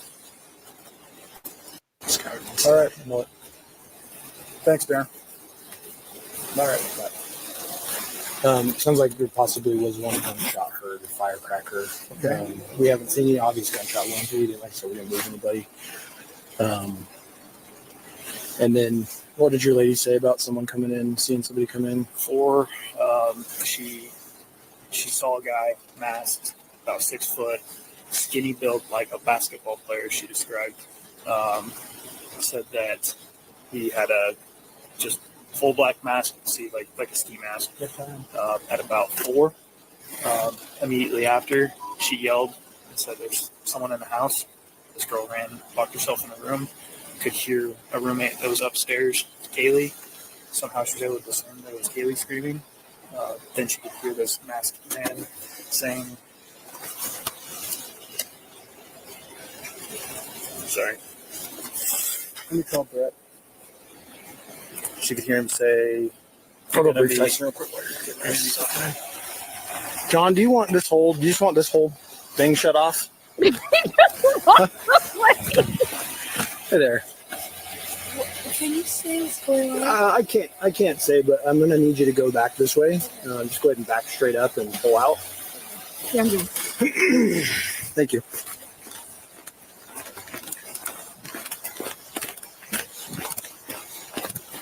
You didn't even want to hear what. I think he's not trying to have anything on camera.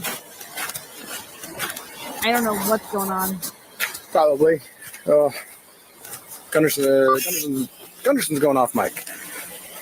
Gunderson's going off mic again. I think that's Tyson Barrett. I don't know. That's my guess.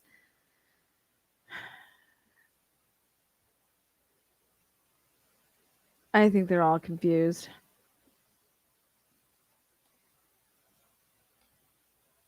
Gundy takes the recording from 1112 that day. Are you sure? When you order your officers on Wish. Gunderson's going off. Gunderson's going off. Why? Oh my God, Gundy. Is that all you got for me? Oh God. Okay, hold on.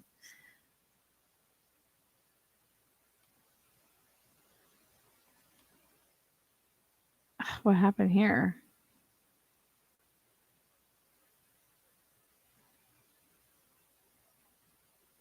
Jeez. Okay.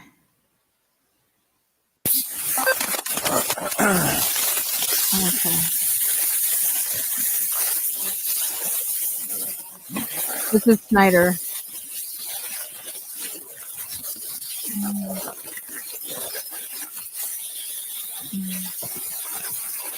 Snyder is the one that gets not Gundy.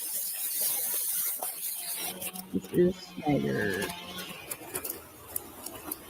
Body cam. And this starts, cam. 12:11.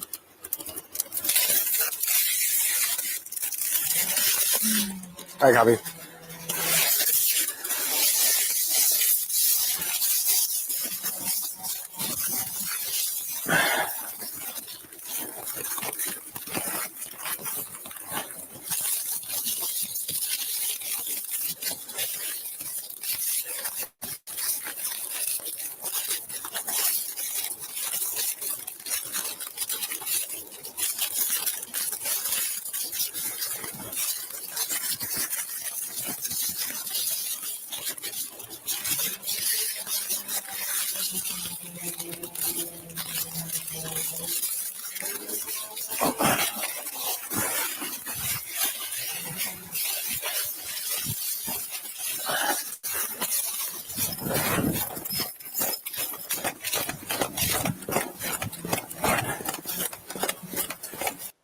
You know, there seems like a lot of parking available back here, and it seems like that there wasn't at night. So all of these callers would have left at some point before, obviously now.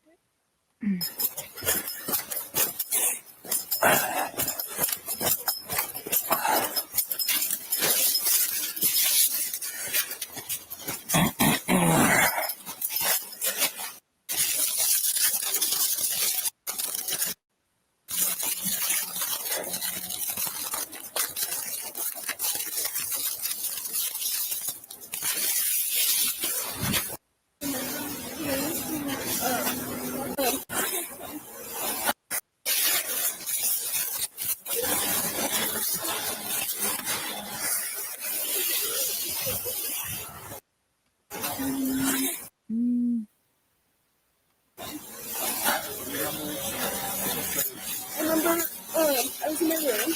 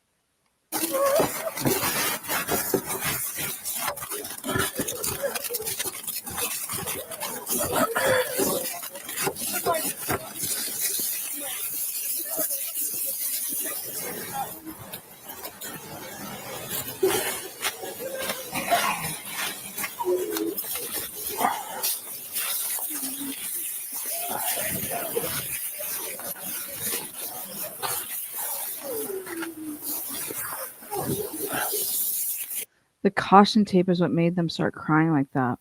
That is so fucking awful. Oh my God.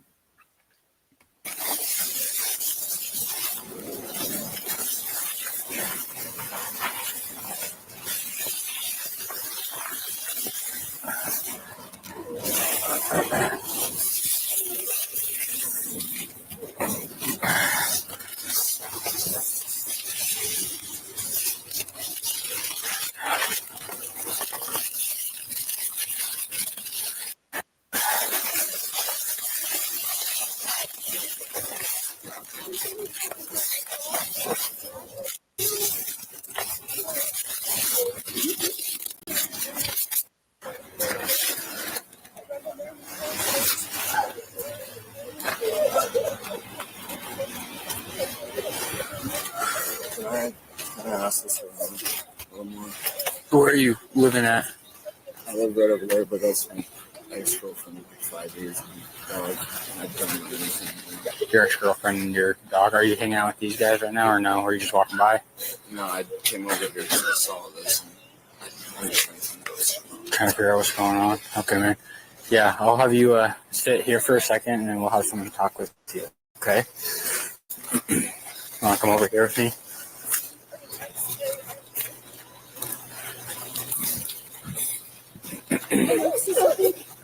I'll have you over here, bud. Give me, what's behind your back, dude?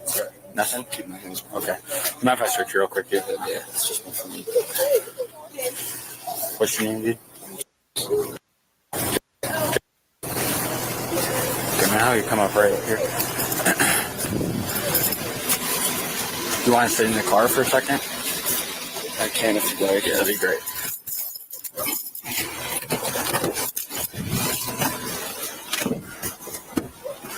Okay, man. I'll come and talk to you in a second. Thank you. Huh? Just so we can keep you separated from the people at work around. So then, yeah, I'll have someone talk to you in 1 second. Okay, man. I appreciate it. Thanks. The guy that lives here. Oh my God. I cannot believe he needs to be fired. I cannot believe that he just did that to him.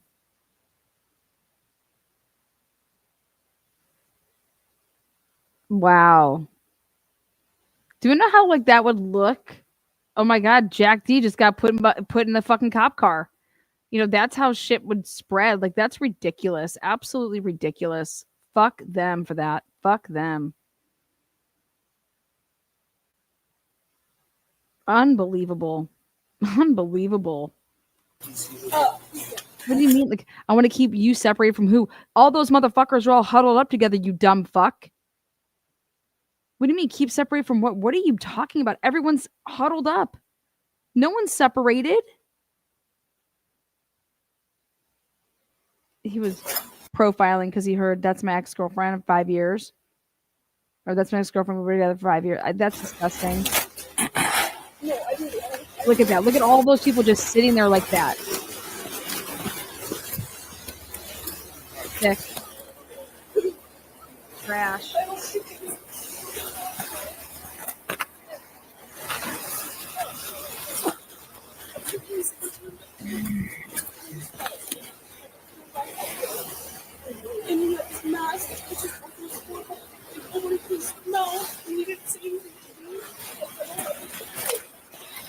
Only town that you get rewarded for not calling the cops is Moscow.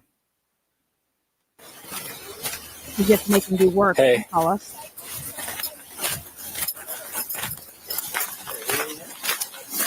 Guy just walked up to me and said, "Hey man, can I talk to you? What's going on?" I said, "Who are you? Or do you live here or something?" He says, "No, it's my ex-girlfriend of 5 years. It's in there, and I don't know what's going on. I just live right over here." He just pointed. He said, "Right over here," and I said, "I'll have someone come talk to me." I said, "So he's in the back of Mitch's car." Okay. Have you been in there yet? I need to take pictures of and stuff, and I'll work my way in, all the way in. Well, get all the bins and all that stuff too. There's one room that still hasn't been cleaned.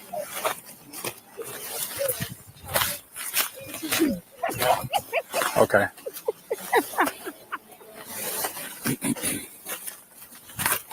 Dylan, you can use the seat. Come on. This is so bad. This is so bad. This is so bad. I feel horrible for Jack the poor man. Absolutely horrible for him.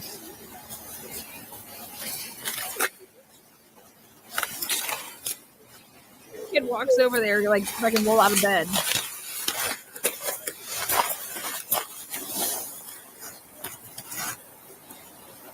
I would have left. Peace. I'm not hanging out with these idiots. Here, peace. Come find me.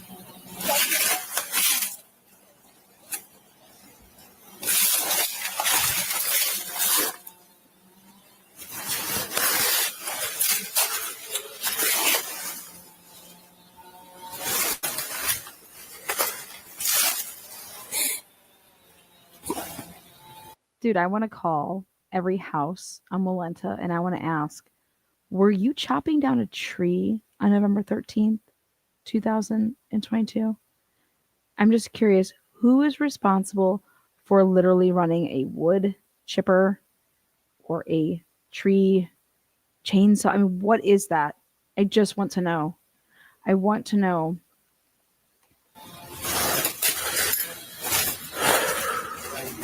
Like all around, there's just like a bunch of landlords and Team Idaho. They're not doing anything. Okay, who is running? What are you doing? Not yet. I'm about to go.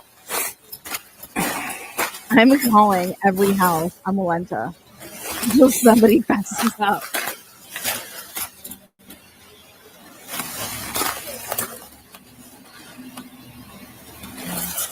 It's looking like that, isn't it?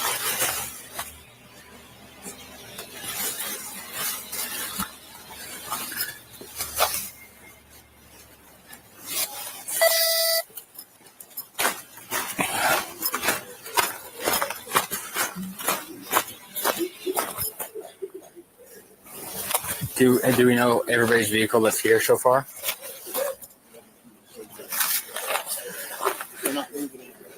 Yeah. It is. Yeah, well, that's odd that guy came back. What? Okay.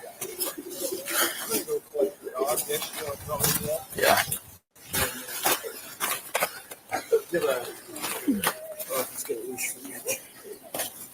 I have one in my car.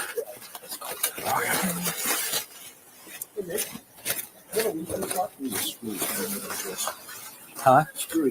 Yes, it is, isn't it? Me too. Me too.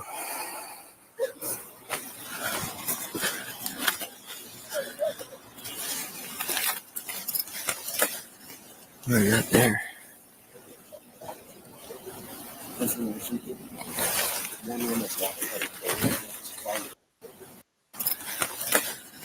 Oh, you're up there.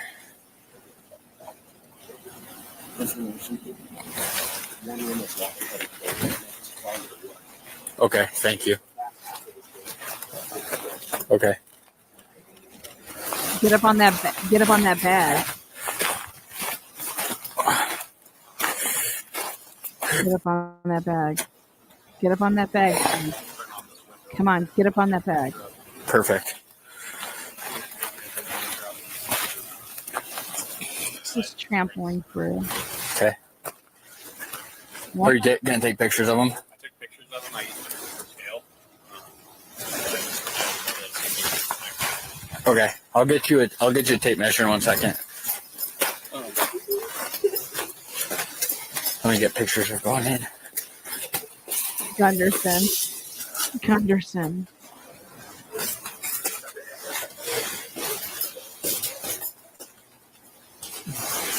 Yep, make sure you mark that down. He's entering.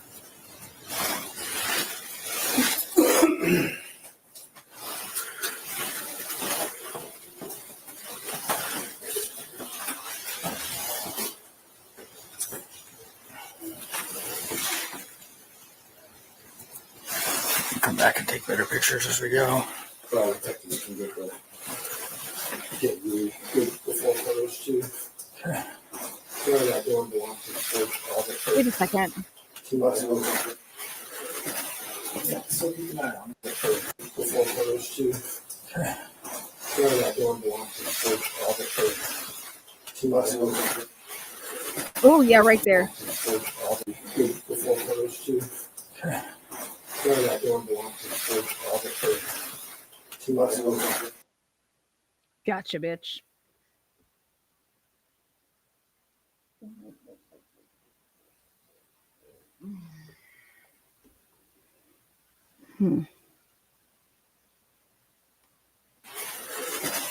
Yeah, so keep an eye on it.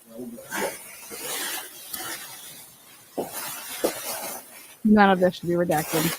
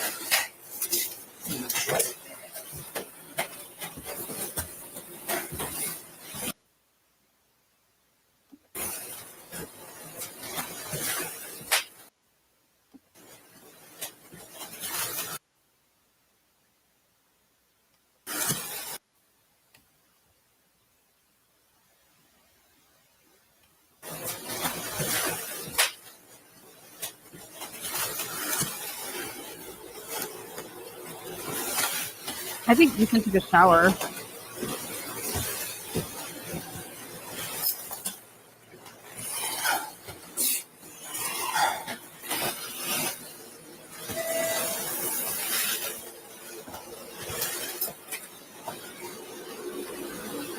Footprints over there.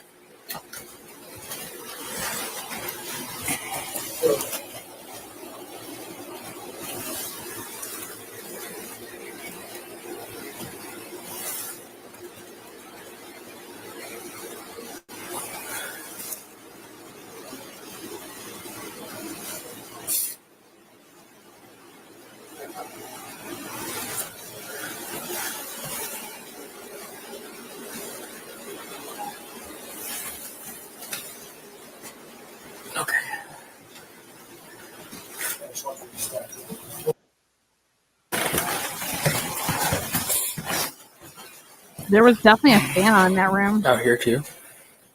I haven't seen any out here. That was cracked by the beautiful room, but there's some signs of some stuff going on. This is just so bad. This is just so bad. Is this up here? Yeah. I cannot believe that none of them are talking about the fact that there is no blood. Like, I can't believe that it hasn't come out of anybody's mouth to say, there's no blood trails. Like, there's no,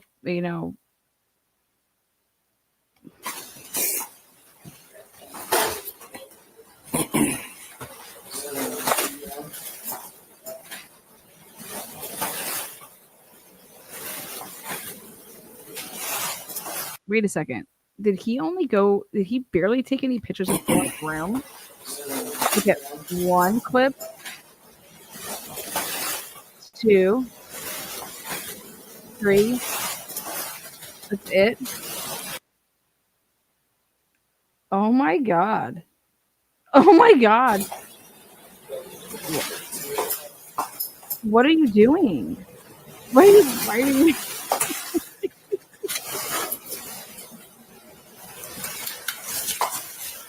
careful on that piece. Goodness stinks. After you heard him talk about blood. You know what? I could probably count with this. Hey, sorry, John, step to the side.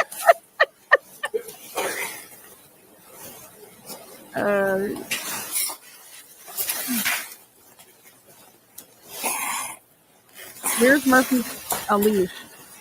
Where's Murphy's hand? You got pictures of the palm print? Yeah, I didn't realize there's people just now. There's one here and one here, so I just got the left one, but there's here.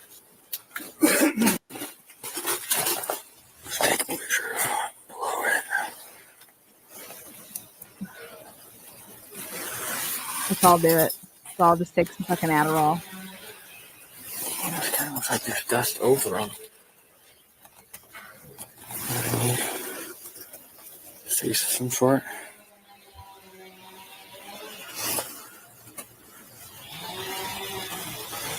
Still doesn't look. Just screens off of it. Oh. Yeah, where's Murphy's suit at? Dry. Make sure if anybody tries to come up here, obviously. So, you want me to move that tape to that fence post? No, let's just keep it here for now. I'll come back and work around, and I'll bring you back that measuring tape. Okay. Yeah, that'd be awesome. I'll bring you back the measuring tape. Who was he on the phone with at that time? With Justin. Doctor down for us. Did you already get this room? I got a couple pictures from the doorway. So. Now to get your ass up in there, man. And then head up.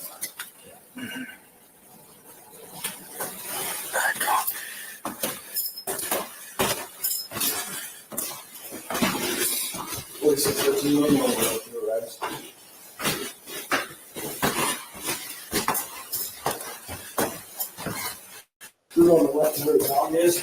Okay. Oh, sorry. Shut the door to this so that the dog gets right there. Let me get this picture. What's up? Yeah, we got him. You already checked back there?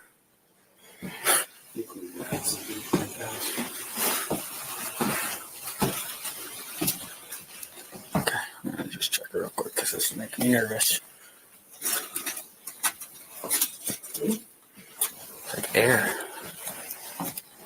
Okay, we'll let you get photos first. Then we'll here.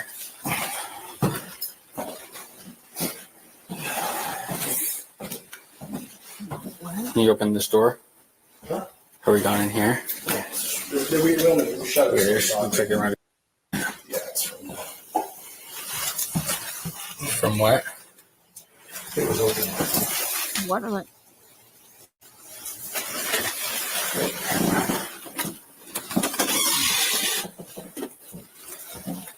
Oh, weird.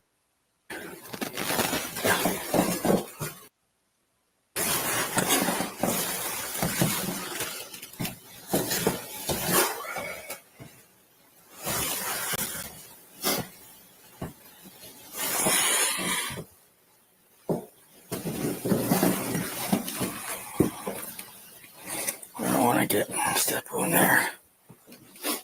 Cheated? I think so.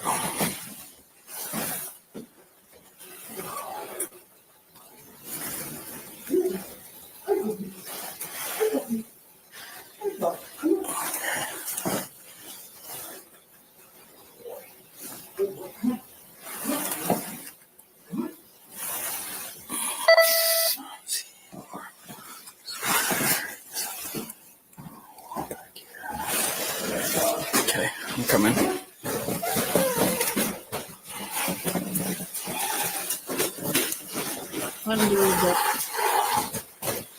Wait. So did he not take any pictures in Kaylee's room?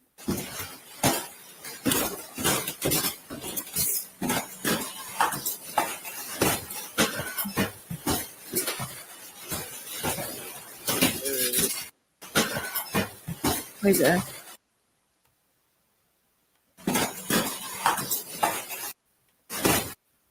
Right there. There's a pretty big spill, right? You could see it.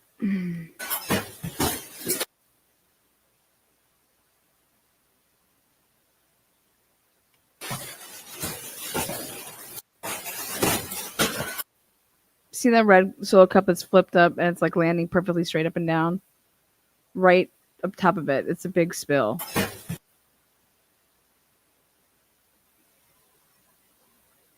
I wonder if that's urine or if it's beer.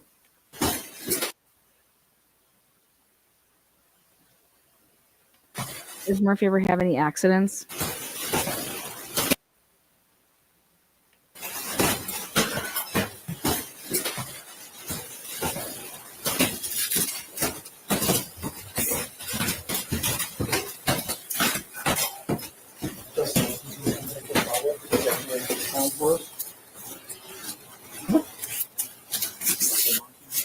Oh, Murphy. I'm gonna grab him a measuring tape, and I'm gonna re-tape this off.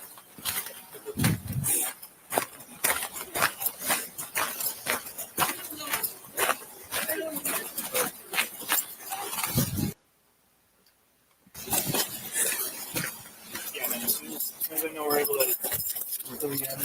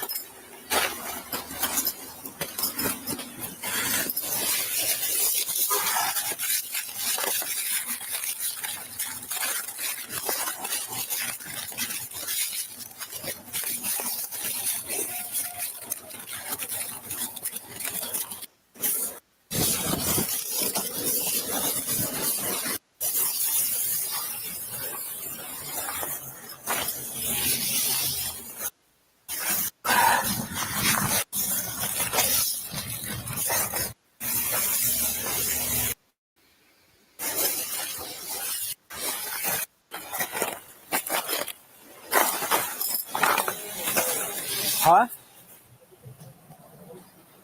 Right down here? Yeah. A ways.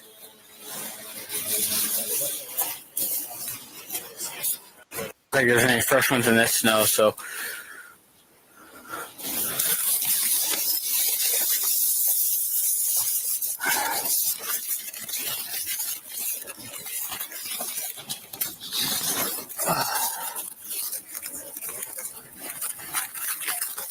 How the fuck did you not put it on the top?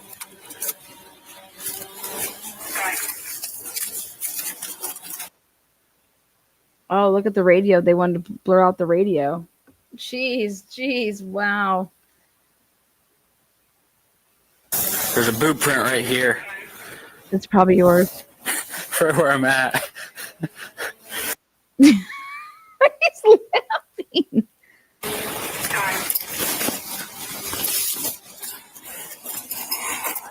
Is it by itself, one-legged man? Tape for you. Have that tape for you.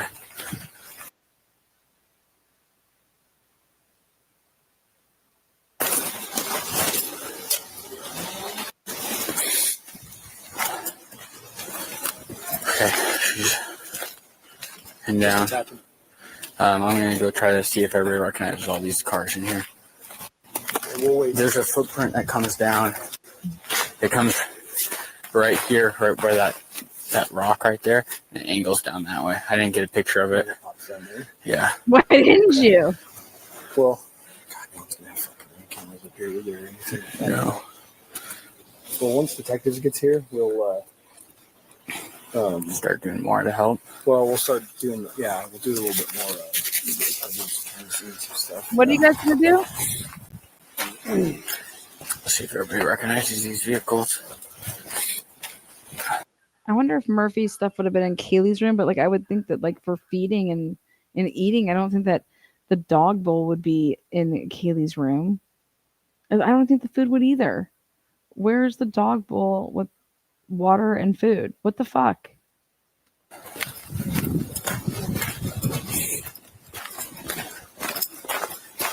Do you guys recognize all these vehicles in here? Yeah. Okay. Yeah. What about any of these ones? That's Blue one. Anything else? My roommate's car's the truck. The black truck? a lot of them are usually people that live here. Right. So you recognize these first two, though? Okay.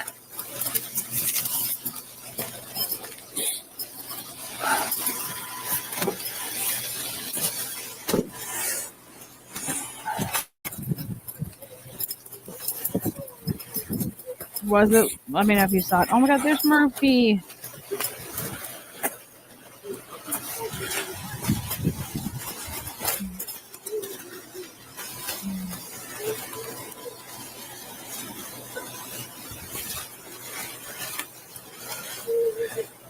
Look at this. You're taking pictures of inside my car, motherfucker. You want to? Is there any expectation of privacy on a public street? I don't think so.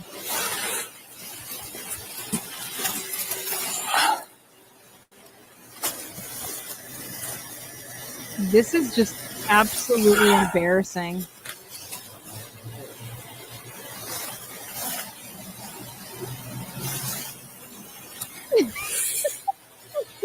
The sad thing is they think they're helping. That's the fucked up part.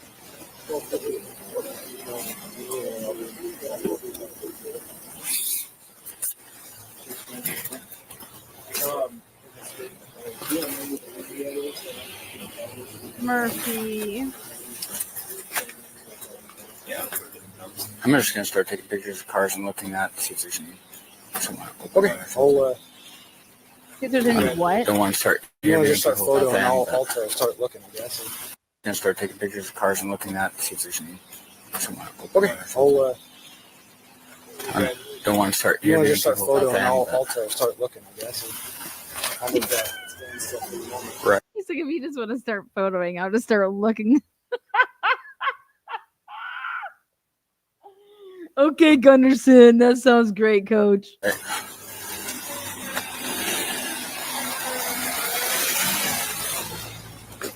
There's that motherfucker driving all like, who are you?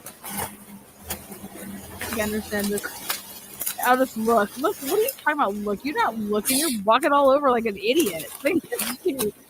Bringing more fucking fibers into the goddamn crime scene. Shit on your boot.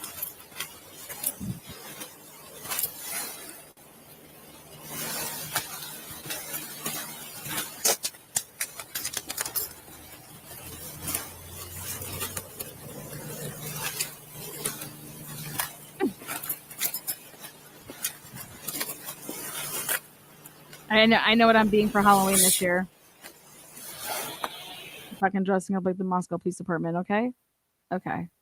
If you don't believe me, I'm going to have 4 blow-up fucking people with me, and we're all going to be trampling through the crime scene together. Me and my friends, I'm making them dress up as Moscow Police Department. Yeah, I didn't get too close, but yeah.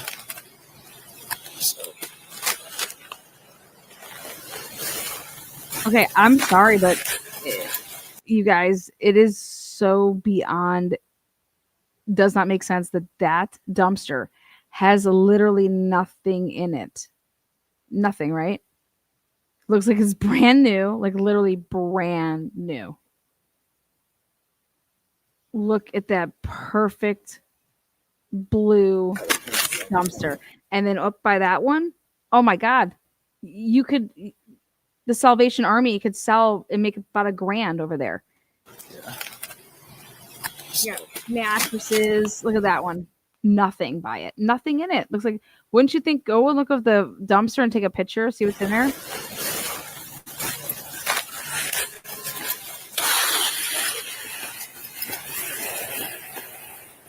No, nobody knows anything. Did one of them say they saw someone? Hi. taking photos of your Wait, I don't know if this is legal. I'm almost borderline. Like, can you just go on private property and start taking pictures of people's vehicles? I know in the street, like, yeah, but that seems like, I don't know if you can do this. Can you? I mean, correct me if I'm wrong. Can you go on to people's property and just, I don't know. Can you? No, the door opened up and some girl came out.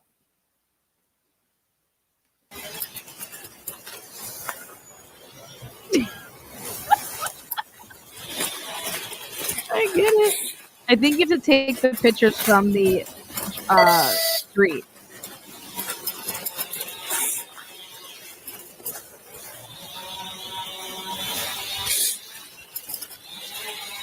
I think you have to stand on the street. And whatever's like fair game's fair game. I don't know if you can go on the property though and take pictures. Let me tell you why I know that. I was filming in Aliquippa. And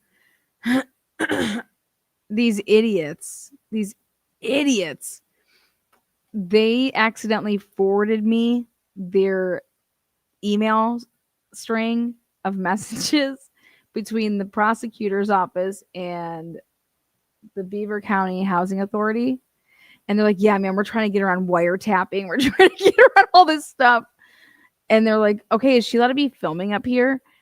And I was on public roads in my vehicle from my car, like doing test runs.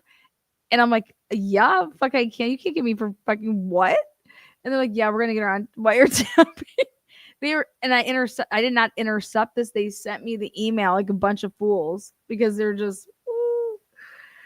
And here I have the prosecutor writing with the literally the DA. Fuck a prosecutor. He was the district attorney, David Lozier. He lost last election, and I was like, get out of here. Get me on that. I'm like, no. They're like, no. And they're like, no, she can take pictures. If she's on the street, if I'm on the street, on a public street, I could take pictures. And what your expectation of privacy, hey, you better close your blinds. Hey, you better, I can't, if I'm on public property, like roadways, get fucked. But they literally were trying to figure out ways to arrest me in Pennsylvania. Like literally trying daily. As I expose the shit out of Beaver County.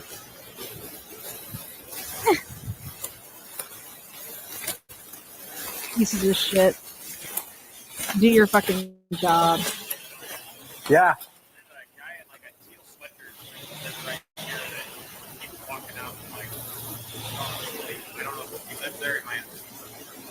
Okay.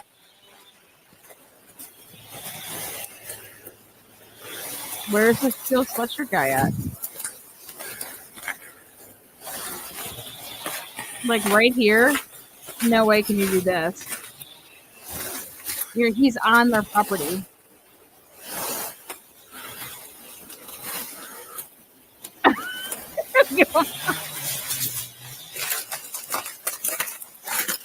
This is not how you neighborhood canvas.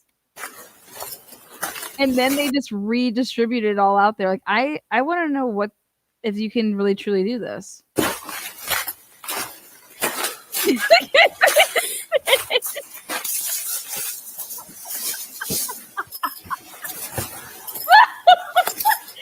Can you do this?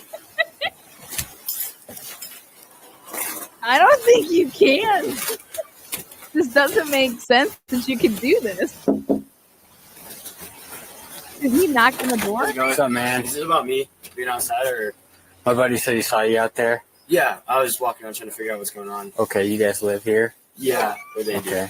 You can't right there. Did you guys hear anything, see anything last night or early this morning? Can you tell us what happened? We can't tell you what's going on right now. Is everyone okay? But we're gonna have you guys you guys are all safe, okay? Yes. But we're gonna have you guys stay inside for right now, if you don't mind.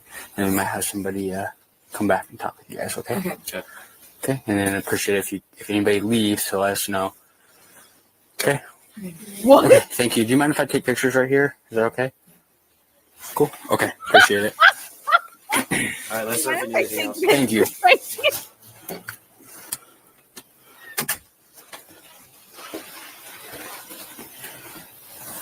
See how he had to ask? He was just picking him.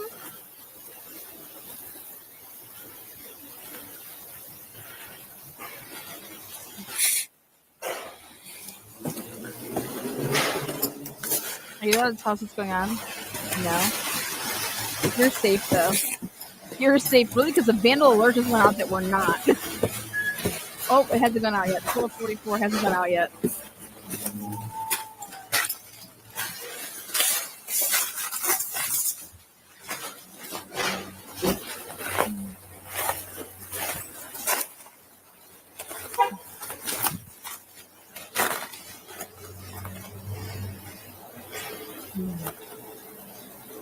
Show me your hands.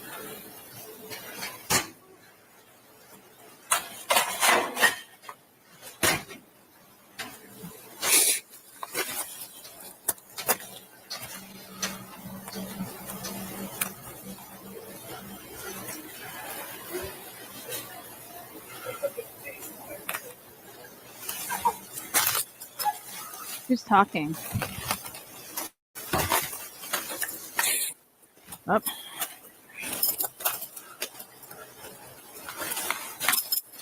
Unreal, man. Okay, here we go. I can't tell you though. So, yeah, if everybody could just sit inside. Did you guys hear anything, see anything? When? Late last night, anything like that? No? Anybody hurt inside your guys' place? Is anyone hurt in there? Hurt how? What are you talking about?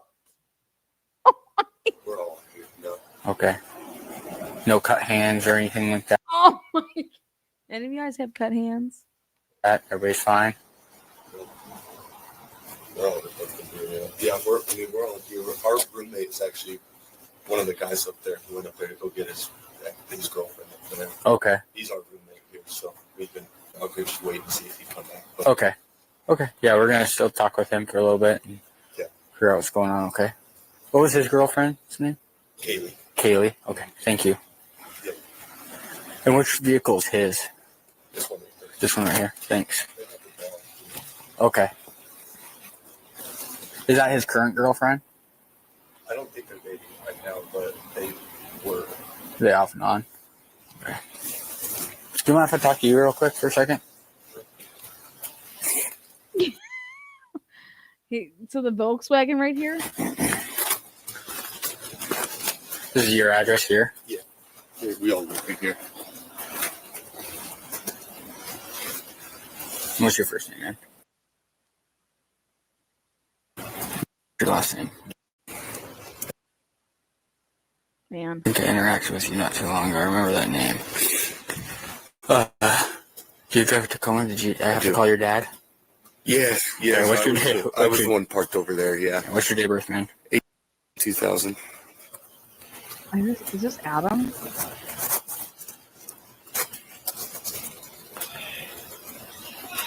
And what's your phone number?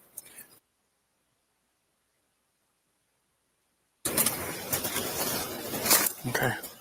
And then what unit are you in? We're in a. Thank you. Right here. Okay. And what was your buddy's name that's up there right now? And how were you with him last night by chance? We were at the bars, but then I went back to my girlfriend's house and these guys came over beer. Okay, and he came back. What bar were you guys at? Right? Yeah. You were with him all night? Mm-hmm. Okay. Yeah. We were at the corner club. Okay. He got off work and we went to the corner club and he came back here. Okay. And you said they were dating? They were for a long time, but they kind of just gone off. And how's their relationship been? It's good. They've been fine. They get along and still hang out with the dog. They sure did. They made any arguments or anything like between them that you know about? No. Nothing that you've seen? Nothing that I've seen. Has anything ever been physical between them? No. Okay. Any verbal arguments that you've noticed? None that I've seen, no. Nothing. He's not talking about it or anything like that. What is wrong? They seem to be on fine terms. Okay. Okay, thanks. Can I talk with you for a second over here?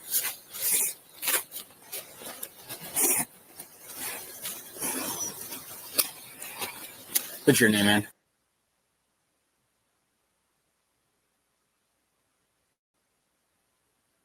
Do you mind if I see your hands real quick, dude? Okay, cool. Birth. What? I will give you credit for that. And a phone number for you?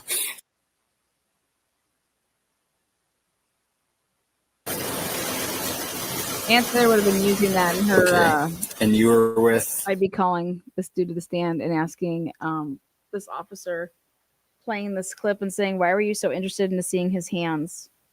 Because you guys were under the impression that this person, whoever did this, their hands would be all cut up, right? But not one of you guys said that they wouldn't have been cut up because what if he was wearing gloves, right?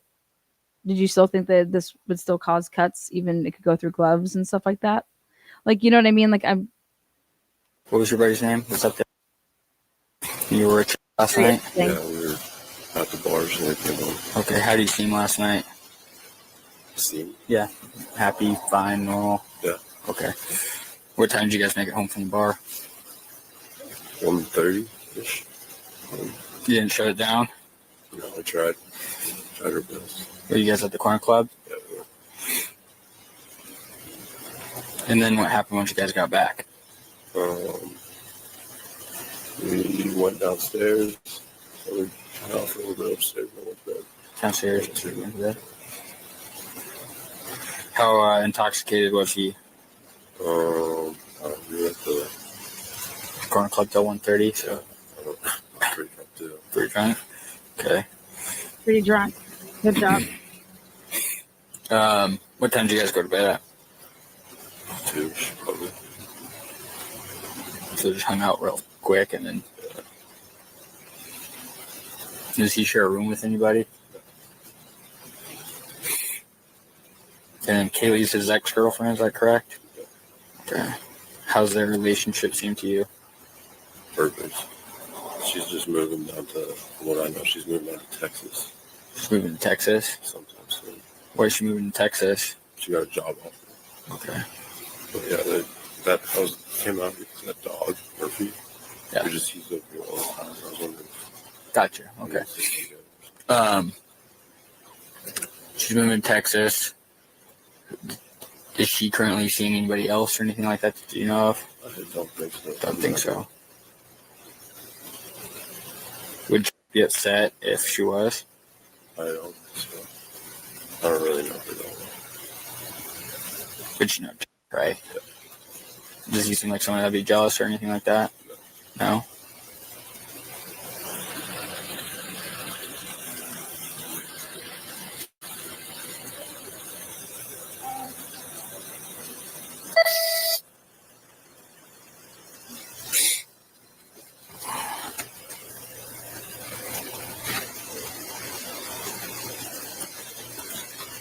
Probably can't hit you, but everyone. We'll be able to tell you guys more. But okay. Really can't say anything. So we want to make sure all of our information stays with us, you know. Yeah. Really? If anybody seems... Really? Because that's not what y'all told Dateline, motherfuckers.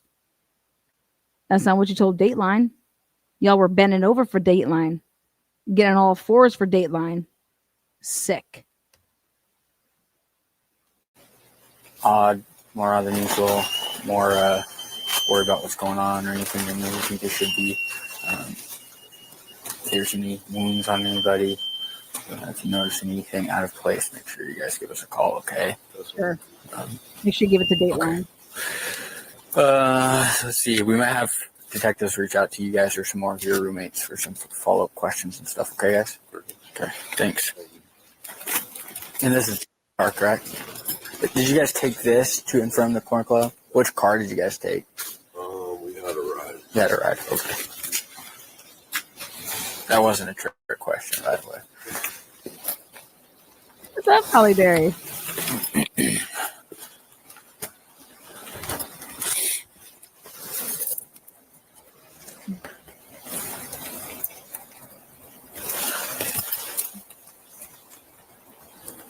Hey, which car's Dylan's? Hey, which car's Bethany's? No care.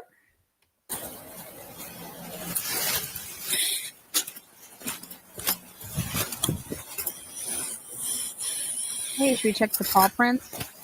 No, why would we need to do that? No. Dude, how does he get around with his windows so tinted like that? Is that legal in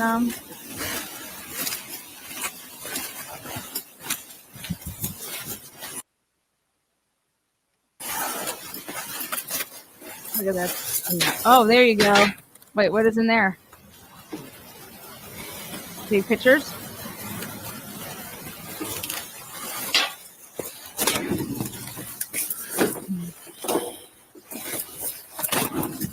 Hey, do you guys mind if I walk around back? Is that cool?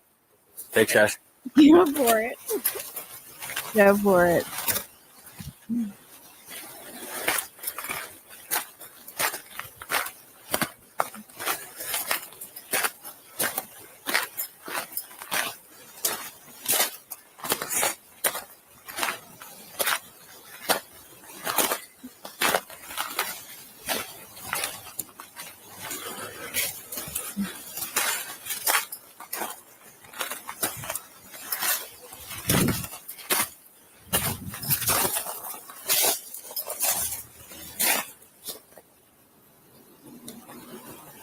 Nothing looks disturbed back there.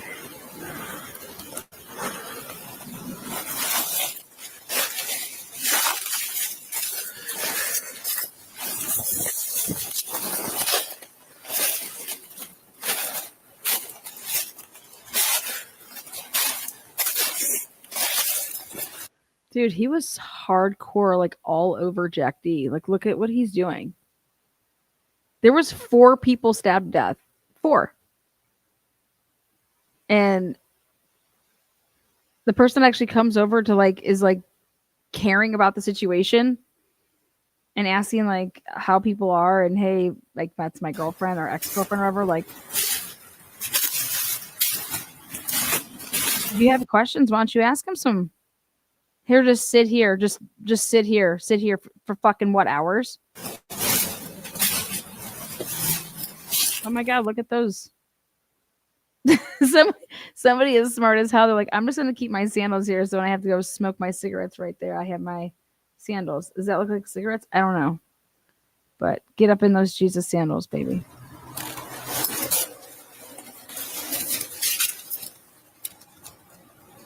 Look at this.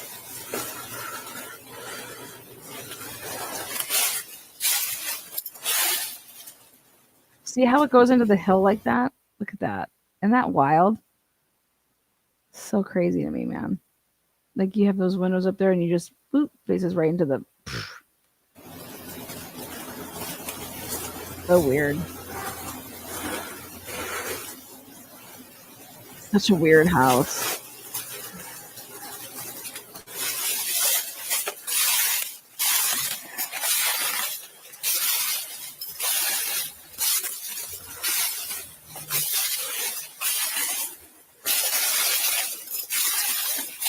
Look at that.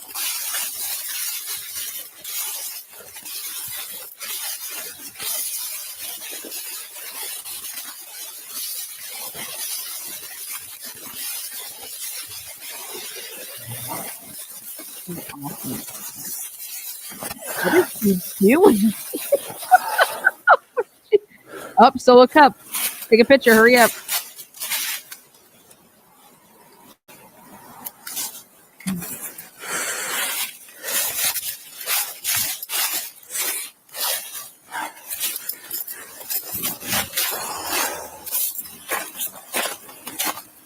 You know, there was a solo cup missing off that table. There was only 9. Remember?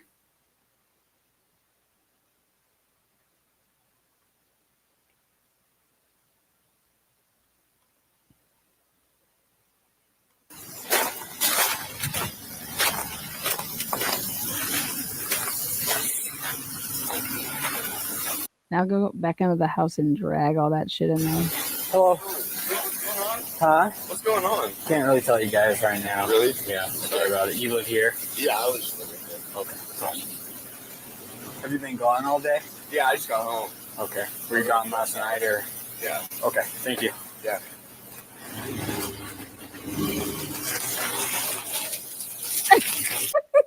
It's a picture really quick. I gotcha.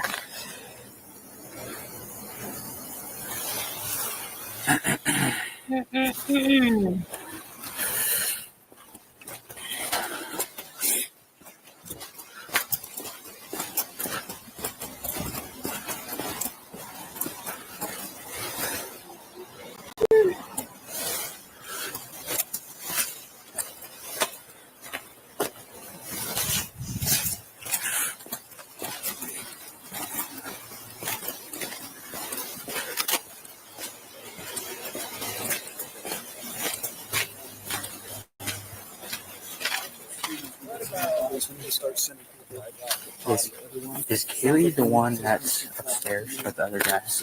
Or, because the boyfriend was over here, and they were all drinking last night. I think she went to bed like 32, but they were at the corner club, a group of them with that girl. Okay, because that's where they said they were. Okay, and then he said that they recently broke up. Roger just texted and said he's going to come in. Okay. Roger Lanier. Who's that little skinny mini?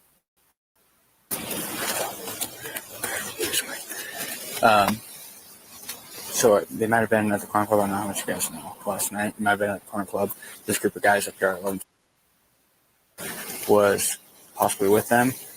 And one of the couples, I think it might be one of the females that's deceased, his ex-boyfriend came up earlier and was asking what was going on. So he's in the back of Mitch's car.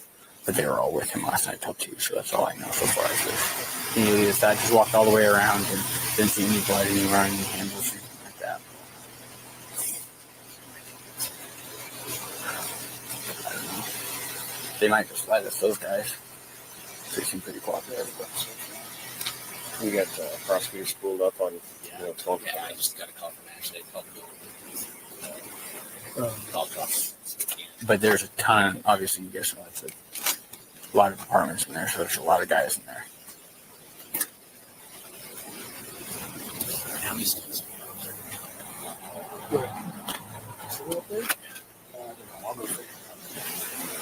I assume probably all of them.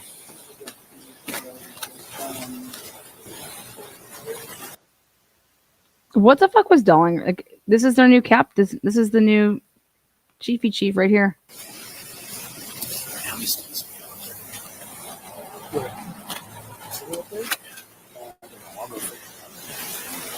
I assume probably all of them.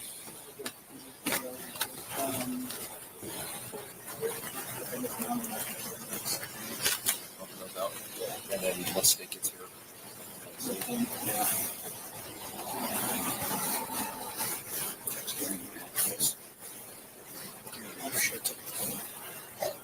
Yeah, you just want me checking downstairs and stuff, trash cans. Is there anybody close ditched? Or what do you want from me? I think right now just seeing security, making sure people aren't coming and going and touching anything. Okay, we got that locked down. Yeah. Okay. Being security.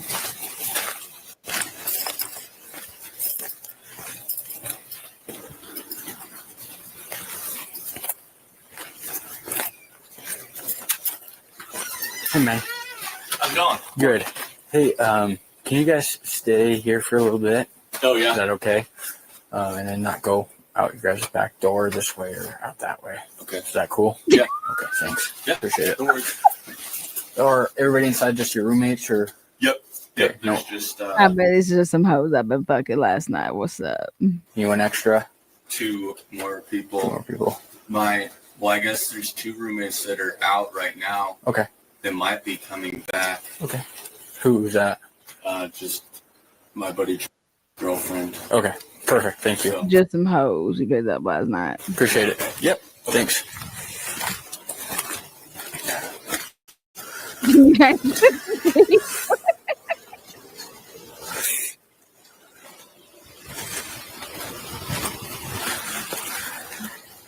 I don't know what's going on. He's trying, I guess. No, I think that guy to the left of Dollinger, that's, I believe, John Lawrence, and who went up with Gunderson. Right here is Dollinger. Right here, obviously, he's the new head honcho.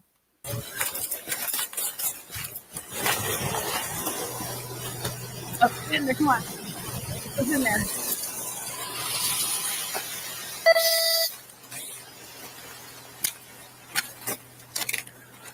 So both these houses are staying inside for now. So you're right.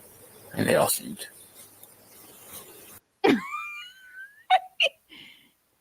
For now. So you're right. And they all seem. I mean, I don't know. Maybe he's just in shock. Curious, obviously, but I think he knows there's a body cam on, and so he just isn't saying anything. I mean, what the fuck's going on here?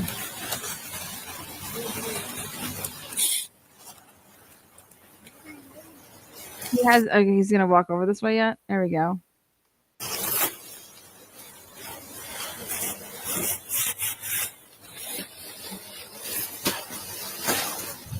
All right, so John, he's gonna. Now, is this Idaho State Police here, or because John Lawrence called in Idaho State Police? Go back to the PD ready. He and I are going to start grabbing interviews. Wait, why is he taking his phone? All right, so John, he's going to go back to the PD ready. He and I are going to start grabbing interviews.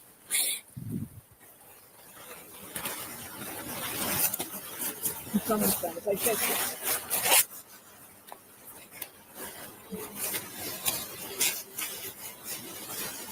don't want to get too deep into the rooms. Yep.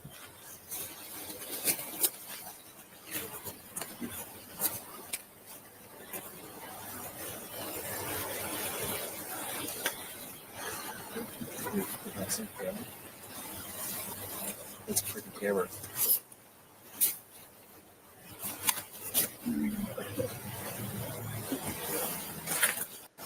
No, that's a pipe. Damn. Camera there, but I'm sure it don't look like one.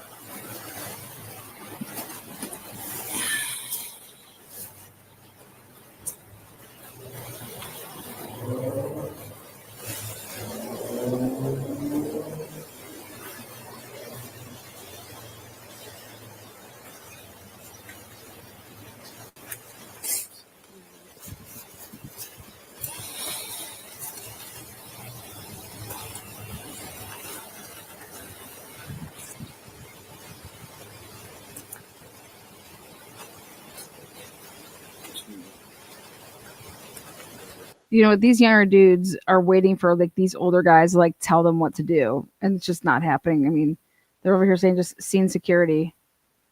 I mean, what? Yeah. Dollinger.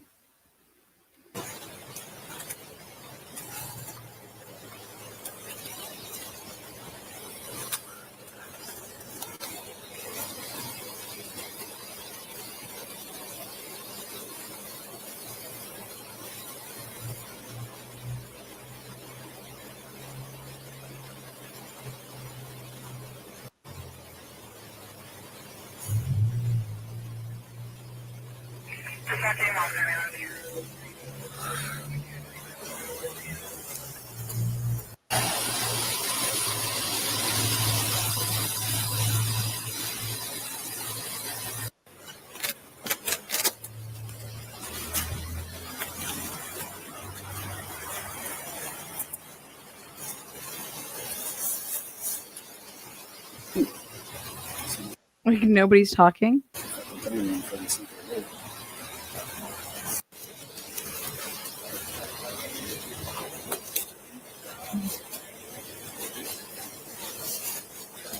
Uh-oh.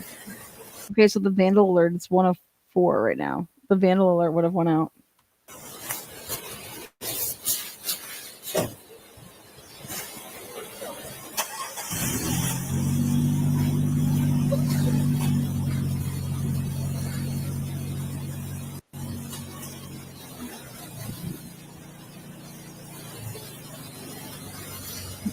awkward. This is weird to me.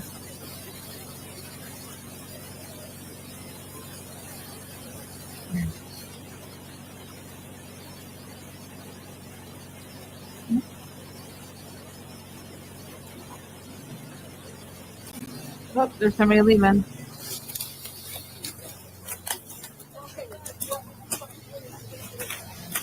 Nope, there's my cup of coffee. Tossy.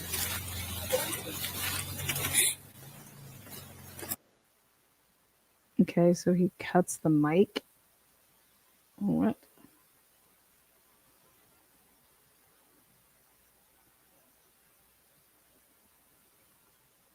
Does he not realize that he did that? Or did he realize they did that? Look at that car's gone. What the fuck's going on here? I thought it was scene security. We're missing another car.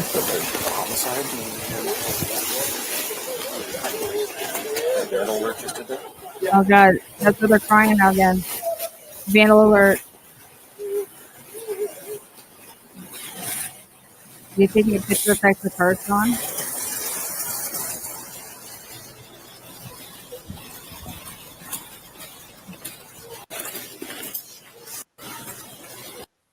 What's he doing?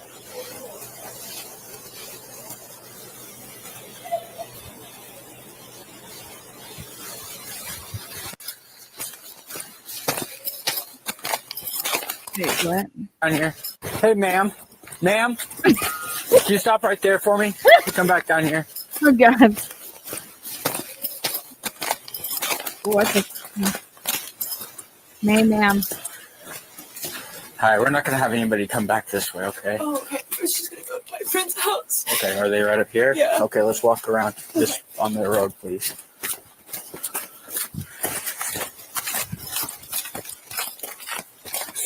And do you live in this one right here? Mm-hmm. On the other side? Okay. You can go up the stairs. Okay. And you can go right in through that front door. Telling them where to go in their house. Wow. The whole neighborhood's shut down.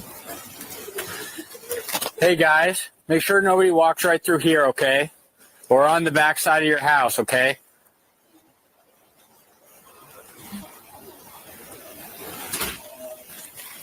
Maybe you should stand there.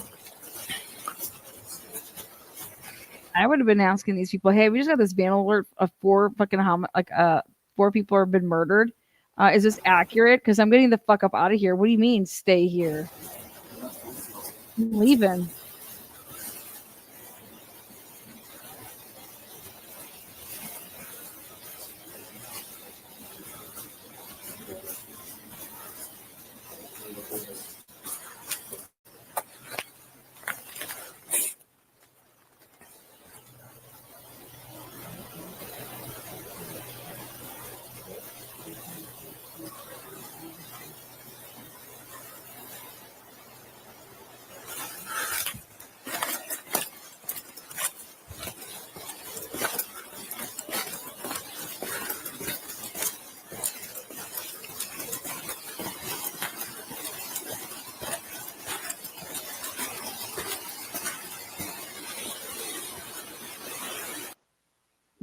Look at, here they come.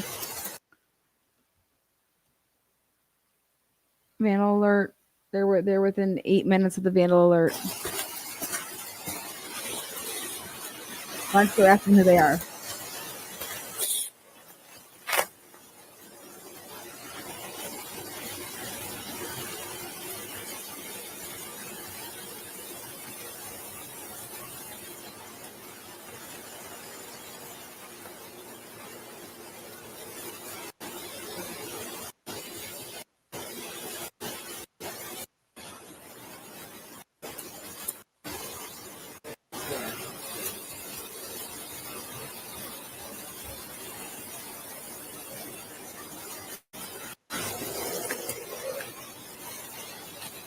You way late, girl.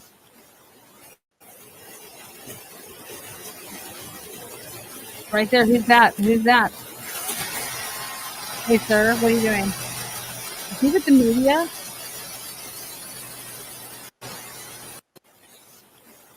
Oh, fuck. The media's there.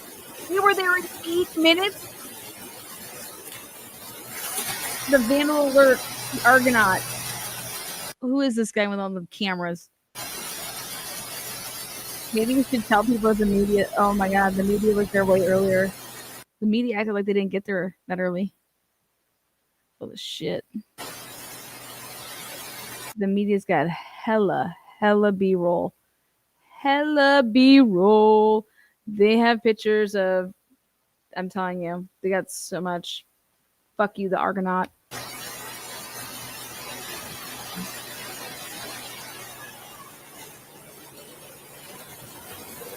I'm telling you, the Argonaut burned pictures. The university was like, you're not releasing anything.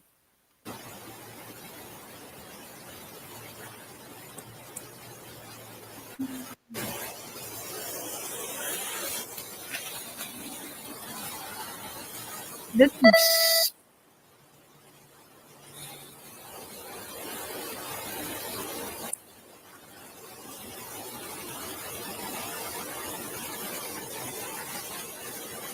What are you doing? Security. Oh, there he is. Oh my god.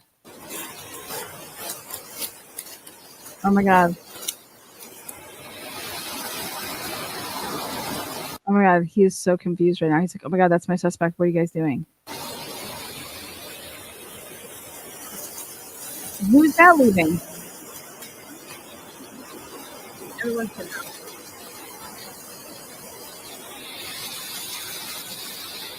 What is he doing? Oh my god, everybody's leaving. I thought nobody was leaving. We have a yellow Hummer outside.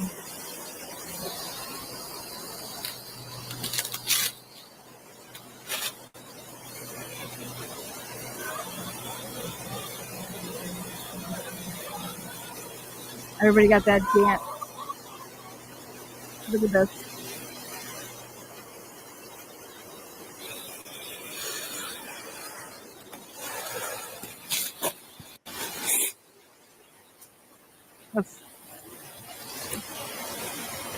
That was Jack.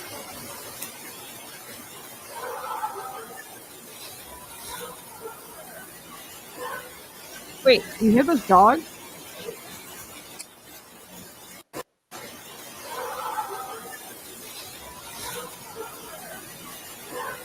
Wait, where's that coming from? Wait a second. You guys hear that? Holy shit.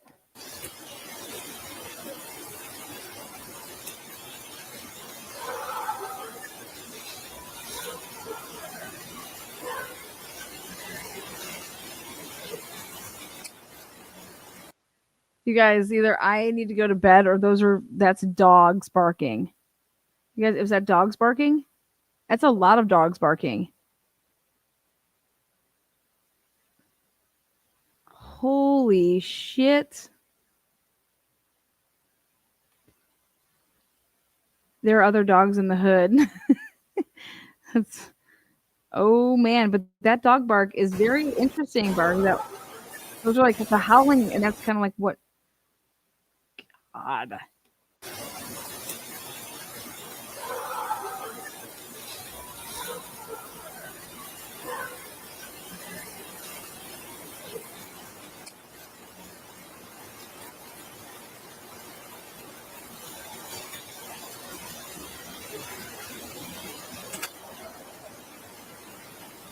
Oh.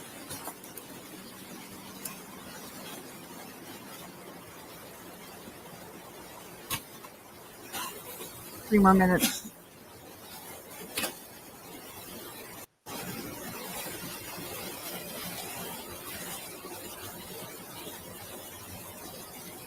Murphy's not there. Murphy left.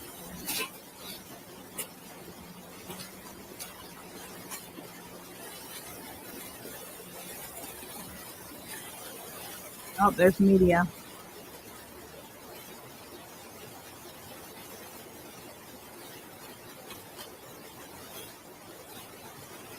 Is that the Walenta dog?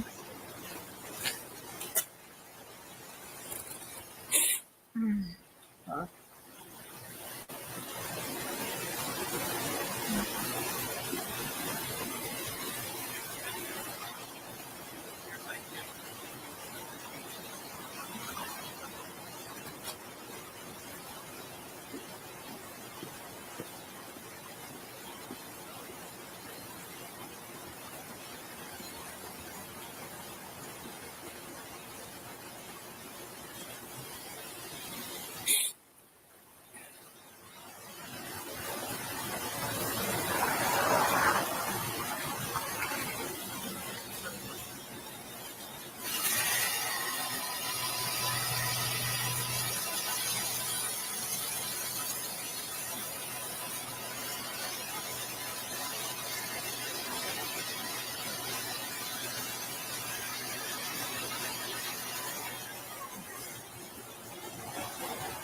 That movie.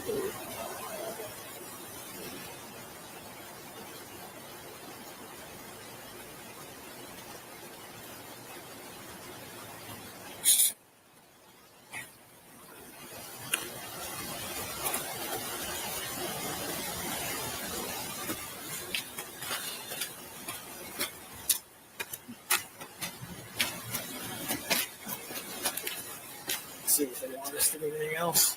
We're just running security at this point. So. These two houses are staying inside. I haven't talked to that house yet, but one gal came out and she went into. Well, they just simply fucking I saw that. So, because I think that I don't know if that, which way that print went. It looks like it came out this way. I'm sure if there's a vehicle, it's gone by now. Obviously.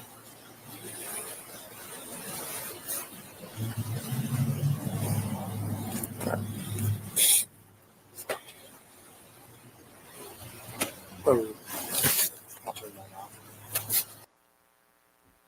Who came down there to talk to him? What officer was that?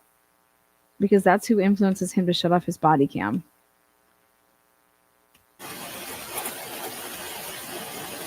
Is that Gunderson?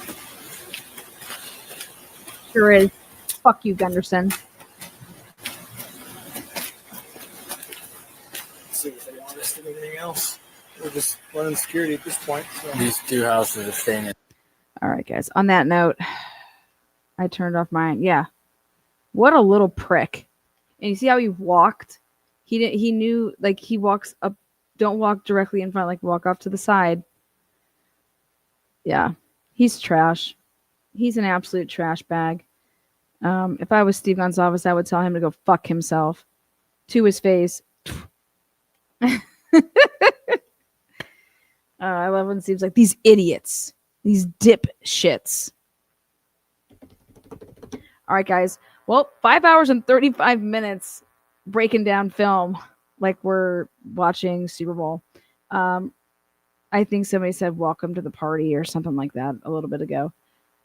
There's a bunch more coming. I don't know why this slow drip. It's like a morphine drip. Just so I don't know. I'm probably not gonna be able to sleep because this is gonna like be in my head. So I'll probably be alive at like, I don't know, 1 or 2 o'clock in the morning. Come back and join me. But guys, on a serious level, what they did to Jack Decor on that day was trash. Absolute trash. And then he goes to the police department in pain. I'm so glad. I'm so glad his parents went down there. And I'm so glad his parents were like, give us his phone back. They had his phone from the 13th, 14th, 15th, 16th. I mean, what were they doing? This is horrible. Horrible. And then they let all of those kids find out that that their friends, their roommates, like their sisters were dead via an alert text because they're pussies. Pussies. Yeah, send that out. Go ahead. Everybody wants to take what Gunderson says. Like, oh, trust me, they all know. They all know. What does that even mean? You know, the only thing that sucks about not having this trial is some of these guys need to get their asses reamed the fuck out, because that's what changes you. All of these body cams need to go viral, and it's embarrassing. Way to go, Moscow, Idaho. You guys are the first ones to get this, 30 days before the rest of us. Your good old tax dollars. Well, guess what, Moscow? I guess I'm going to have my Idaho friends go ahead and put in my request for me. Peace. I have no choice now, but I'm whipping it.